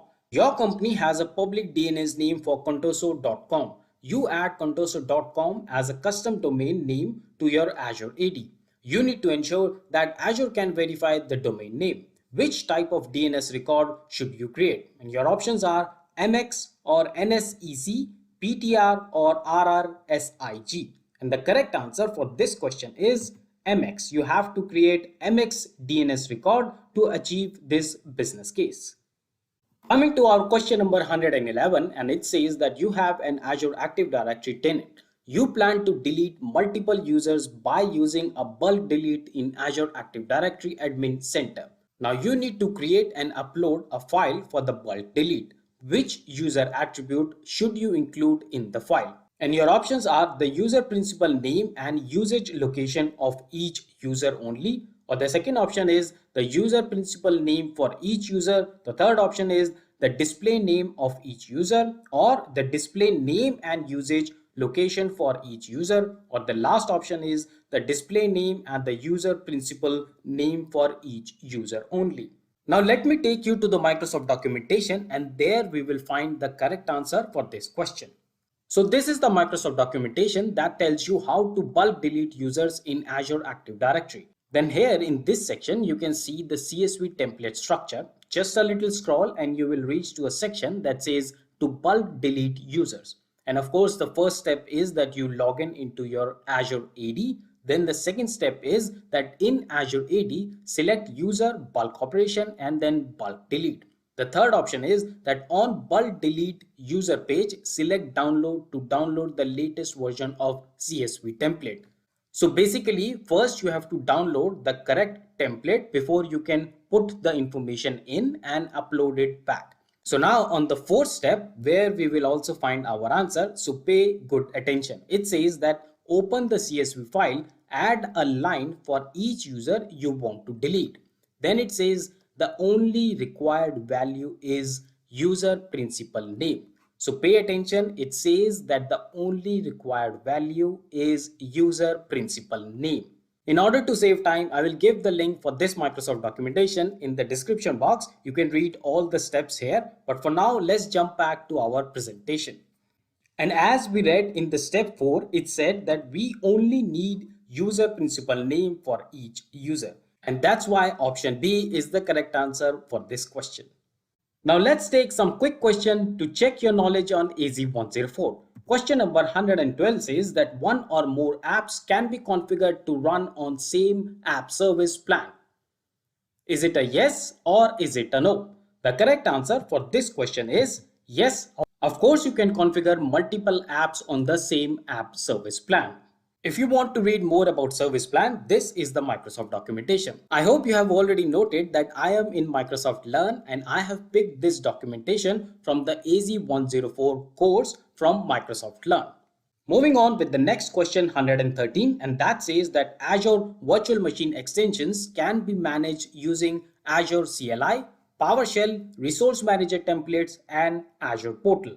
So what is your answer? Do you think Azure Virtual Machine Extension can be managed by all the options listed here? Pause the video here and give the answer in the comment section.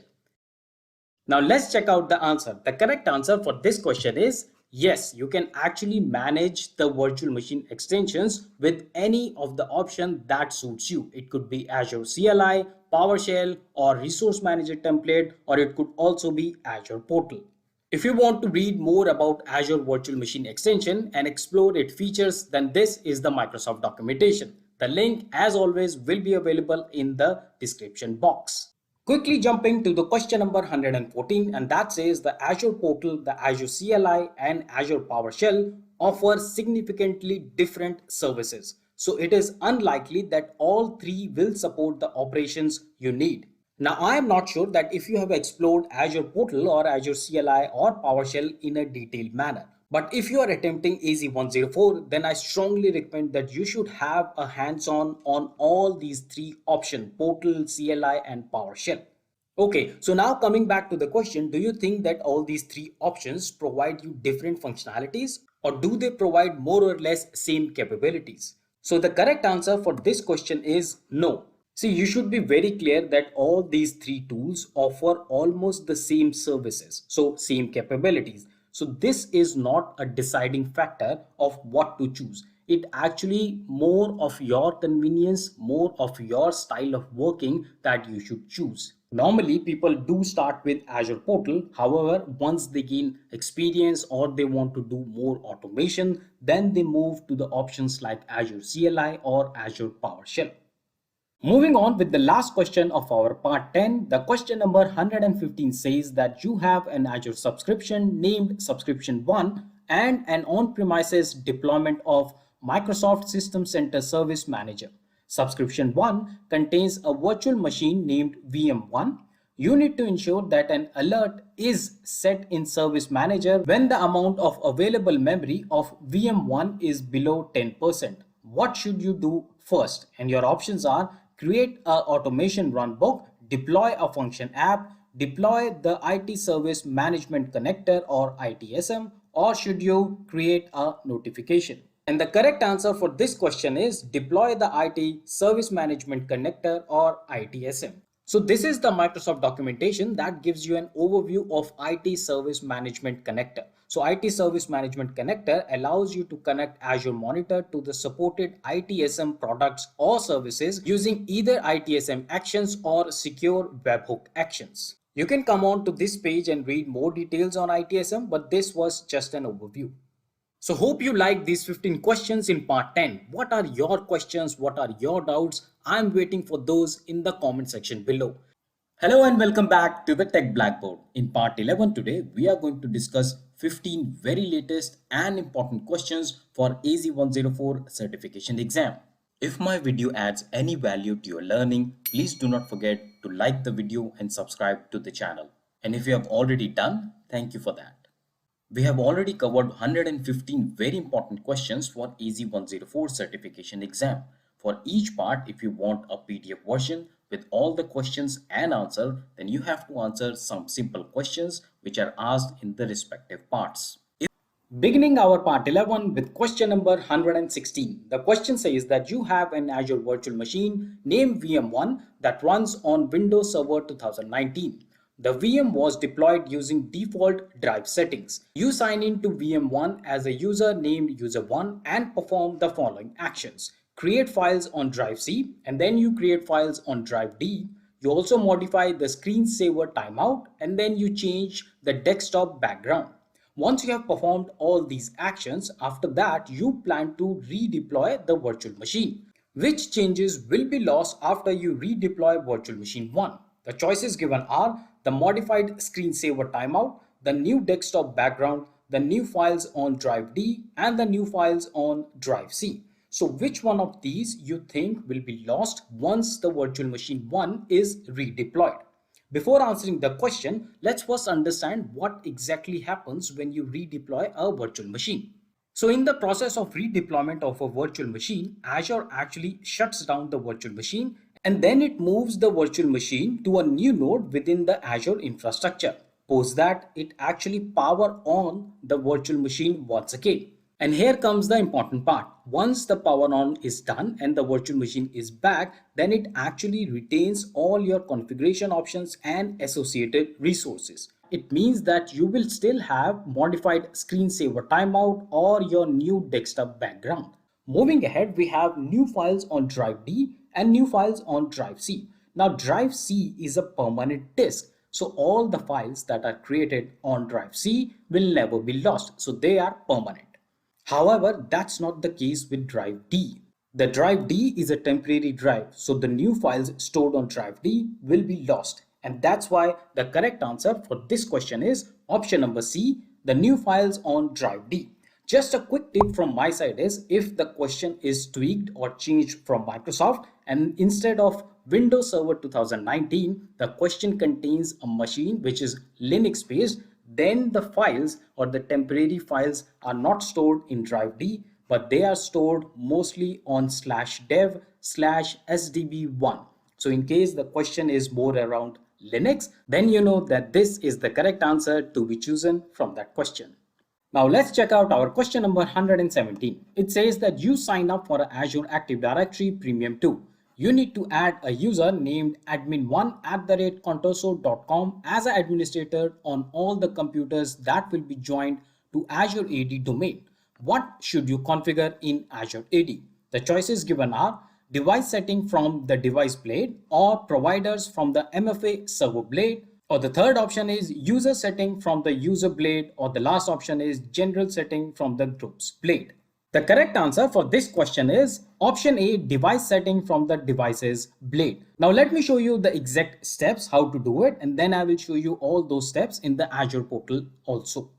So here it goes. It says that in Azure Portal, you can manage the device administrator role on the devices page. Now to open the devices page, first you have to log into the Azure Portal, and you have to keep in mind that you must be global administrator or device administrator. As a second step, you have to go to the left-hand side navigation bar, and there you have to choose Azure Active Directory. The third step is that in a manage section, then you have to reach out to the devices, and once you are on the devices page, then you have to click the device setting. Now let's go to the Azure portal and let's do it ourselves. So here I am on the Azure portal. I'm already logged in, and you can see this left-hand side navigation bar. I can reach to the Azure Active Directory from here. The other way to reach Azure Active Directory is your recent services, or the third way to reach Azure Active Directory is this search bar. You can search here Azure Active Directory and it will be listed here. So you can reach it from here as well. However, for now, let's go back to the left-hand side navigation side and click Azure Active Directory. Now here, once you are in the Azure Active Directory, as we saw in the PPT as well, we have to go to the devices. Now, once we are in the devices, we have to click on this, which says all devices. And now that you are in all devices, from here, you can click to the device setting, and all the settings that you want to do can be done here. Hopefully now you have understood how you have to do device setting from the device blade.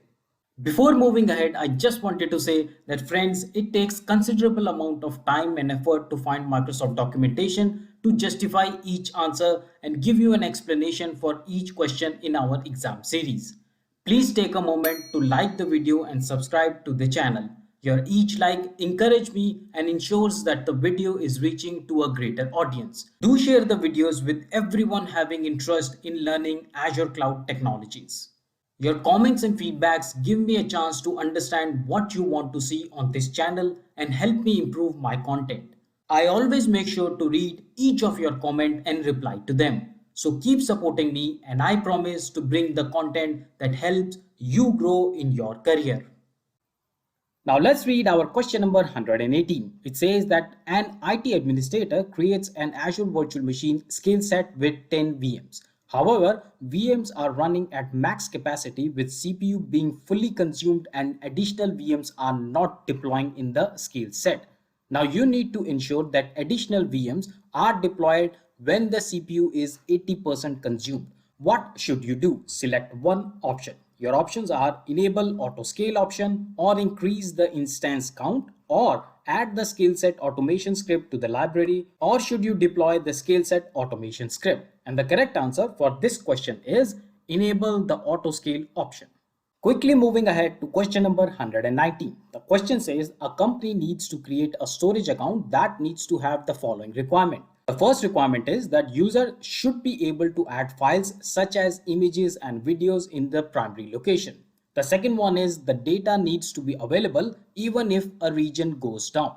Then the third requirement is the solution needs to be cost effective. What is the type of replication that needs to be configured for the storage account? And your options are geo-redundant storage, locally redundant storage, zone redundant storage, and read access geo-redundant storage. So which one do you think of these four is the correct answer for this question? Now let's understand the question before we jump into the answer. So if you see the question, there are few important hints that Microsoft gives you in this question. The first one is that user should be able to add files in primary location. So this line is very important because if you understand it very carefully, it says that only primary location should be writable. We do not want to write files in the secondary location. So that's very important. Now, secondly, you have to understand that the data must be available even if the region goes down. So we are not talking about zonal redundancy or local redundancy. We are already in the region redundancy. And you know what that does is that helps you eliminate some of the options. For example, you can already eliminate option B and option C because they offer locally redundant or zone redundant. So we are not into these two options because our question talks about region redundancy. Now, another very important point is that the solution must be cost effective. Now, looking at all these requirements, the correct answer for this question is read access geo-redundant storage. Now you may ask that why I have not chosen geo-redundant storage because that can also offer the same functionality. However, you must understand that geo-redundant storage is costlier when it's compared to read access geo-redundant storage. And we do not want to spend more money because firstly, the solution must be cost effective. And secondly, we do not have any requirement that says that we need to add files or write files in the secondary location. So the best cost-effective answer to this question is option D. Now that we are talking about Azure Storage Account, let's take few more questions based around Azure Storage. In the question number 120, it says that your company has an Azure subscription with a storage account. The storage account includes a queue service, a table service, Azure Files, and a blob service. You have created two apps that must be configured to store various types of data to all the storage services. You need to configure the required number of endpoints for the apps. And the solution given here is that you configure 4 endpoints per app. Does this solution meet the goal? The correct answer for this question is yes, it does meet the goal and you actually need to configure 4 endpoints per app to meet this business requirement. Now the logic of this question I will explain in the question number 121, which is the very next question, because that also represents or gives you a variation of the same question. It's a confusing question and you will find a lot of variations on various sites which are giving a lot of different answers.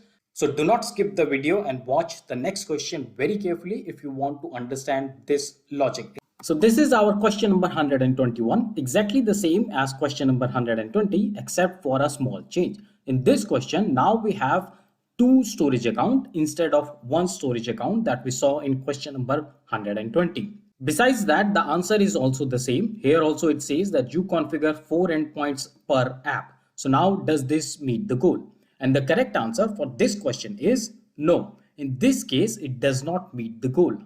However, in question number 120, I picked the answer as yes. Now let me take you to the Microsoft site and then I will validate why I pick a no for question number 121 and why I pick a yes for the previous question 120.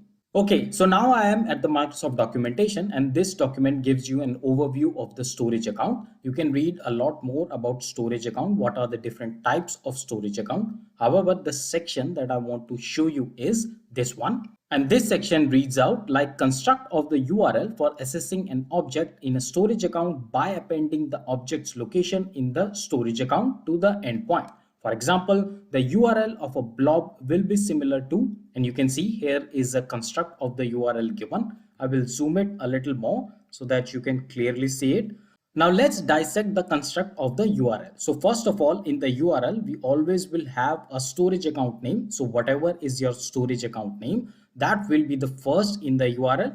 And that will be followed by blob.co.windows.net. So that's a protocol from Microsoft Azure to build the core URL of any blob in the storage account. Now following this base URL, you will always have a container name, and only after the container name you will have the actual blob file. So what is the construct here that we are seeing? We are seeing that we always will have a storage account, and then inside a storage account we will have container, and inside the container we will have the actual blob file.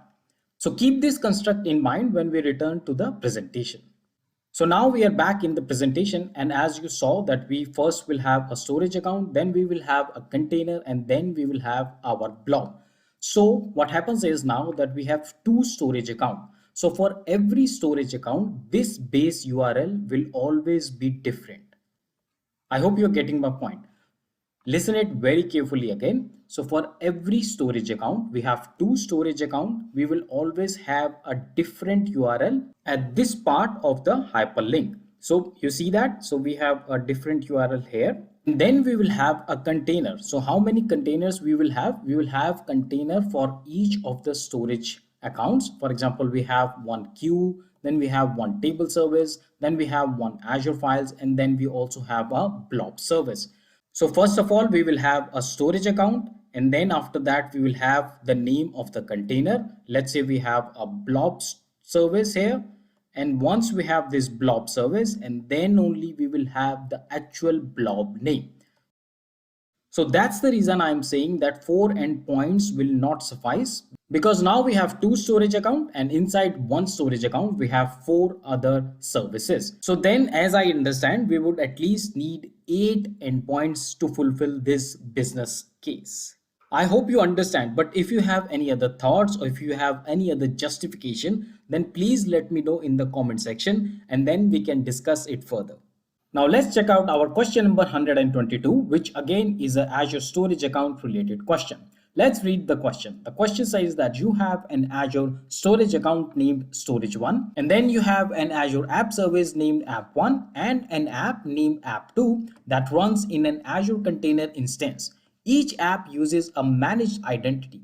Now you need to ensure that app1 and app2 can read blobs from storage1. The solution must meet the following requirement. The first requirement is that you minimize the number of secrets used. And the second one is that you ensure that app2 can only read from storage1 for next 30 days. What should you configure in storage1 for each app? And here you can see that we are given with app1 and we are given with app2, and there are some options given, and you have to pick the right option for each app.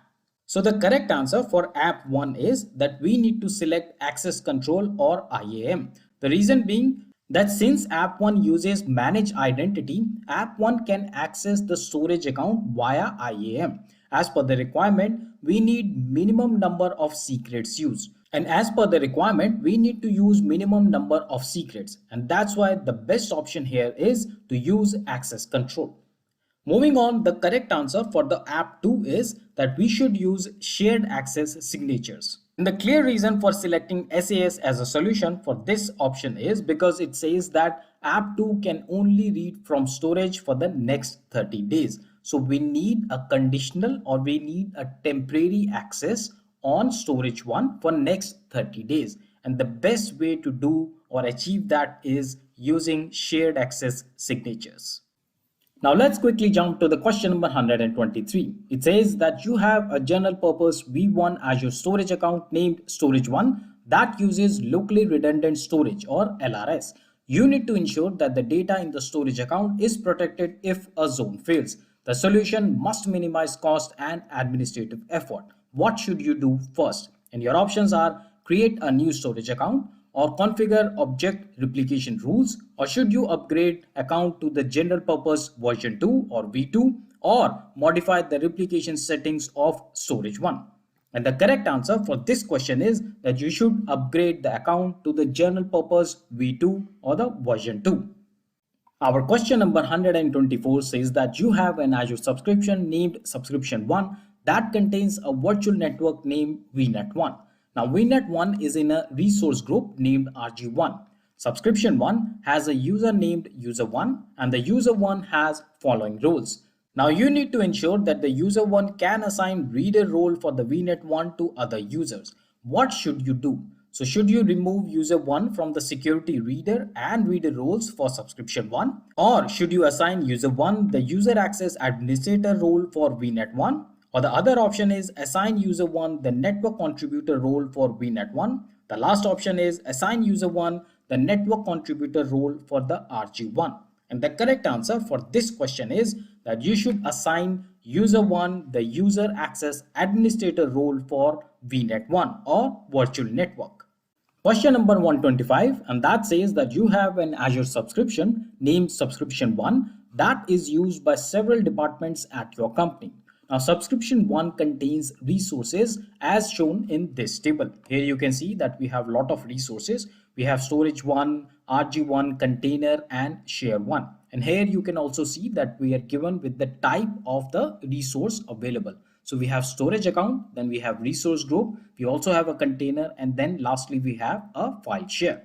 Moving on, the question says that another administrator deploys a virtual machine named VM1 and Azure storage account named Storage2 by using a single Azure Resource Manager template. Now you need to view the template used for the deployments. From which blade can you view the template that was used for the deployment? And your options are Storage 1, RG1, Container 1, or Share 1. In a nutshell, the question is saying that the virtual machine and a storage account both are deployed using ARM templates. And you want to see which ARM template was used to deploy both these resources.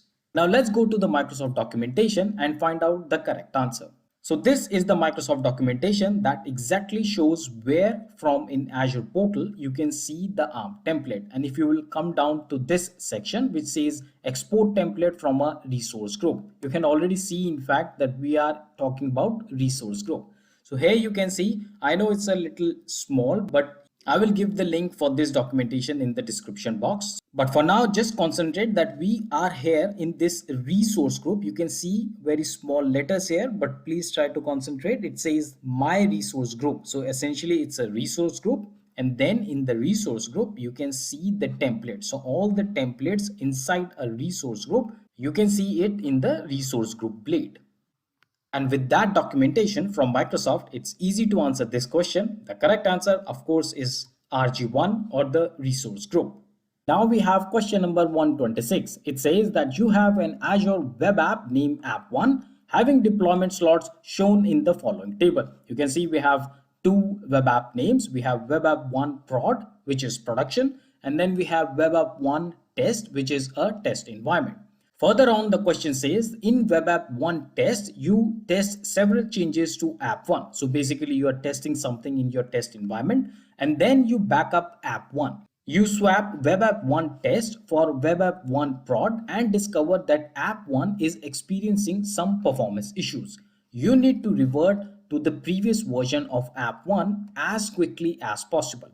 What should you do? Your options are redeploy app 1, or should you swap the slots, or should you clone app 1, or the last option is restore the backup of app 1.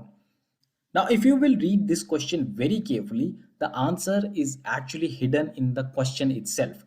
Let me show you how. So in the question, it says that once you are done with some changes in app 1, which is essentially in a test environment, then to deploy it in the production environment, you just swap the web app 1 test with web app 1 prod. So that's the easiest way. Whenever you have the slots, if you have ever worked with the slots, you just swap the slots and bring test environment to production once you have all the changes in test environment, and production to the test environment. So this is called swapping of slots. Now you can already think that when you are experiencing some performance issues with the production environment now, what is the best way? The best way is to go back to the previous version of your app. And where is that previous version now? That previous version is now in the test slot, because you just did the swapping between these two slots. So now you can do it again. So the best answer for this question is that you just need to swap the slots. Now quickly moving to question number 127. The question says that Azure Backup has unlimited data transfer. Is that a yes or a no? The correct answer for this question is yes, it is correct, because Azure Backup does not limit the amount of inbound or outbound data that is transferred. So that's why the correct answer is yes. Moving on, we have question number 128 that says that Azure Backup requires which of the following? Does it require a dedicated backup server or a recovery service vault, or does it require an Azure Blob Storage container? And the correct answer for this question is option B, a recovery service vault. And now we have question number 129. The question says that your company wants to back up files and folders to Azure. Which of these steps should be completed first? Should it be download the agent and credentials file, or configure the backup, or should it be create the recovery service vault? And the correct answer for this question is that you should always create the recovery service vault as a first step. And just to tell you that download the agent and credential file is the very next step after you have created the recovery service vault. So keep that in mind. Maybe Microsoft tweaked the question and it may ask you choose the first two steps. So then you should know the first one is recovery service vault and the second one is download the agent and credential file. So friends, in part 11 today, we took a lot of questions around Azure Storage Account. And that's the reason I wanted the last question for our part 11 to be also related to Azure Storage Account. So let's read our question number 130. The question says that you have an Azure subscription named Subscription 1. Now you create an Azure Storage account named Contoso Storage and then you create a file share named Data. Now, which UNC path should you include in a script that references files from the data file share? And your options are listed here. The correct answer for this question is option A, contosostorage.file.core.windows.net/data. If you want the detailed understanding of why I picked option A as an answer, then you should check question number 121 that I explained in this part itself. I hope you like this set of 15 questions in part 11. Let's begin our part 12 with an interesting question on resource deletion and recovery service vault. So here is the question number 131. The question says that you have an Azure subscription that contains a resource group named RG1. Now RG1 is set to West Europe location and is used to create temporary resources for a project. Moving on, RG1 contains the resources as shown in the following table. Now here you can see in this table we have lot of resources given. We have VM1, a virtual machine that is located in North Europe. The RGV1 recovery service vault that is also located in North Europe. Then we have SQLDB01 that is a SQL server on Azure virtual machine and this is also located in North Europe. And then at the last we have SA1 which is a storage account in West Europe. Further, the question says that SQLDB01 is backed up to RGV1. And when the project is complete, you attempt to delete RG1 from the Azure portal. However, the deletion fails. Now you need to delete RG1. So what should you do first? And your options are delete virtual machine, or should you first stop the virtual machine, or should you stop the backup of SQLDB01? The last option given is delete SA1. So which out of these four should you do the first? Now the correct answer for this question is option C, stop the backup of SQLDB01. Now let me take you to the Microsoft site where we will read more and validate our answer. So this is the Microsoft site that gives you detail on how to delete an Azure Recovery Services vault. And before you even start the process, Microsoft has laid down some dependencies that you must consider before you delete a recovery services vault. So you can read this, all the dependencies. I will give the link for this page in the description box. But now let's move ahead. So if you scroll down a little, a very nice video is given here, which will make you understand the recovery service vault and how to delete it. Then if you will move ahead, this is the step-by-step process to delete a vault. So you can see that step 1 is given, then they have given some screenshot, and then step 2, step 3, and then step 4. In the step 4, if you will read out, there are two parts. First one is delete items in soft deleted state, and the second one is go to the vault dashboard, backup items, and click stop backup. And this is where our answer is lying. It says click stop backup to stop all the backups of listed items and then click delete backup data to delete. So this is where we have picked our answer from. Hopefully the Microsoft document made it clear the logic behind picking this as an answer. Now let's move ahead. Question number 132 on log analytics says that log analytics agent can run on which of the following?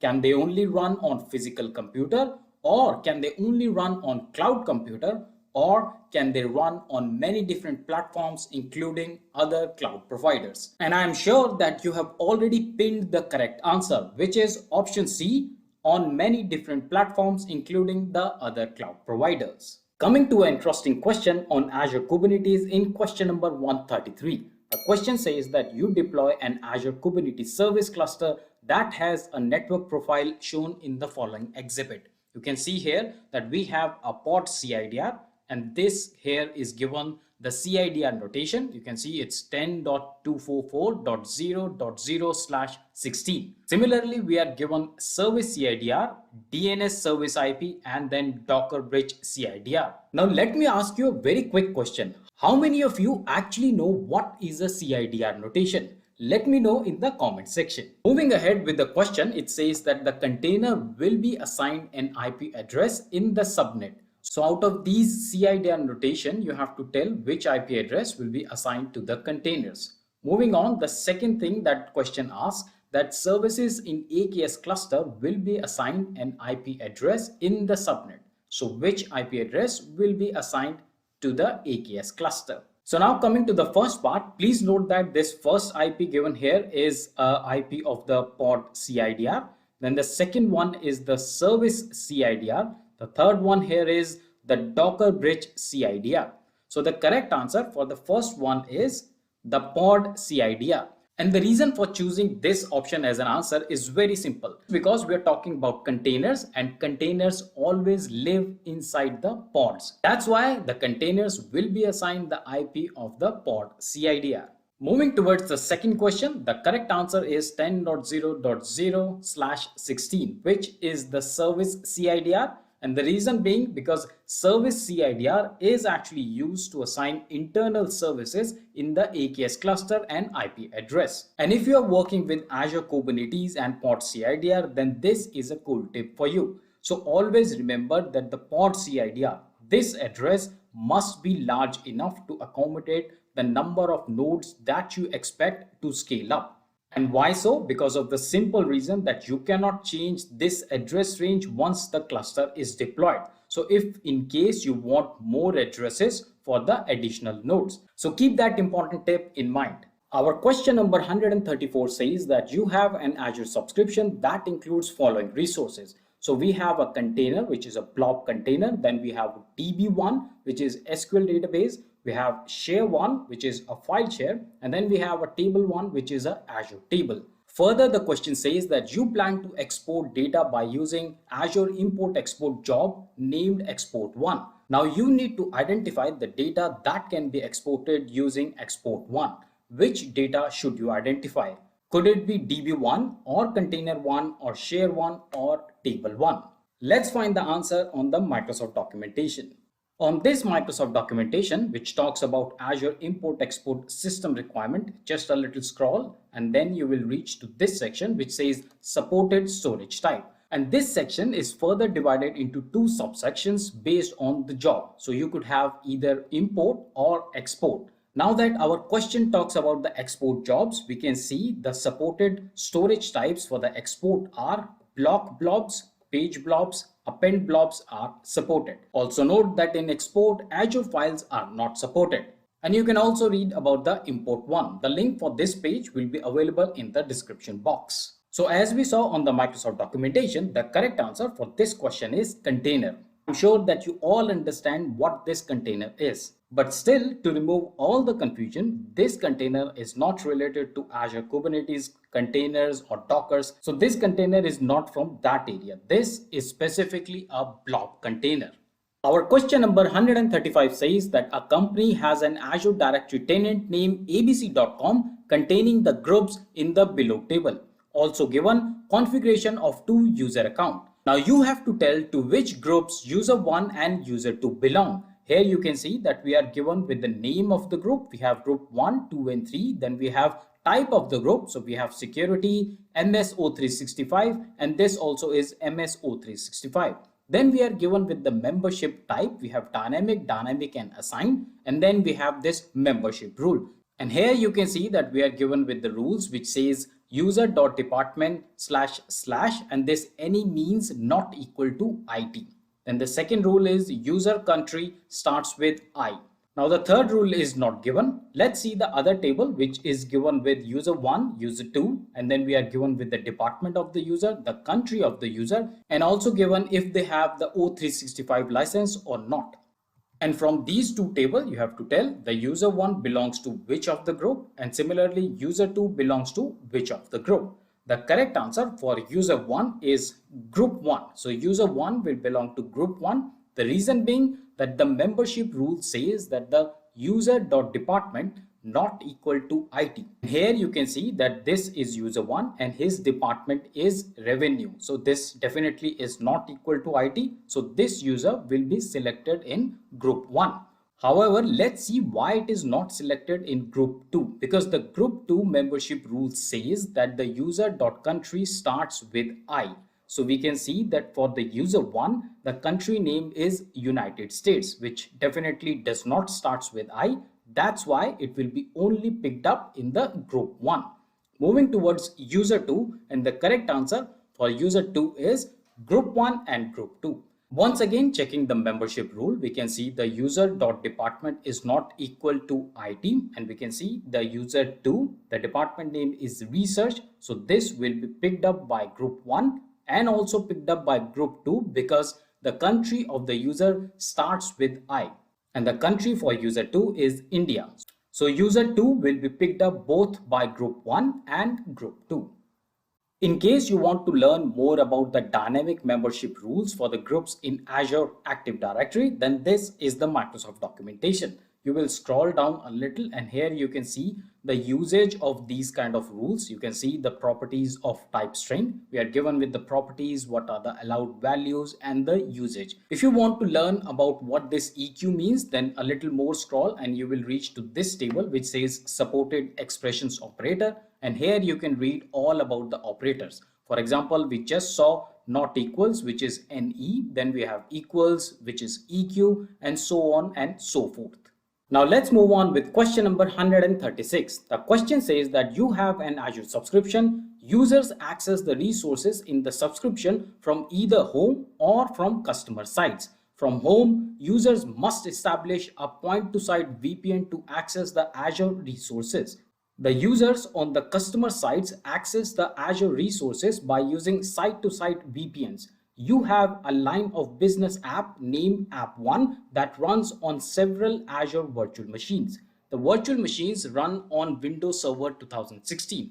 You need to ensure that the connections to App1 are spread across all the virtual machines. What are the two possible Azure services that can you use? Your options are an internal load balancer, a public load balancer, an Azure Content Delivery Network or CDN traffic manager, or Azure Application Gateway.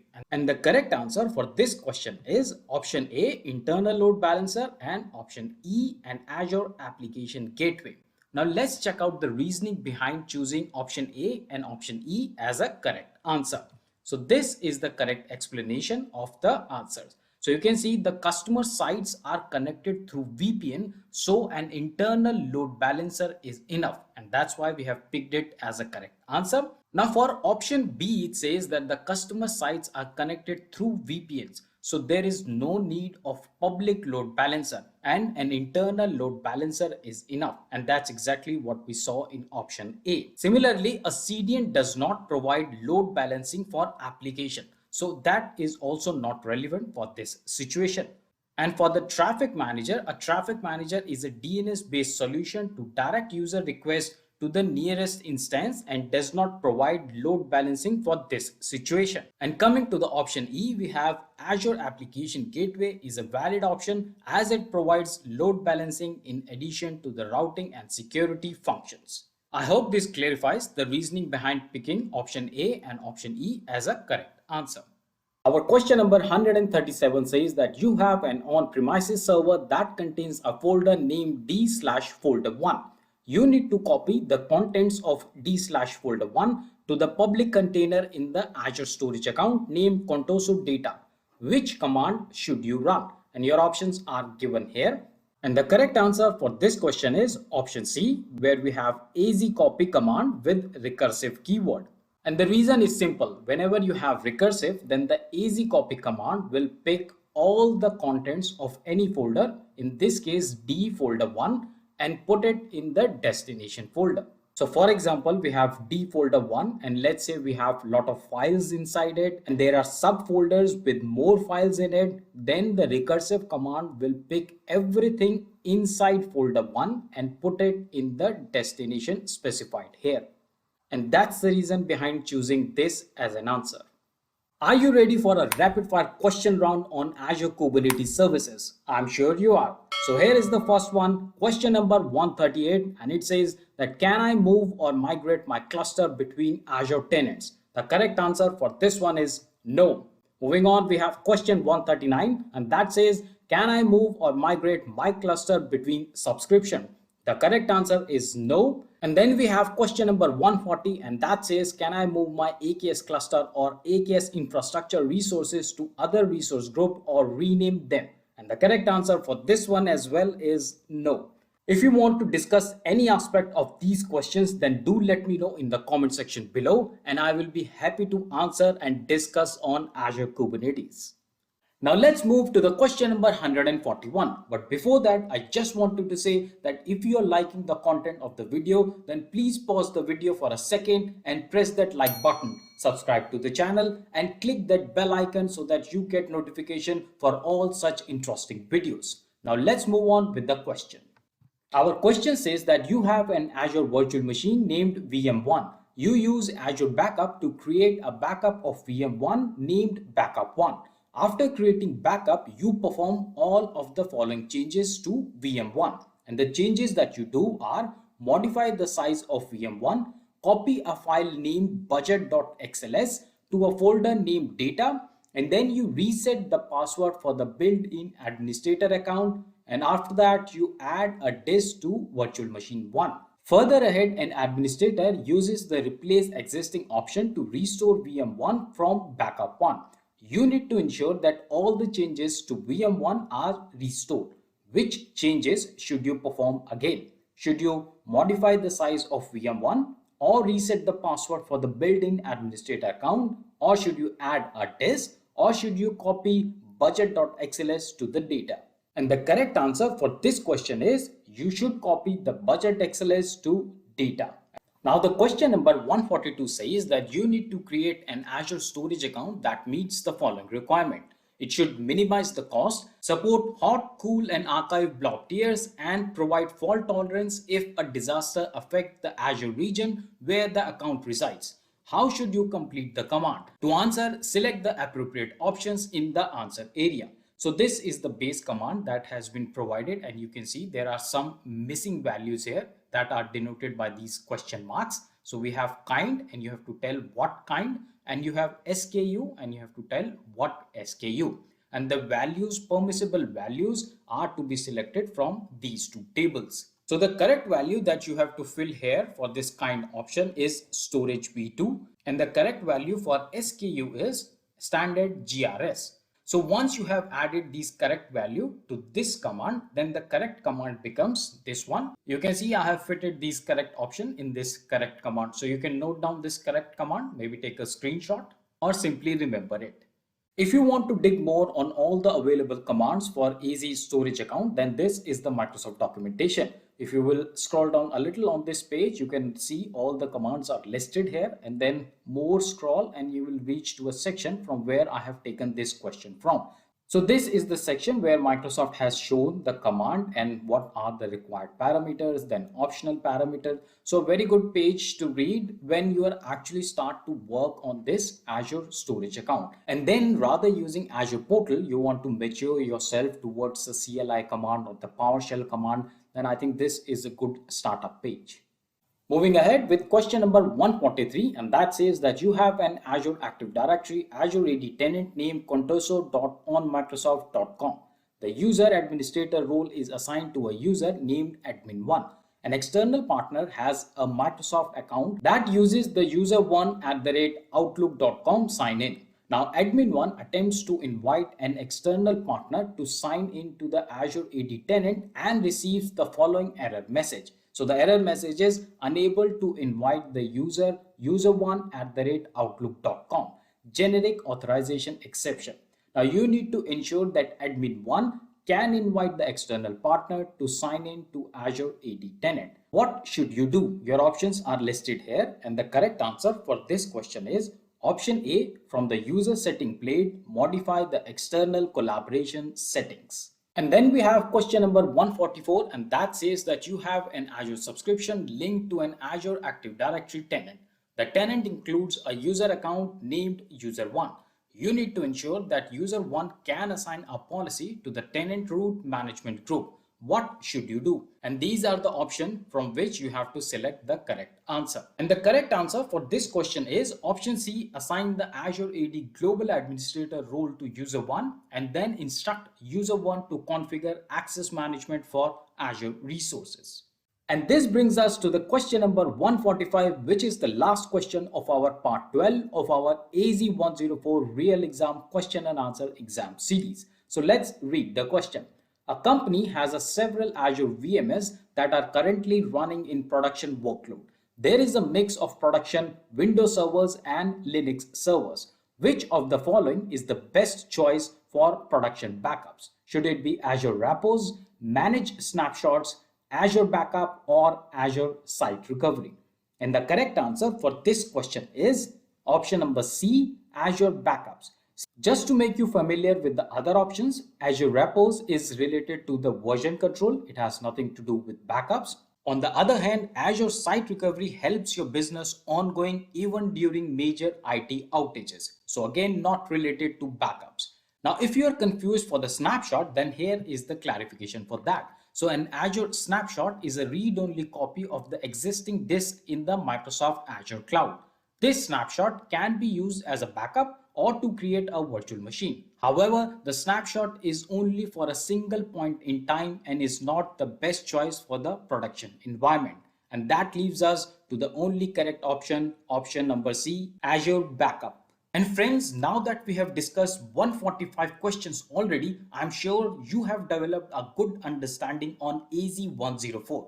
And with good understanding, better questions come in our thought process. So a good way to spark a discussion and ask your questions is to leave your comments in the comment section below, or you can also join me on other social media platforms. The links for the same are now appearing on your screen. So let's begin our part 13 with question number 146. The question says that you have an Azure virtual machine named VM1.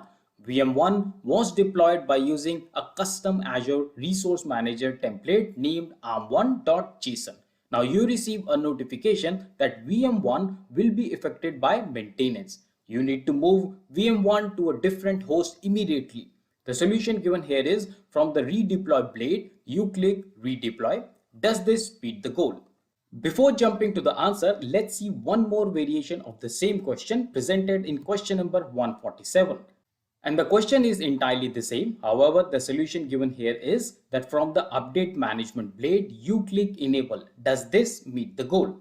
Now friends, if you have been following this series, then you might remember that in part 11 also, in question number 116, we discussed the redeployment of virtual machine. I would once again like to reiterate the concept of what exactly happens when you redeploy a virtual machine. So when you redeploy the virtual machine, Azure moves the virtual machine to a new node within the Azure infrastructure, and then it powers on the virtual machine once again. And in this process, it retains all your configuration options and associated resources. If you are looking for more details on configuration options and associated resources, then check out question number 116 of part 11.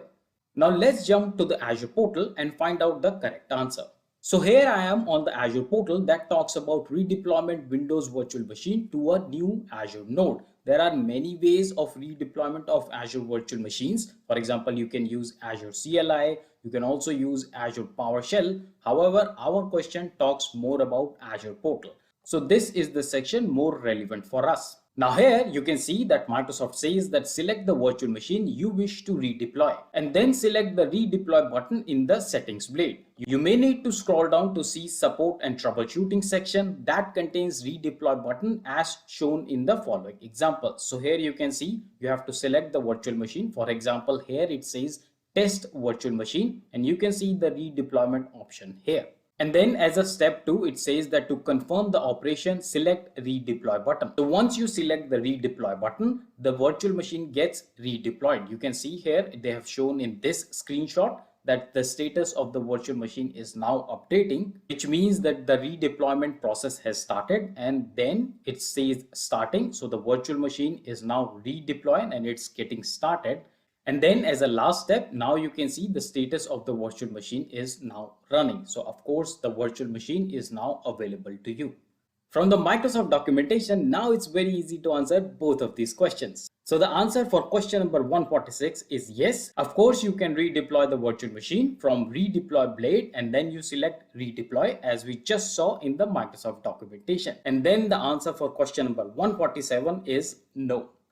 Now let's take two more questions on Azure Virtual Machine. The question number 148 says that you have an Azure subscription that contains resources shown in the following table. Now here you can see in this table, we have two resource groups. The location can be observed here. Then we have two storage account. The location is here. Then we have one virtual machine with the location. And then we have two virtual network with the location specified here. Then the question says that the VM1 connects to VNet1 and you need to connect VM1 to VNet2. The solution given here is that you move VM1 to RG2 and then you add a new network interface to VM1. Does this meet the goal? And the correct answer for this question is no. I will give the detailed explanation in the question number 149. So let's move ahead.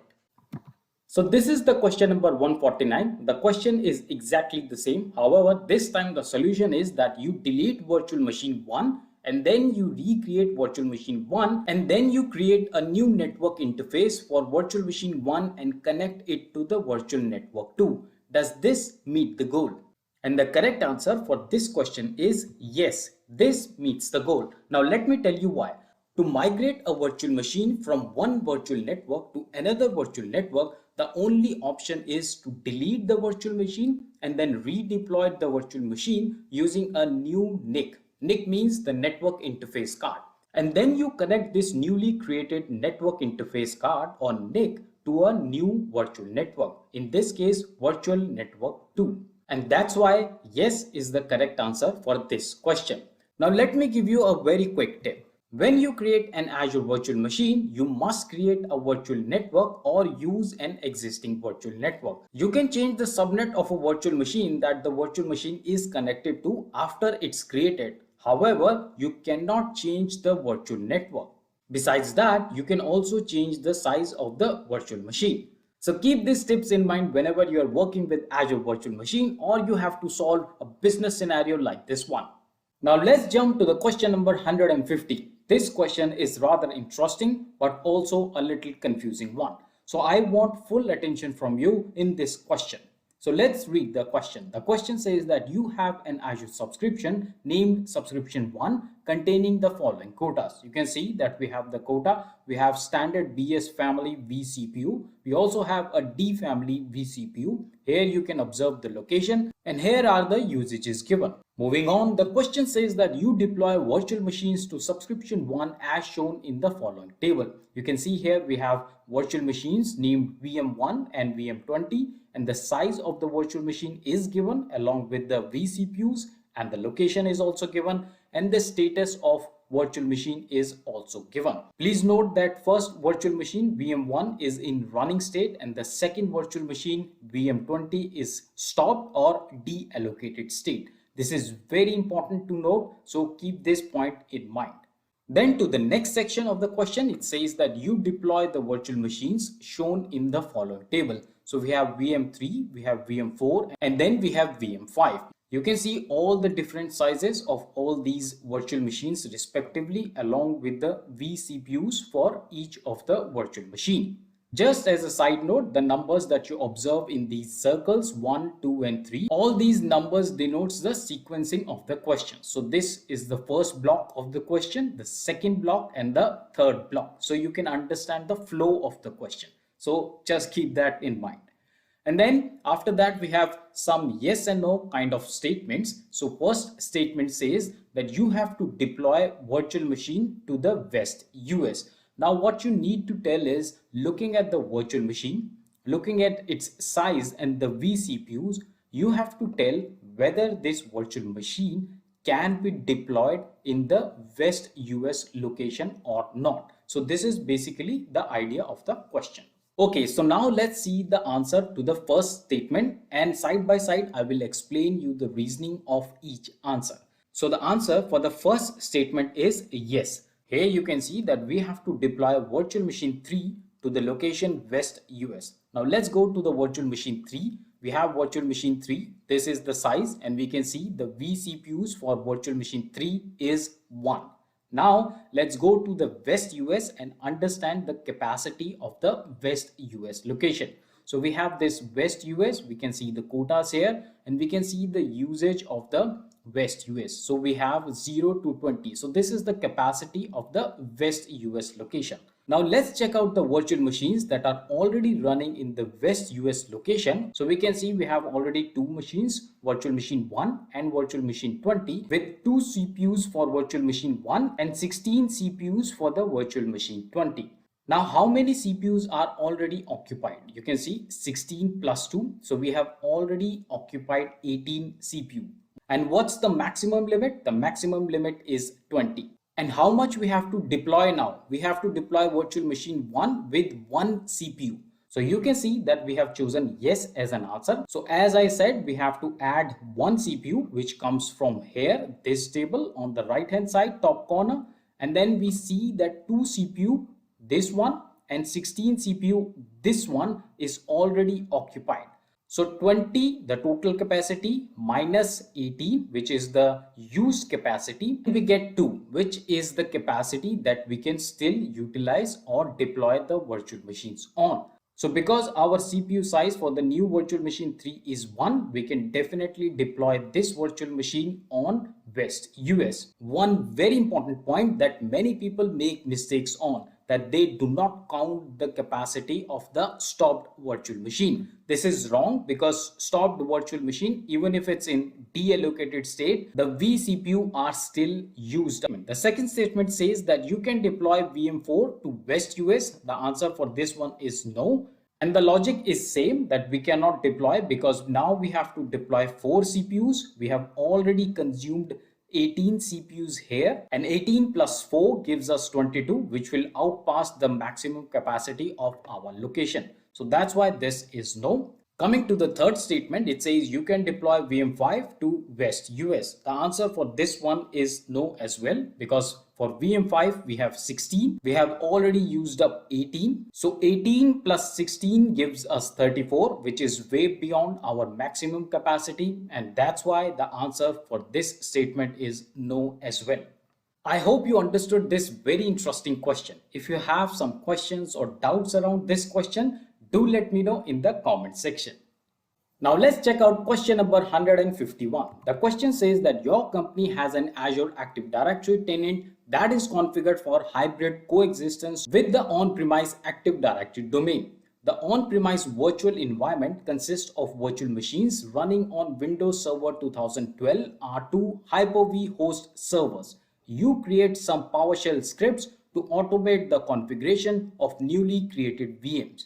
Now you plan to create several new virtual machines. You need a solution that ensures the scripts run on the new virtual machine. Which of the following solution is best? And the correct answer for this question is option A. And in case you are looking for a full understanding on how to add a custom script to Windows setup, then this is the Microsoft documentation. And you can see on top of this page, we have a section called Windows Setup Script. And here we are given with setupcomplete.cmd. That's exactly what we saw in the question as well. And this is the option that we selected as an answer. You can read the entire page. The link is available in the description box. Coming to the question 152, it says that your company has an Azure Active Directory tenant that is configured for hybrid coexistence with on-premises Active Directory domain. You plan to deploy several virtual machines in Azure. The virtual machine will have same operating system and custom software requirement. You configure a reference virtual machine in on-premise virtual environment. You then generalize the virtual machine to create an image. you need to upload the image to Azure to ensure that it is available for the selection when you create new virtual machines. Which PowerShell commandlet should you use? And your options are given here. The correct answer for this question is add AZ-VHD. Quickly coming to question number 153, and that says the deployment team asks you to provision an Azure storage account for their usage. To remain in compliance with IT security policy, you need to ensure that the new Azure storage account meets the following requirement. So these are the requirements. The first one is data must be encrypted at rest. Access key must facilitate automatic rotation. The company must manage access keys. And the options to choose the answer from are listed here. And the correct answer for this question is option A, configure the storage account to store its key in Azure Key Vault. If you want to learn more on automated key rotation in Azure Key Vault, then you can check out this video on your screen to learn more. The link for this video is available in the description box. Moving on, our question number 154 says that you have web app in West US, Central US and East US Azure regions. You have the app plans shown in the following table. You can see in this following table, we have different app service plan, and these are the name of the app service plan. Then we have operating system, locations, SKU and different sizes. Then the question says that you plan to create an additional app service plan named ASPs that will use the Linux operating system. You need to identify in which of the currently used location you can deploy ASPs. What should you recommend? Should you recommend Central US only, West US, Central US or East US, basically all the locations, or should you look forward for East US only or West US only? The correct answer for this question is West US, Central US or East US. It's a very straightforward question. If you read the question, you will not find that Microsoft has specified any kind of restriction or condition in this question. And that's why basically you can choose any location to deploy your app service plan. And in case you are interested to learn more to manage app service plan in Azure, then this is the Microsoft documentation that you can refer to. Moving ahead with question number 155, and it says the infrastructure team is responsible for managing a production web app. The app requires scaling to 5 instances, 40 GB of storage and a custom domain name. A least cost solution is desired. Which app service plan would meet the requirements? And your options are basic, standard, premium. Very simple question, and the answer for this question is standard. Moving ahead with question number 156, that says that your company website is thetechblackboard.com. Your marketing team wants to know which web pages are most popular at what times of the day and where the users are located. Which of the following should be recommended? And your options are application insights, Azure Monitor or application login. So you have to tell that out of these 3 Azure services, which service that you can use to track web pages that are most popular, what times they are most popular or what times they are maximum accessed, and from where your users are accessing them. So basically the location of the user. And the correct answer for this question is application insights. Now let's check out some questions on Azure Kubernetes. Question number 157 says that can you have different virtual machine in a single cluster? And the answer for the same is yes. You can surely use different Azure virtual machine sizes in your AKS cluster by creating multiple node pools. If you are interested to know how to create and manage multiple node pool for a cluster in Azure Kubernetes service, then this is a very good Microsoft documentation. Moving on with question number 158, it says that can you provide your own name for the AKS node resource group? And the correct answer for this question is yes. And here I would like to mention that this is the default name that AKS will give to the node resource group. So you can see here, this is your resource group, then you have cluster name and then you have location. However, if you wish to give your own name as asked in the question, you can always go ahead and give your own name. Moving on with question number 159, and that says that can you run Windows Server containers on AKS? The correct answer for this question is yes, of course. A quick explanation on this, Windows Server containers are available on AKS. Now to run the Windows Server containers in AKS, you create a node pool that runs on Windows Server as a guest OS. Further ahead, Windows Server's container can use only Windows Server 2019. This is as of now. The things, however, can change very quickly. And in case you want to know how to get started on creating a Windows Server container on Azure Kubernetes Server cluster using Azure CLI, this is the Microsoft documentation for you. And as I was just mentioning, it says that it runs only on Windows Server 2019. Coming to the last question of our part 13, here is question number 160. Question says that suppose you are building a photo editing application that will offer online storage for user generated photo content. You will store the photos in Azure blobs, so you need to create an Azure storage account to contain the blobs. Now, once the storage account is in place, it's unlikely that you would remove or recreate it because this would delete all the user photos. So which tool is likely to offer the quickest and easiest way to create the storage account? Your options are Azure Portal, Azure CLI, or Azure PowerShell. Now it's very interesting to know that actually you can achieve this storage account by using Azure Portal, Azure CLI, and also with Azure PowerShell. So what exactly is the correct answer? The correct answer for this question is Azure Portal.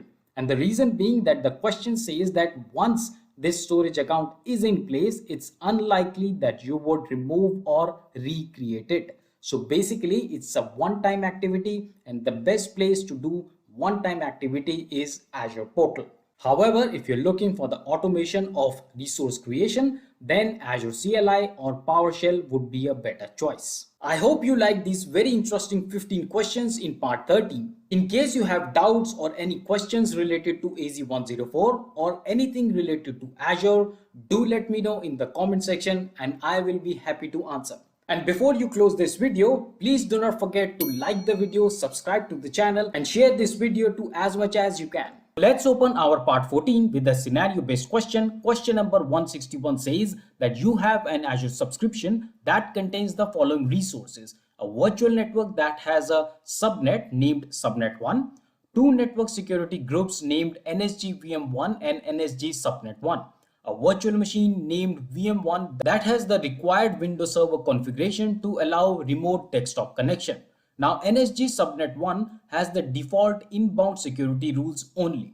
NSG VM1 has the default inbound security rules and the following custom inbound security rule. You can see we have the priority set to 100, then source is any, and the source port range is asterisk, which means any, destination is also any, and then we have destination port range 3389, protocol is UDP, and the action is allow. The question further says that the VM has a public IP address and is connected to subnet 1. NSG VM1 is associated to the network interface of VM1. NSG subnet 1 is associated to subnet 1. You need to be able to establish the remote desktop connections from the internet to VM1. The solution given here is that you add an inbound security rules to NSG subnet 1 that allows connections from the internet source to the virtual network destination for port range 3389 and uses the UDP protocol. Does this meet the goal? The correct answer for this question is no. To find out the correct solution for this business case, follow me to the next question, question number 162. Coming to question number 162, the question is exactly the same as that of 161. However, the solution is little different. So please pay attention. The solution says that you add an inbound security rule to NSG subnet 1 that allows connection from any source to the destination for port 3389 and uses TCP protocol. You remove NSG VM1 from the network interface of VM1. Does this meet the goal? And the correct answer for this question is yes. The reason here is very simple. You have to see that NSG subnet 1, this is now correctly modified with TCP protocol. So earlier we had UDP protocol and now we have TCP protocol and the port number is 3389. So always remember the port number 3389 should always be matching with TCP protocol and not with UDP protocol. And the change of protocol between two questions makes 162 as yes and 161 as no. And then we have question number 163 and it says that an administrator is deploying a couple of new virtual machines in Azure subscription via automation. All virtual machines will be deployed in resource group RG07 based on ARM template that is stored in GitHub. which two commands should the administrator use? So you can see 4 commands are given here, and out of these 4 commands, you have to pick 2 commands that can be used for the deployment using ARM template. The correct answer for this question is option A and option C. The reason is very simple, because both option B and option D, these commands are used to create virtual machines from either the marketplace images or custom images. However, none of the commands given in option B or option D can be used for the deployment using ARM template. And that's the reason I eliminated these 2 options, and then we are only left with option A and option C. So guys, this is also one really good trick that I use in my examination certification, and I personally call it selection by elimination. So sometimes you are sure that some of the options are not valid options or not correct options. So eliminating those will leave you with the correct answers, or at least it will leave you with lesser options to choose from.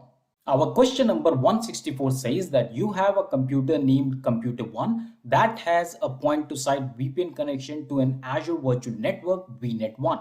Now, point-to-site connection uses a self-signed certificate. From Azure, you download and install the VPN client configuration package on a computer named Computer 2. Now you need to ensure that you can establish point-to-site VPN connection to VNet 1 from Computer 2. The solution given here is you export the client certificate from Computer 1 and install the certificate on Computer 2. Does this meet the goal? The correct answer for this question is yes, this solution does satisfy this business case. Now let's understand the reasoning behind it. So this is the reason. You can read that each client computer that connects to a virtual network or VNet using point-to-site must have a client certificate installed. That's exactly what our solution also says, that we install a client certificate. Further, it says that you generate a client certificate from the self-signed root certificate and then export and install the client certificate. If the client certificate is not installed, the authentication fails. However, in our case, we have installed the client certificate, and thus you can establish point-to-site VPN connection to VNet 1 from Computer 2. Now, there can be many variations of this question. So Microsoft can give you a lot of different solutions for the same question to confuse you. So let me show you some more variations of the same question so that you are well prepared when this question comes. So now in the question number 165, we have the exactly same question. However, this time the solution is different. This time the solution says that you modify the Azure Active Directory authentication policy. And of course, we know that this will not solve this business case. So the correct answer is no. And just to reinforce, I've given the justification here as well. A client computer that connects to a VNet using point-to-site must have a client certificate installed. Now showing you the third variation of the same question, and this time the solution is that you join Computer 2 to Azure Active Directory. And of course we know the correct answer is no. Question number 167 says that you have an Azure subscription that contains the following resources. We have 100 Azure virtual machines, 20 Azure SQL database, 50 Azure file shares. You need to create a daily backup for all the resources by using Azure Backup. What is the minimum number of backup policies that you must create? And your options are 1, 2, 3, 120 or 170. And the correct answer is 3. The reason is that you should create a separate backup policy for each of the components. So one for Azure Virtual Machine, one backup policy for SQL database, and one backup policy for file share. If you have some questions around backup Azure Virtual Machines, then this is a great page. This page will answer probably all the questions that you have around Azure Backup Virtual Machine. And the best part is that all the information around this backup is gathered in the form of question and answer. And I really love these kind of FAQ or frequently asked question and answer format of Microsoft documentation. You can find the link of this page in the description box. Moving on, our question number 168 says that you are troubleshooting a performance issue for an Azure application gateway. You need to compare the total request to the failed request during the past 6 hours. What should you use? And your options are metrics in application gateway, diagnostics log in application gateway, NSG flow log in Azure Network Watcher, or connection monitor in Azure Network Watcher. And the correct answer for this question is option A, metrics in application gateway. Moving on with question number 169, and it says that you create the following resources in a subscription: an Azure Container Registry instance named Registry 1, and then you create an Azure Kubernetes Service cluster named Cluster 1. Now you create a container image named App1 on your administrative workstation. You need to deploy App1 to Cluster 1. What should you do first? And your options are: should you create a host pool on Cluster 1? Or should you run the Docker push command, or run the kubectl apply command, or should you run the AZ create command? The correct answer for this question is option B, run the Docker push command.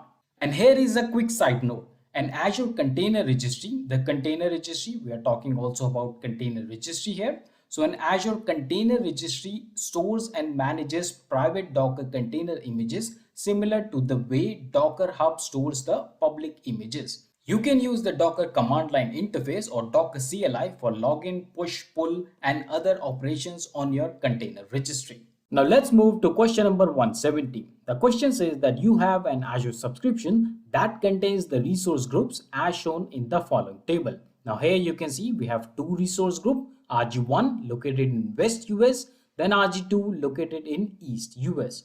Moving on, the question says that RG1 contains resources shown in the following table. So we have storage 1, we have virtual network named VNet1, NIC1, which is a network interface card, then we have disk 1, we have virtual machine, and you can also observe the locations here. Further ahead, the question says that VM1 is running and connects to NIC1 and disk 1. Now NIC1 connects to VNet1, and RG2 contains a public IP address named IP2 and is in East US location.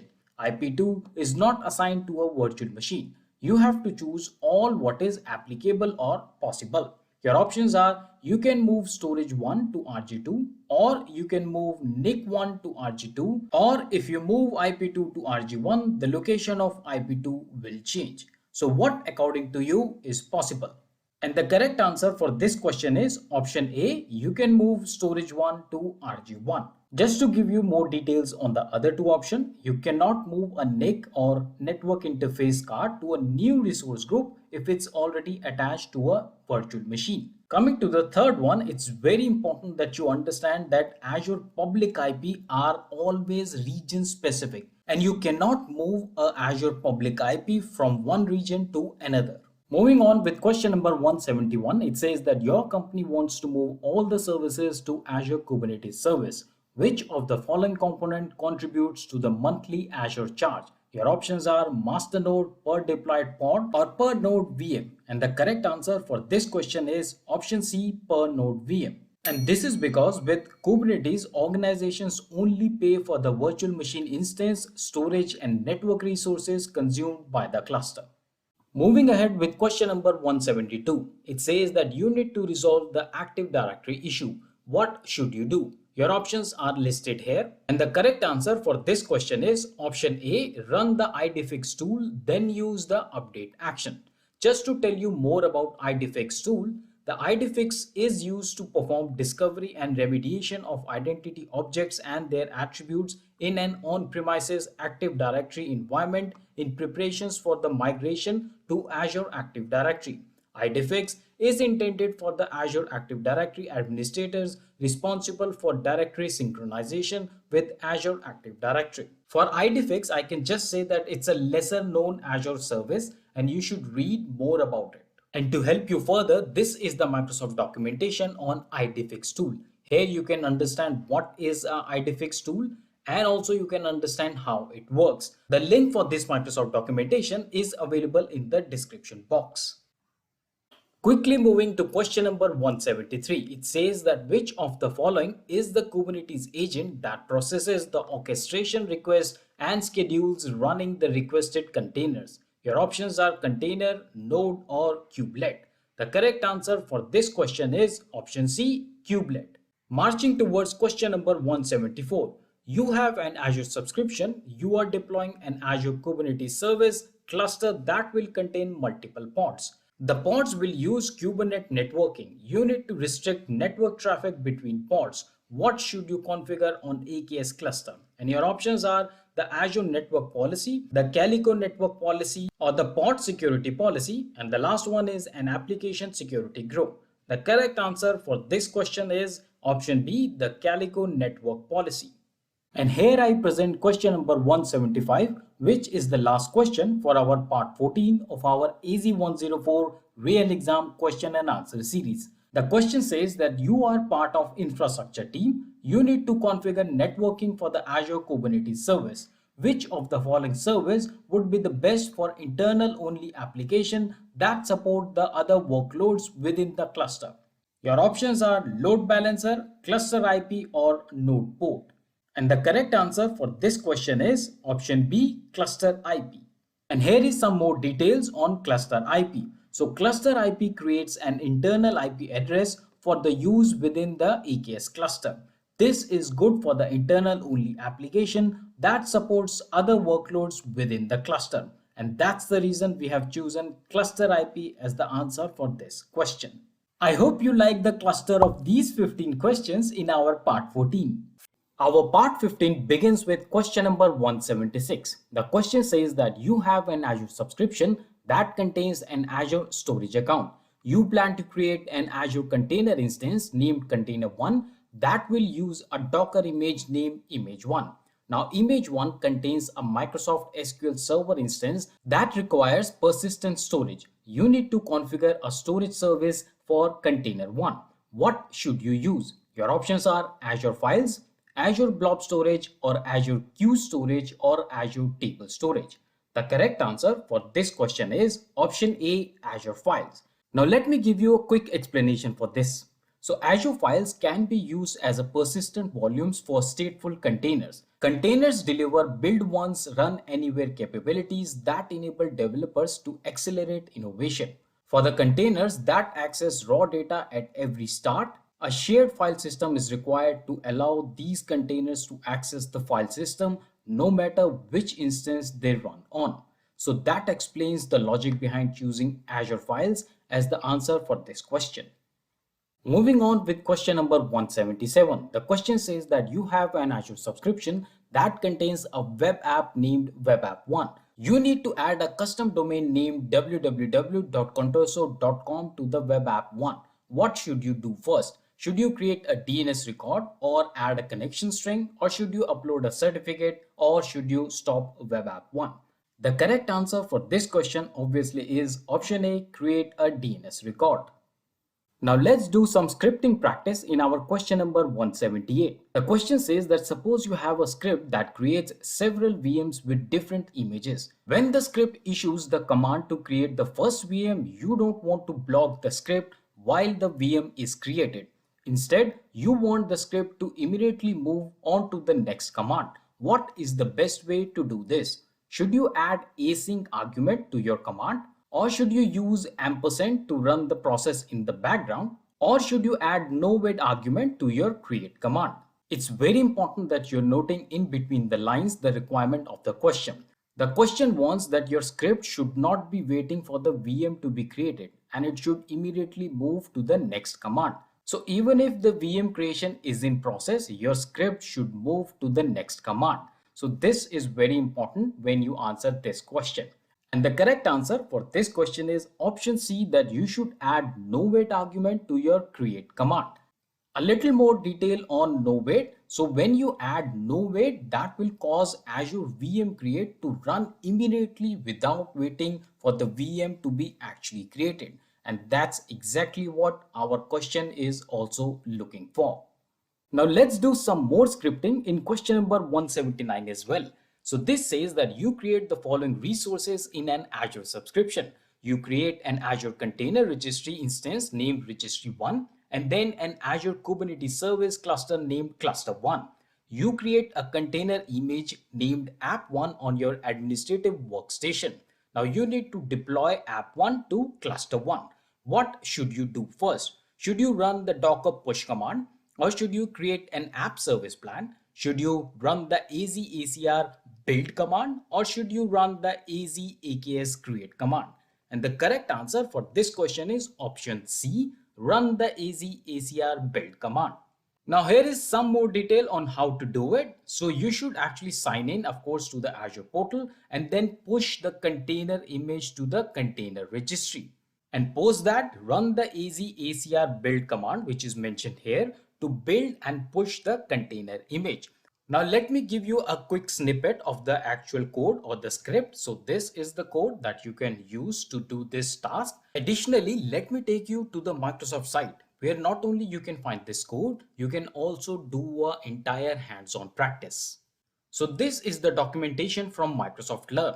And here you can see this exercise on how to deploy an application on your Azure Kubernetes Service cluster. You can follow all the steps given here. It's a wonderful exercise. I did it myself and enjoyed a lot.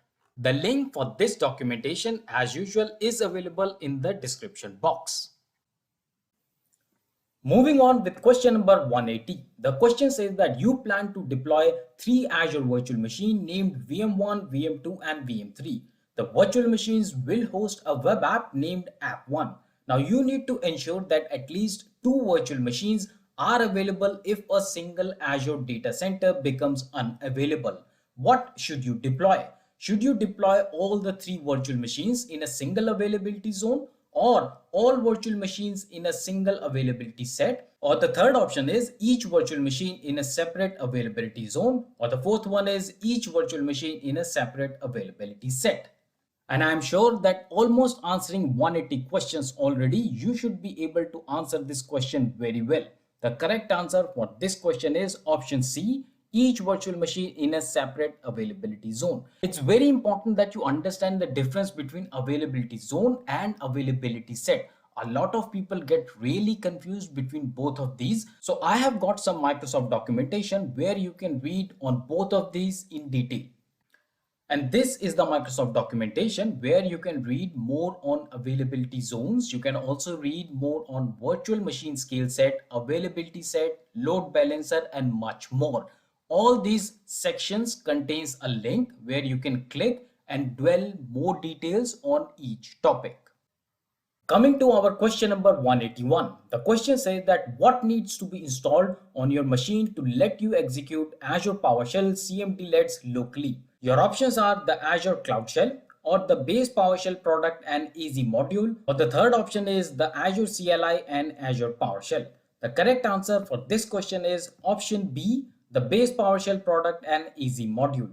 Moving on with question number 182, and it says that you have 5 Azure virtual machines that runs on Windows Server 2016. The virtual machines are configured as web servers. You have an Azure load balancer named LB1 that provides load balancing services for the Azure virtual machines. You need to ensure that the visitors are serviced by the same web server each request. So what should you configure? Your options are floating IP to enabled, floating IP to disabled, or a health probe, or the last option is session persistence to client IP and protocol. The correct answer for this question is session persistence to client IP and protocol. Just a quick side note here to help you further. Now, when you read the question, it says that you need to ensure that the visitors are serviced by same web server for each request. That means we are talking about sticky sessions. So with sticky sessions, when a client starts a session on one of your web server, session stays on the specific server. Important here that you are noting that the session stays on the specific server because this matches with the requirement given in the question. Further, it says that to configure an Azure load balancer for sticky session, set session persistence to client IP. And that's the reasoning behind choosing option D as an answer. Do you have any question or doubt in any of the questions that we have covered so far in these 15 parts? If yes, then do let me know in the comment section. I will create a bonus part where I will cover all these questions and doubts. And before moving ahead, my humble request, if you have liked the content so far, then please give a like to this video. Your each like is much appreciated and really boosts my confidence. Not only that, it helps my videos to reach to the desired audience. Now let's move ahead. Moving ahead with question number 183. The question says that your company has 3 offices. The offices are in Miami, Los Angeles, and New York. Each office contains data center. Additionally, you have an Azure subscription that contains resources in East US and West US Azure regions. Each region contains a virtual network. The virtual networks are paired. You need to connect the data centers to the subscription. The solution must minimize the network latency between the data center. What should you create? Your options are given here. And very quickly jumping to the answer, the correct answer for this question is option C, 3 virtual WAN and 1 virtual hub. In case you are interested to learn more about WAN, then this is the Microsoft documentation where you can drop in. The link is available in the description box. And here comes our question number 184. The question says that when assigning private IPv4 addresses in a subnet with addresses range 10.3.0.0/16, which of the following addresses are available for assignment dynamically? So your options are 10.3.0.2 or 10.3.255.255 or 10.3.255.254. And the correct answer for this question is option number C, 10.3.255.254. And in case you are already scratching your head why I have not picked option A or option B as an answer, then here is the quick explanation. So you can see that option A, which was incorrect, and the reason for that is that Azure reserves the first 4 addresses in each subnet address range. And that's the reason that these 4 addresses cannot be assigned to the resources. So you can see our range starts from 10.3.0.0. So the 4 first addresses are 10.3.0.0 and then 10.3.0.1 and then 10.3.0.2 and 10.3.0.3. So these 4 addresses cannot be assigned to any of the resources. Whenever you are working with subnet, please remember this point that the first 4 address of that subnet range will never be assigned to any of the Azure resource. Moving on with option D, this is also incorrect. The reason is simple. The last subnet address of any subnet range is always reserved by Azure as a broadcast address. So this last subnet address is also never available for assignment to Azure resource. This is very important not only from the exam perspective but also for your day-to-day working in Azure networks. Now let's take a question around blob storage. The question says that you are using a blob storage. Which of the following is true? You have to select one option. The options are the cool access tier is for frequent access objects in storage account. The second option is the hot access tier is for storing large amount of data that is infrequently accessed. The third option is the performance tier you select does not affect pricing. The fourth option is you can switch between hot and cool performance tiers at any time. And the correct answer for this question is option D. Coming to question number 186, and the question says that you host a service with 2 Azure virtual machines. You discover that occasional outages cause your service to fail. What 2 actions can you do to minimize the impact of outages? Select 2. Your options are add a load balancer, put the virtual machines in an availability set, or should you put the virtual machines in a scale set, or add a network gateway, or should you add a third instance of a virtual machine? And the correct answer to this question is option A, you should add a load balancer, and option B, that you should put the virtual machines in an availability set. The reason is very simple. When you add virtual machine to an availability set and add a load balancer in front of them, then even if one virtual machine is down or maybe it's experiencing some problems, then the load balancer will divert the traffic or incoming request to another virtual machine in the availability set. And that surely will bring down these occasional outages because one of the virtual machine will always be there to cater the incoming traffic. Let's quickly move to question number 187. The question says that how many resource groups are created for each AKS deployment? Is it 1, 2, 3 or 4? And the correct answer for this question is 2. There are always 2 resource groups that are created for each AKS deployment. And if you are wondering what are those 2 resource groups, then here is the quick explanation. So each AKS deployment spans 2 resource groups. The first resource group, this one is created by you and it contains only the Kubernetes service resource. And the second resource group known as the node resource group that contains all of the infrastructure resources associated with the cluster. And in case you are really interested on Azure Kubernetes service, then this is a brilliant page from Microsoft that answers a lot of your questions in a frequently asked question format. And you can read a lot of interesting questions and answer on this page, and also you can understand why are the 2 resource group created for each AKS deployment. The link for this page is available in the description box. And here comes our question number 188. The question says that what is Azure Express Route Service? And down here you are seeing three definitions given for the Azure Express Route and you have to pick the correct one. So tell me, are you able to pick the right definition for Azure Express Route? If yes, then pause the video and let me know your answer in the comment section. But for now, I will tell you the correct answer and the correct answer is option B. So Azure Express Route is a service that provides a direct connection from on-premises data center to the Microsoft Cloud. And I am pretty sure that you also guessed the right answer. Now let's quickly move to the question number 189. The question says that you are currently using Network Security Group or NSG to control how your network traffic flows in and out of your virtual network subnets and network interfaces. You want to customize how your NSG works. For all the incoming traffic, you need to apply your security rules to both virtual machine and subnet level. Which of the following options will let you accomplish this? And please note that you have to choose two options. So your options given are that should you configure the allow VNet inbound security rule for all new NSG or create rules for both NIC and subnets with an allow action. The third option is delete the default rules and the fourth one is add rules with a higher priority than the default rules. The correct answer for this question is option B and option D. And friends, as someone has rightly said, there is an end for everything. And the same is true with our AZ-104 real exam question and answer series.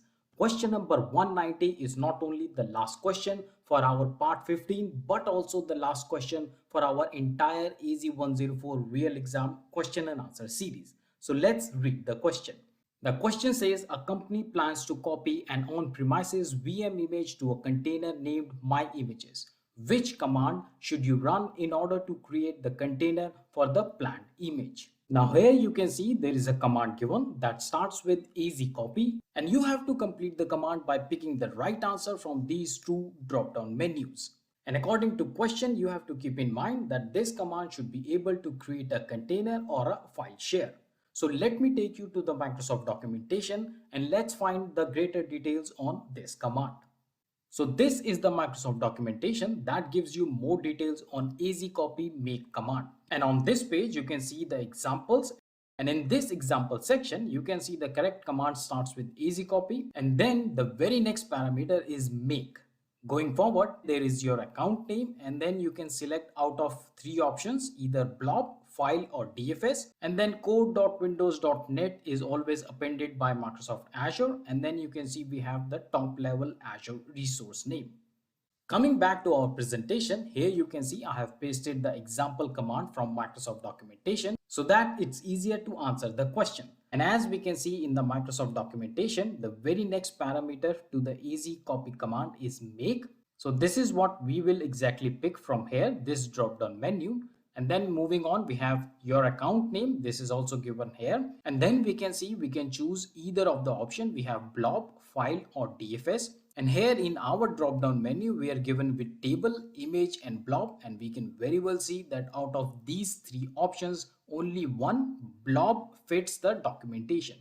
So the correct answer for the second drop down menu is blob. You can also note that there are other two valid options like file or DFS. So in case the Microsoft changes the options here, you can still pick the correct answer. Friends, we have come a long way. We have covered 190 question and answer in this AZ-104 series.